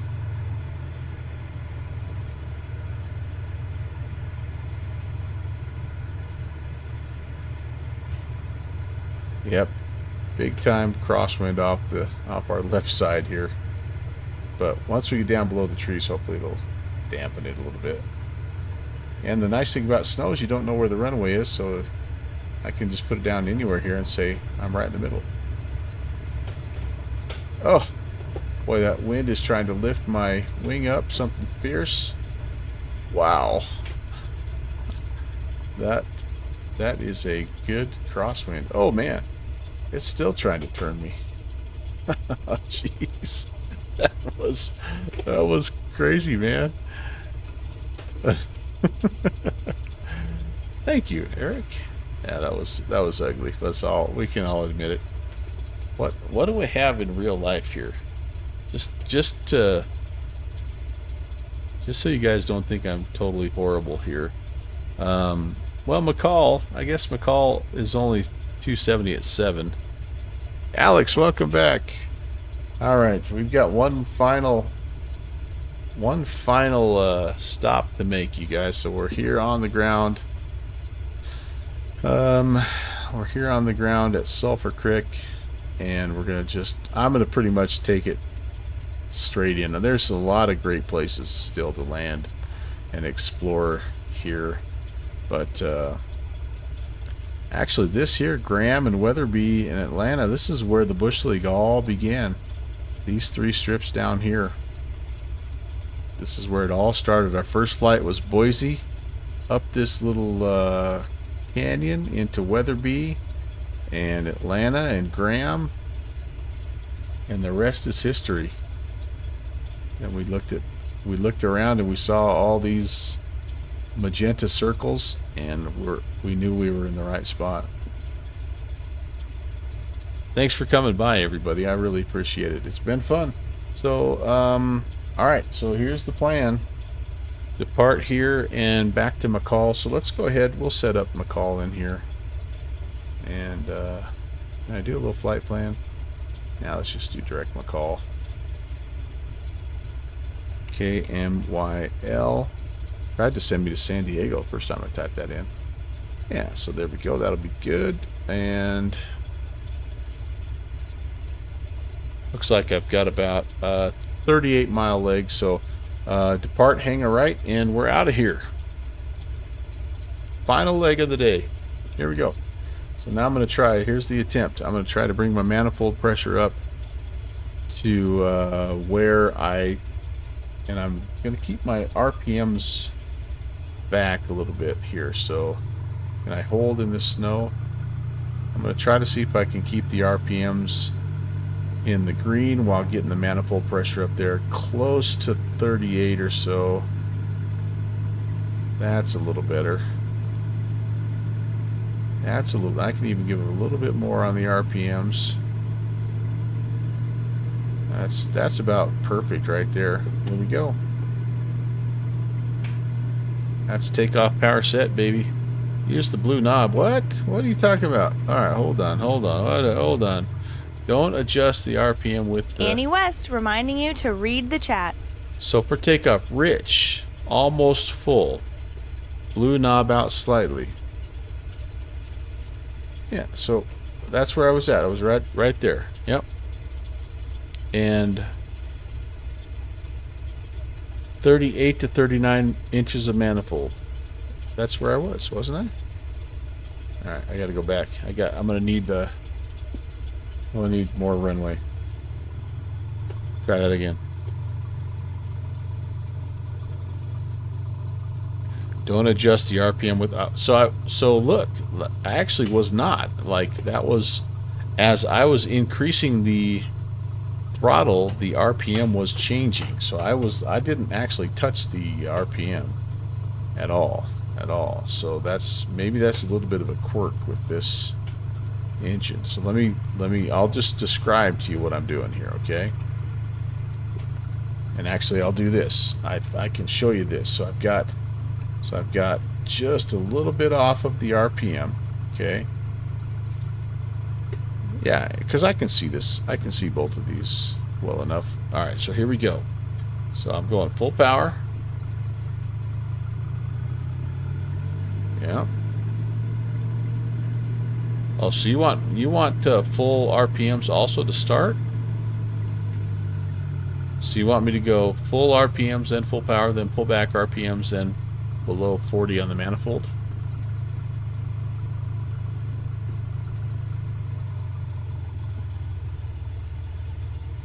Alright, so full RPMs. If I do that, I'm gonna over RPM though. So I can't go any farther right here. I'm past the red line on RPM, so that's as high as I can go. If I go full power, I go way over the top.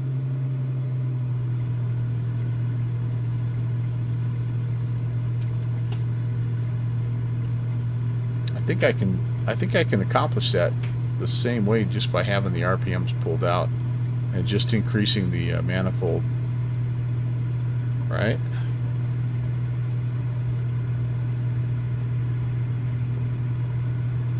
I'm starting to tip over again. Sorry guys. Tip over, tipping. Full right, aileron. 40. There's 50. Oh, girl, we gotta get going, honey. Oh, there's rotate. Find the shortest trees. Nose into the wind. That helps the lift, right? Yeah. All right. I'll have to work. That's a little different sequence than I've done there, Eric. I'll admit. Hey, we got somebody up here flying with us. Cool. I hope I'm still connected. I've been in and out of connection here. Oh gosh. All right, now I got to pull back ever so slightly. Okay.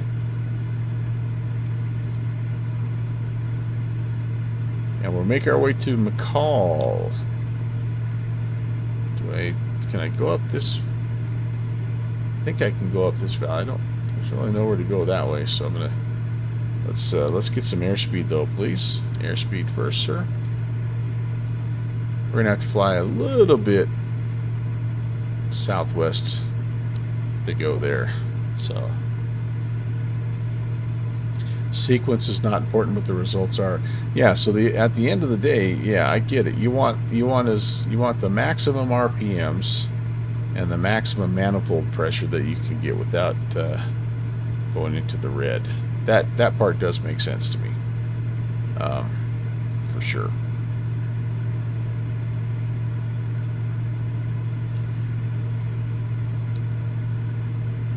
Okay. I need airspeed. Come on. Come on, honey.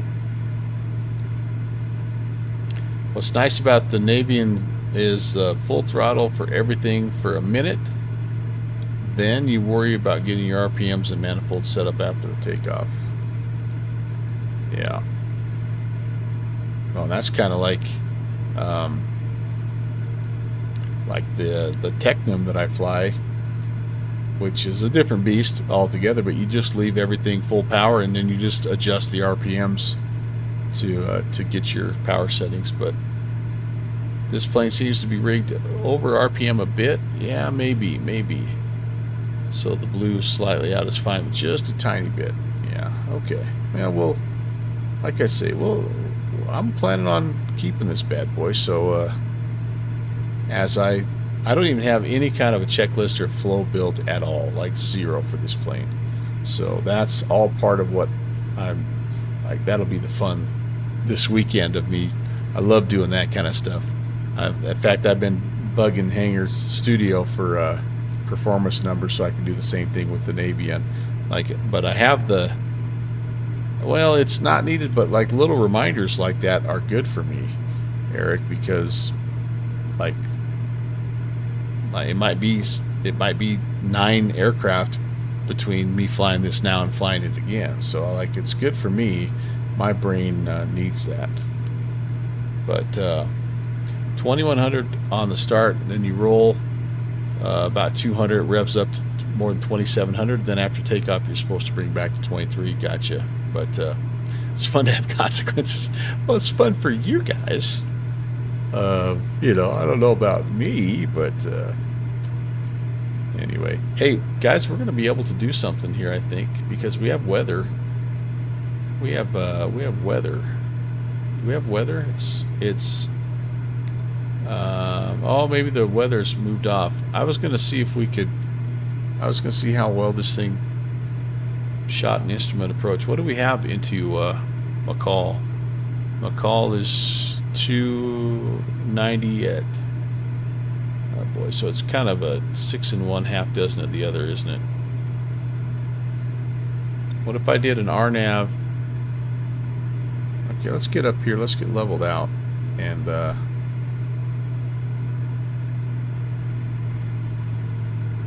let's get power set and all that good stuff.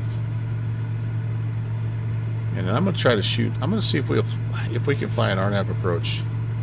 It's the last thing here that we haven't tried.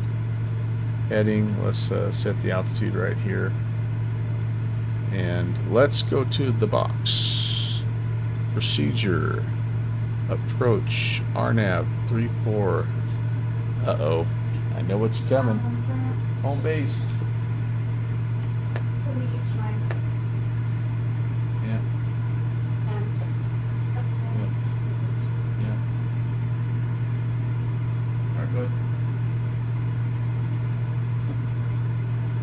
All right, we need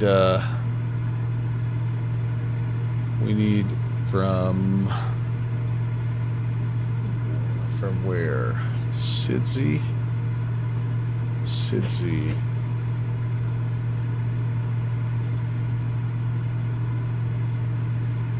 Okay, and there we go. And so this is already set to GPS, so I could theoretically here activate the approach. Alright, that's good. And let's go to nav mode.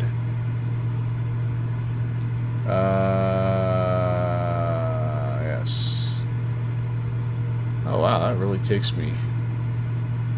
Big left-hand turn here. Okay, well, that's alright. Oh, there. Yeah, we're good. We're good. Okay, we're going.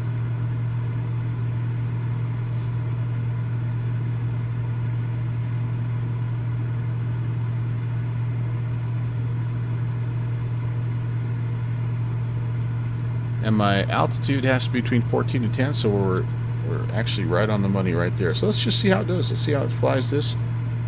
There's no vertical guidance on this RNAV. It's just a straight RNAV GPS 3.4. So we'll step it down after PPUC, and we need to be above 75 at Bakua.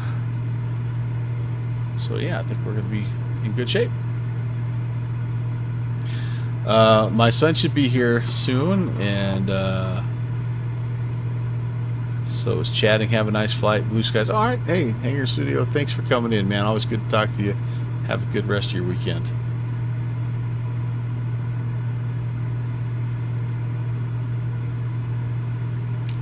I haven't given you much of this, you guys. I apologize. Let me clean that up and give you some. It's actually kind of a nice shot right there.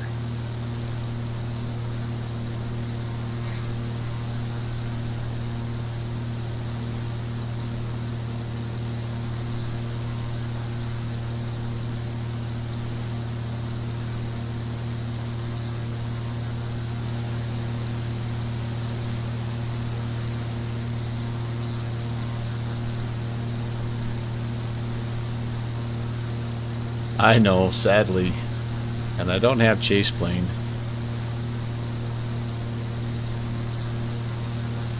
I could get a little shift F1 with chase plane. Mark, I have, but the problem is I have two monitors, and so it captures everything in both monitors, and then I have to crop it, and so I end up just using snip. I've tried a couple different tools, but they always end up being. There was one I really liked. I'll show you what the alt print does here. Gives me. Oh, I guess I can't. Maybe I can. Yeah. Anyway, you have to take my word for it. But there was one I really did like. It was a one key click thing, and but the images that it created actually were too large for me to use as thumbnails in my YouTube videos. So, which is the main reason I'm trying to take these, so I have a nice, thumbnail for my, when I publish the YouTube stuff.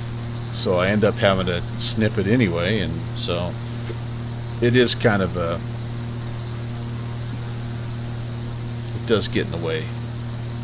But anyway.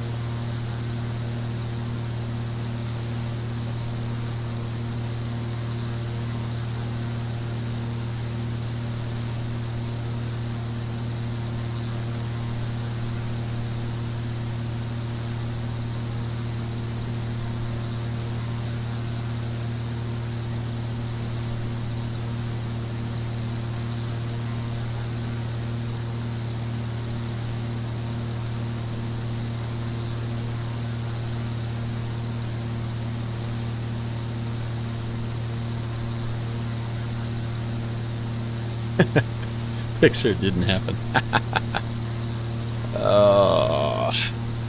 No, I had to go use the little bush pilot's room. I don't know how I can show you.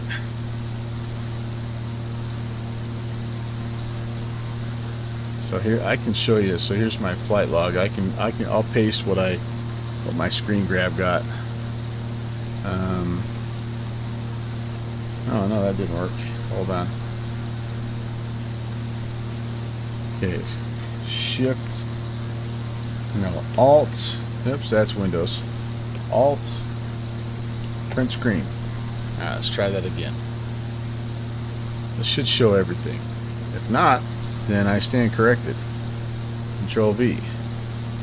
Okay, I stand corrected. Maybe that gives me a good shot after all. Every time I've tried. Oh, I know why. I know why. Stand by. I know why.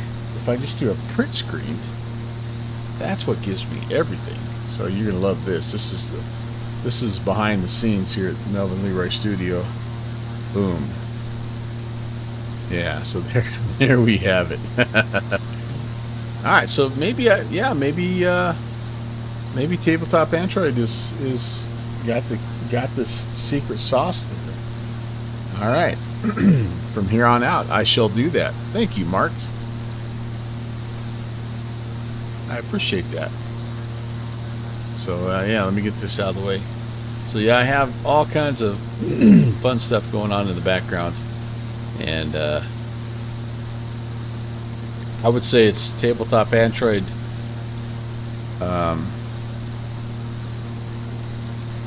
Here's what I would say.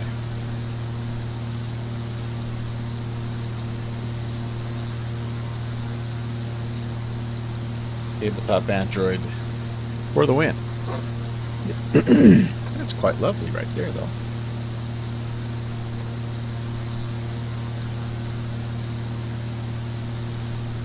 Put the win in Windows. Oh, gosh. Alright, now I'm trying to figure out where I'm at. I'm cheating a little bit here. I've got my moving map set up, and I'm gonna try to go back to McCall. Hey, did you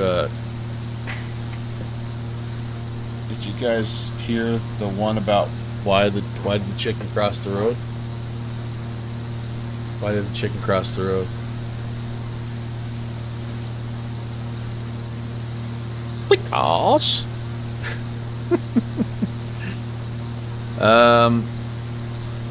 it's just all personal. Yeah, so like this is just for me. Like, this is where I put all my notes of, here's my flight, you know, information, like up here, information hotel. This is just all the readback stuff. And so now it truly is just a journal, honestly. And I have I don't know why, I just have done it for years. You know, I don't have any plans on doing anything else with it. So yeah, I'm on year 7 of doing this right now. A lot of good memories in there.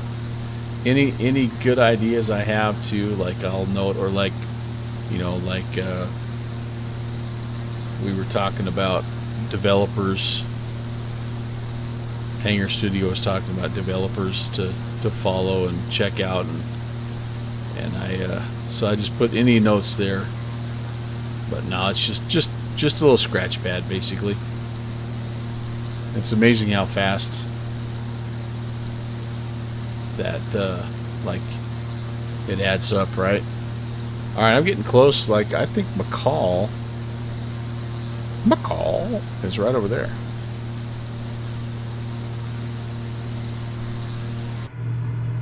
So, oh yeah, heck yeah, look at us, we're there. Approach mode activated. So hopefully she'll turn inbound, and we'll be able to get on the ground here shortly.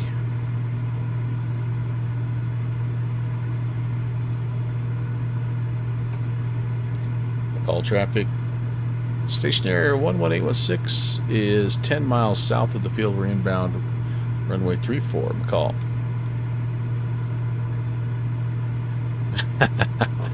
Yeah, and tabletop, I love that feature of Volanta. I really do. Almost too much, honestly. And I would be in big time trouble. So I've actually stopped using Volanta a little bit. Not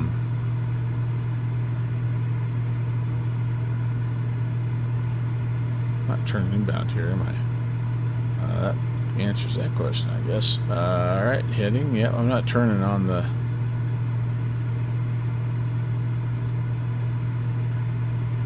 Interesting. So maybe I activated the.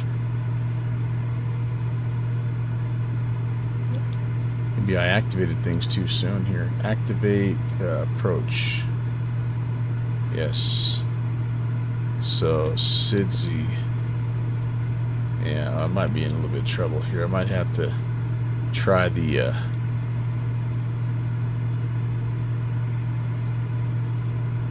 I'd have to try this another day, but anyway, I kind of stopped using Volanta because, like, I was getting a little too like weird about like I can't fly between these two cities because I've already flown between them, and I have a magenta line that connects them or whatever. Like I have to fly somewhere else, and like it was starting to mess with me a little bit. But then at the end of the day, what really started hurting me was it was kind of starting to hurt my frames. The performance was not good, and so I can't. It's not working. All right. Well, we're gonna have to just do this ourselves. So I started to research it a little bit, and I found that it had kind of gotten a little bit of like bloatware in it. There's some things in it that can affect your frames. So, hey Matt, this is the SAL 1900 or SAL 1800. It's the freeware. If you take a look on the TO, look at us, by the way, cranking out 100. We're almost doing 170 knots there in cruise, guys. Wow. But yeah, man, it's a freeware. I can get you the link here. Good to see you, Matt. And we've been putting it through its paces today, and I've had a couple people kind of helping me out along the way, and I think the verdict is it's pretty solid. It's maybe not exactly everything in a bag of chips, but we've had a lot of fun, and we've flown into some pretty challenging places. Hey, Boozy, what's up, man? Wild River Bush League, hello, sir. Very nice to see you guys, and welcome in, everyone. Boozy. Planet Neutral, what is up, Nooch? Good to see you, Joe Sosa. Trying to make my way back into McCall, and I'm sort of cheating a little bit here. We're trying to see if this plane would fly an RNAV. Oh, and I'm going to kind of hope it does, because it's looking sort of not friendly up that way. But Ibanez, what's going on, guys? Happy Saturday. Happy freaking Saturday. There's had a friend flying along with us the whole time. That's been pretty cool. And yeah, we've been up messing around in the backcountry here a little bit. I may or may not have put this thing down in an area that was not a sanctioned location to land, and it may or may not, I cannot confirm nor deny that it was a result of me mismanaging the engine. It's possible that happened. It's all kind of blurred into one now, but you may or may not have botched an approach Innocent Wild Airport in Spain. Well, you know, and here's the other thing, guys, maybe I can have my chat explained, but we're doing a little different rule today with our chat, okay, just to help my bot out a little bit. You have to pick one word in every message that you send and include 2 asterisks. So Beaver 524 Echo Alpha, do you mind demonstrating what we're talking about here? Look at that beauty. There you go. There you go. The reason we're doing that, oh man, wow. The reason why we're doing that is because Eric got modded when he was trying to ask something about Lower Loon Creek, and it didn't like the term loon. What do you think of that, JPC? That's pretty nice, isn't it?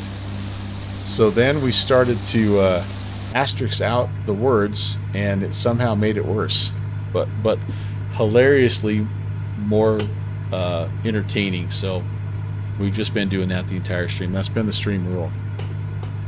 Yeah, what am I supposed to be? 7,500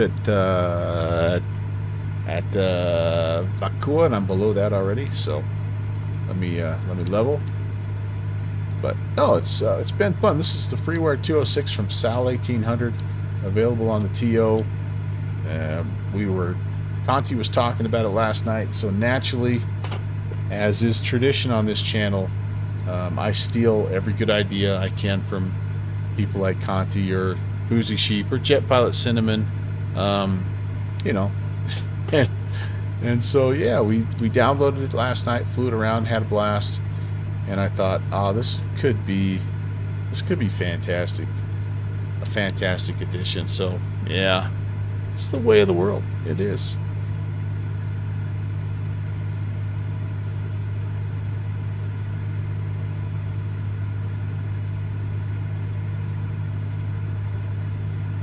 But we've enjoyed it, and it's going to open up. So it was kind of related to the first flight that we did in the A320. So this legit is an idea that we stole from JPC, or he started it, and we just ran with it. We're trying to seek out actual real-world flights that have the call sign 816. So like United 816 or JetBlue 816. So the real life routes. And anyway, I made a big list. Like, I thought there was only going to be a few. There's like hundreds of them. So we flew the first one today on stream. It was Eurowings 816 from Cologne to Catania. And anyway, the Cessna 206, ironically, is a part of that. There's actually a Southern China cargo flight that goes from like Ponca City, Oklahoma to somewhere in like Springfield, Missouri or something like that. Is that our runway? Is that us? That is not. That's not McCall. Sorry, no, that's another place. Too low.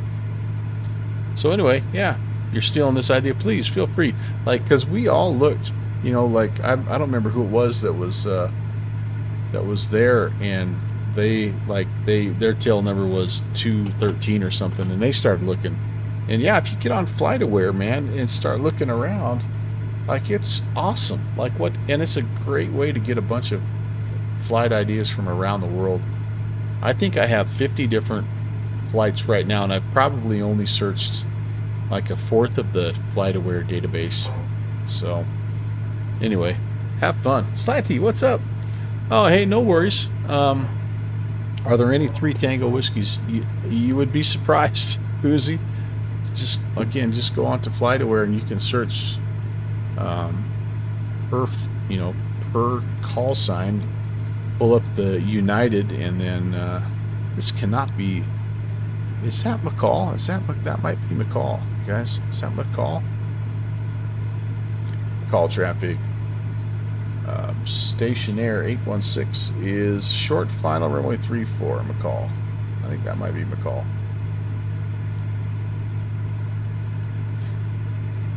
Okay, so I've been mismanaging the speed pretty much all day long, but the good news is this thing front slips like an absolute champ. So my procedure has basically been to be too high and too fast until 3 mile final, and then front slip like an S asterisk asterisk B asterisk asterisk.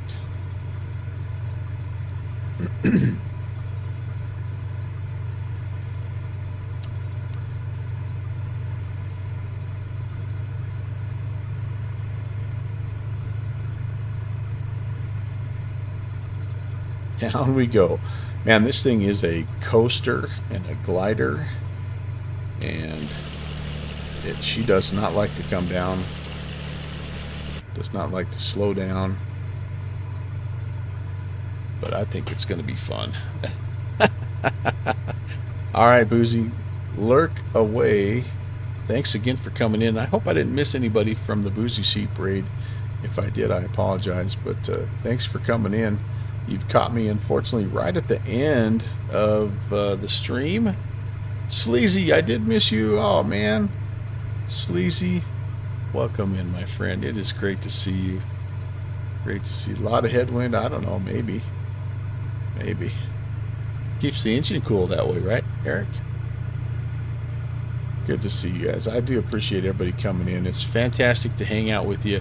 And, yeah, my viewer count is up, man. I'm not normally this high up.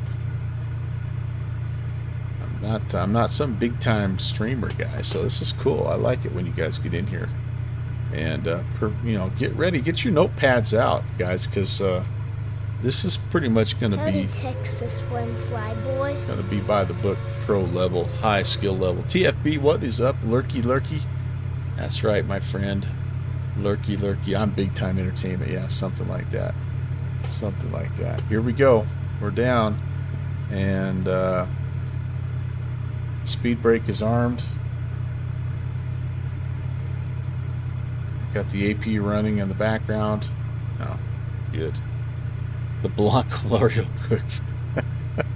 He could have, he's, I'm sure, preparing the report about the as it's now being known, the upper loon, or the lower loon incident.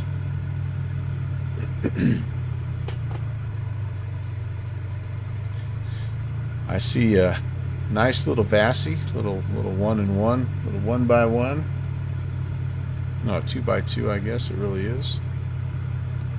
Or maybe a smidgen fast, but we got to go all the way down yonder. So I'm gonna keep the speed a little bit. Only a single notch of flaps here. And a little crosswind, yep. Which again, I'm a master of this, so be ready.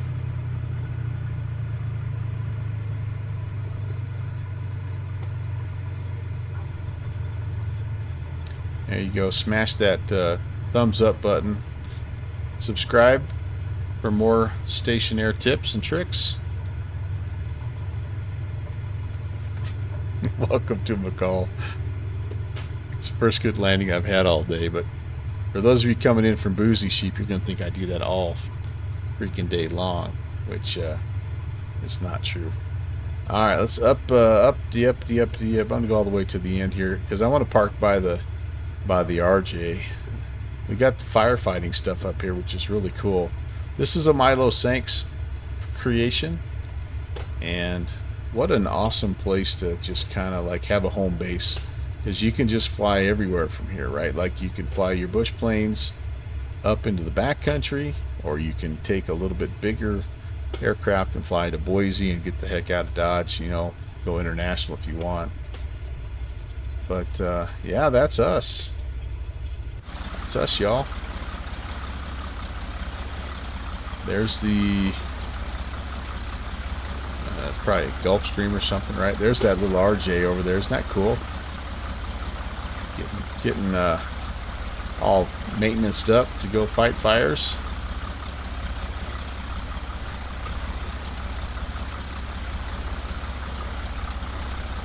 Pretty cool. Is that a heavy crosswind there, Mr. Windsock, or are you just glad to see me? Hey, we got tail dragging A320s. Got everything here.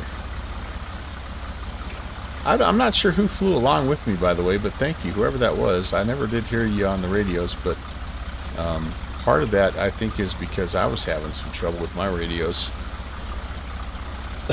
The lower loon landing was one of those nailed it. Yeah, it was this kind of nailed it, right?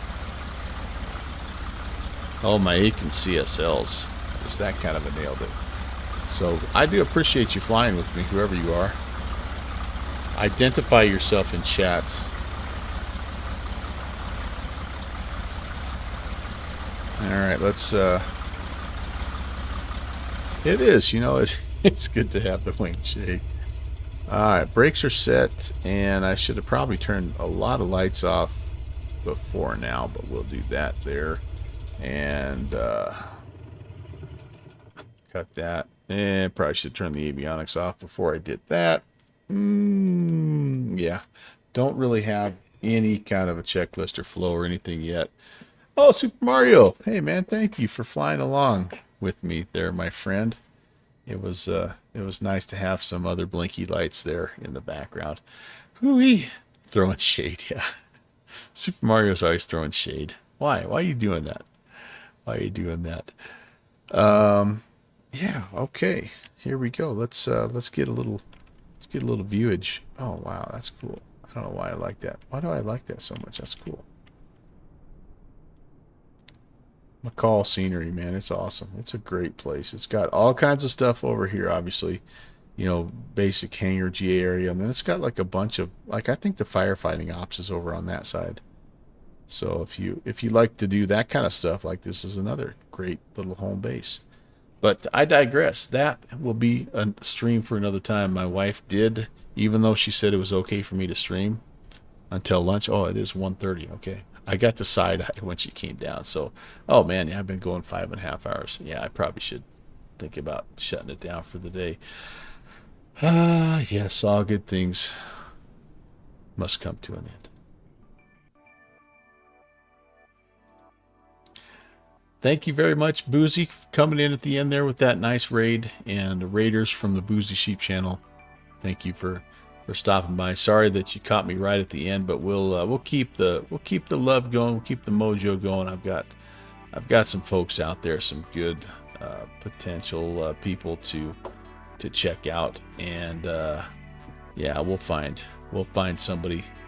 We'll find somebody. But anyway, thank you, Boozy. Steve PHL, thanks for the 50-month re-ascription.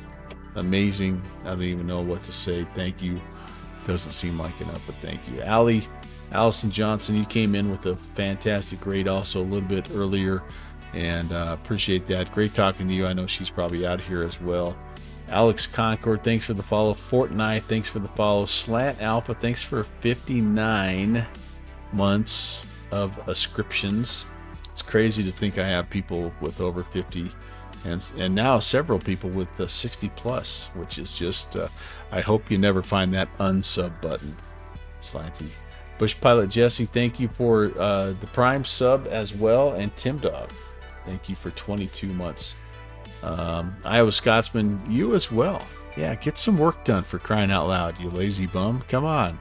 Subsonic, great talking to you. Downwind Sim, you also need to get to work. You've been slacking off. You've taken at least 1 full hour off today, and that's not going to be acceptable, my dude. No. Eric, thanks for hanging out and helping me troubleshoot and sort out and test this plane a little bit. That was fun. JPC, good to see you as well. DFB, Texas One Flyboy, you can get back to lurking. Sleazy, good to talk to you as well. And everybody else who came in earlier that I can't scroll up to, thank you so very, very much. Let's go say hello to, this is a little bit of a new one for me, okay? This is, I'm on a German streamer kick for some reason. So this young lady is named Lena Katarina, and she is a very, let's just say, kind of like super knowledgeable sim pilot. I don't know her background in terms of real aviation, but I feel like she has some. She's in the 3-hole punch right now, so let's go say hey to Lena.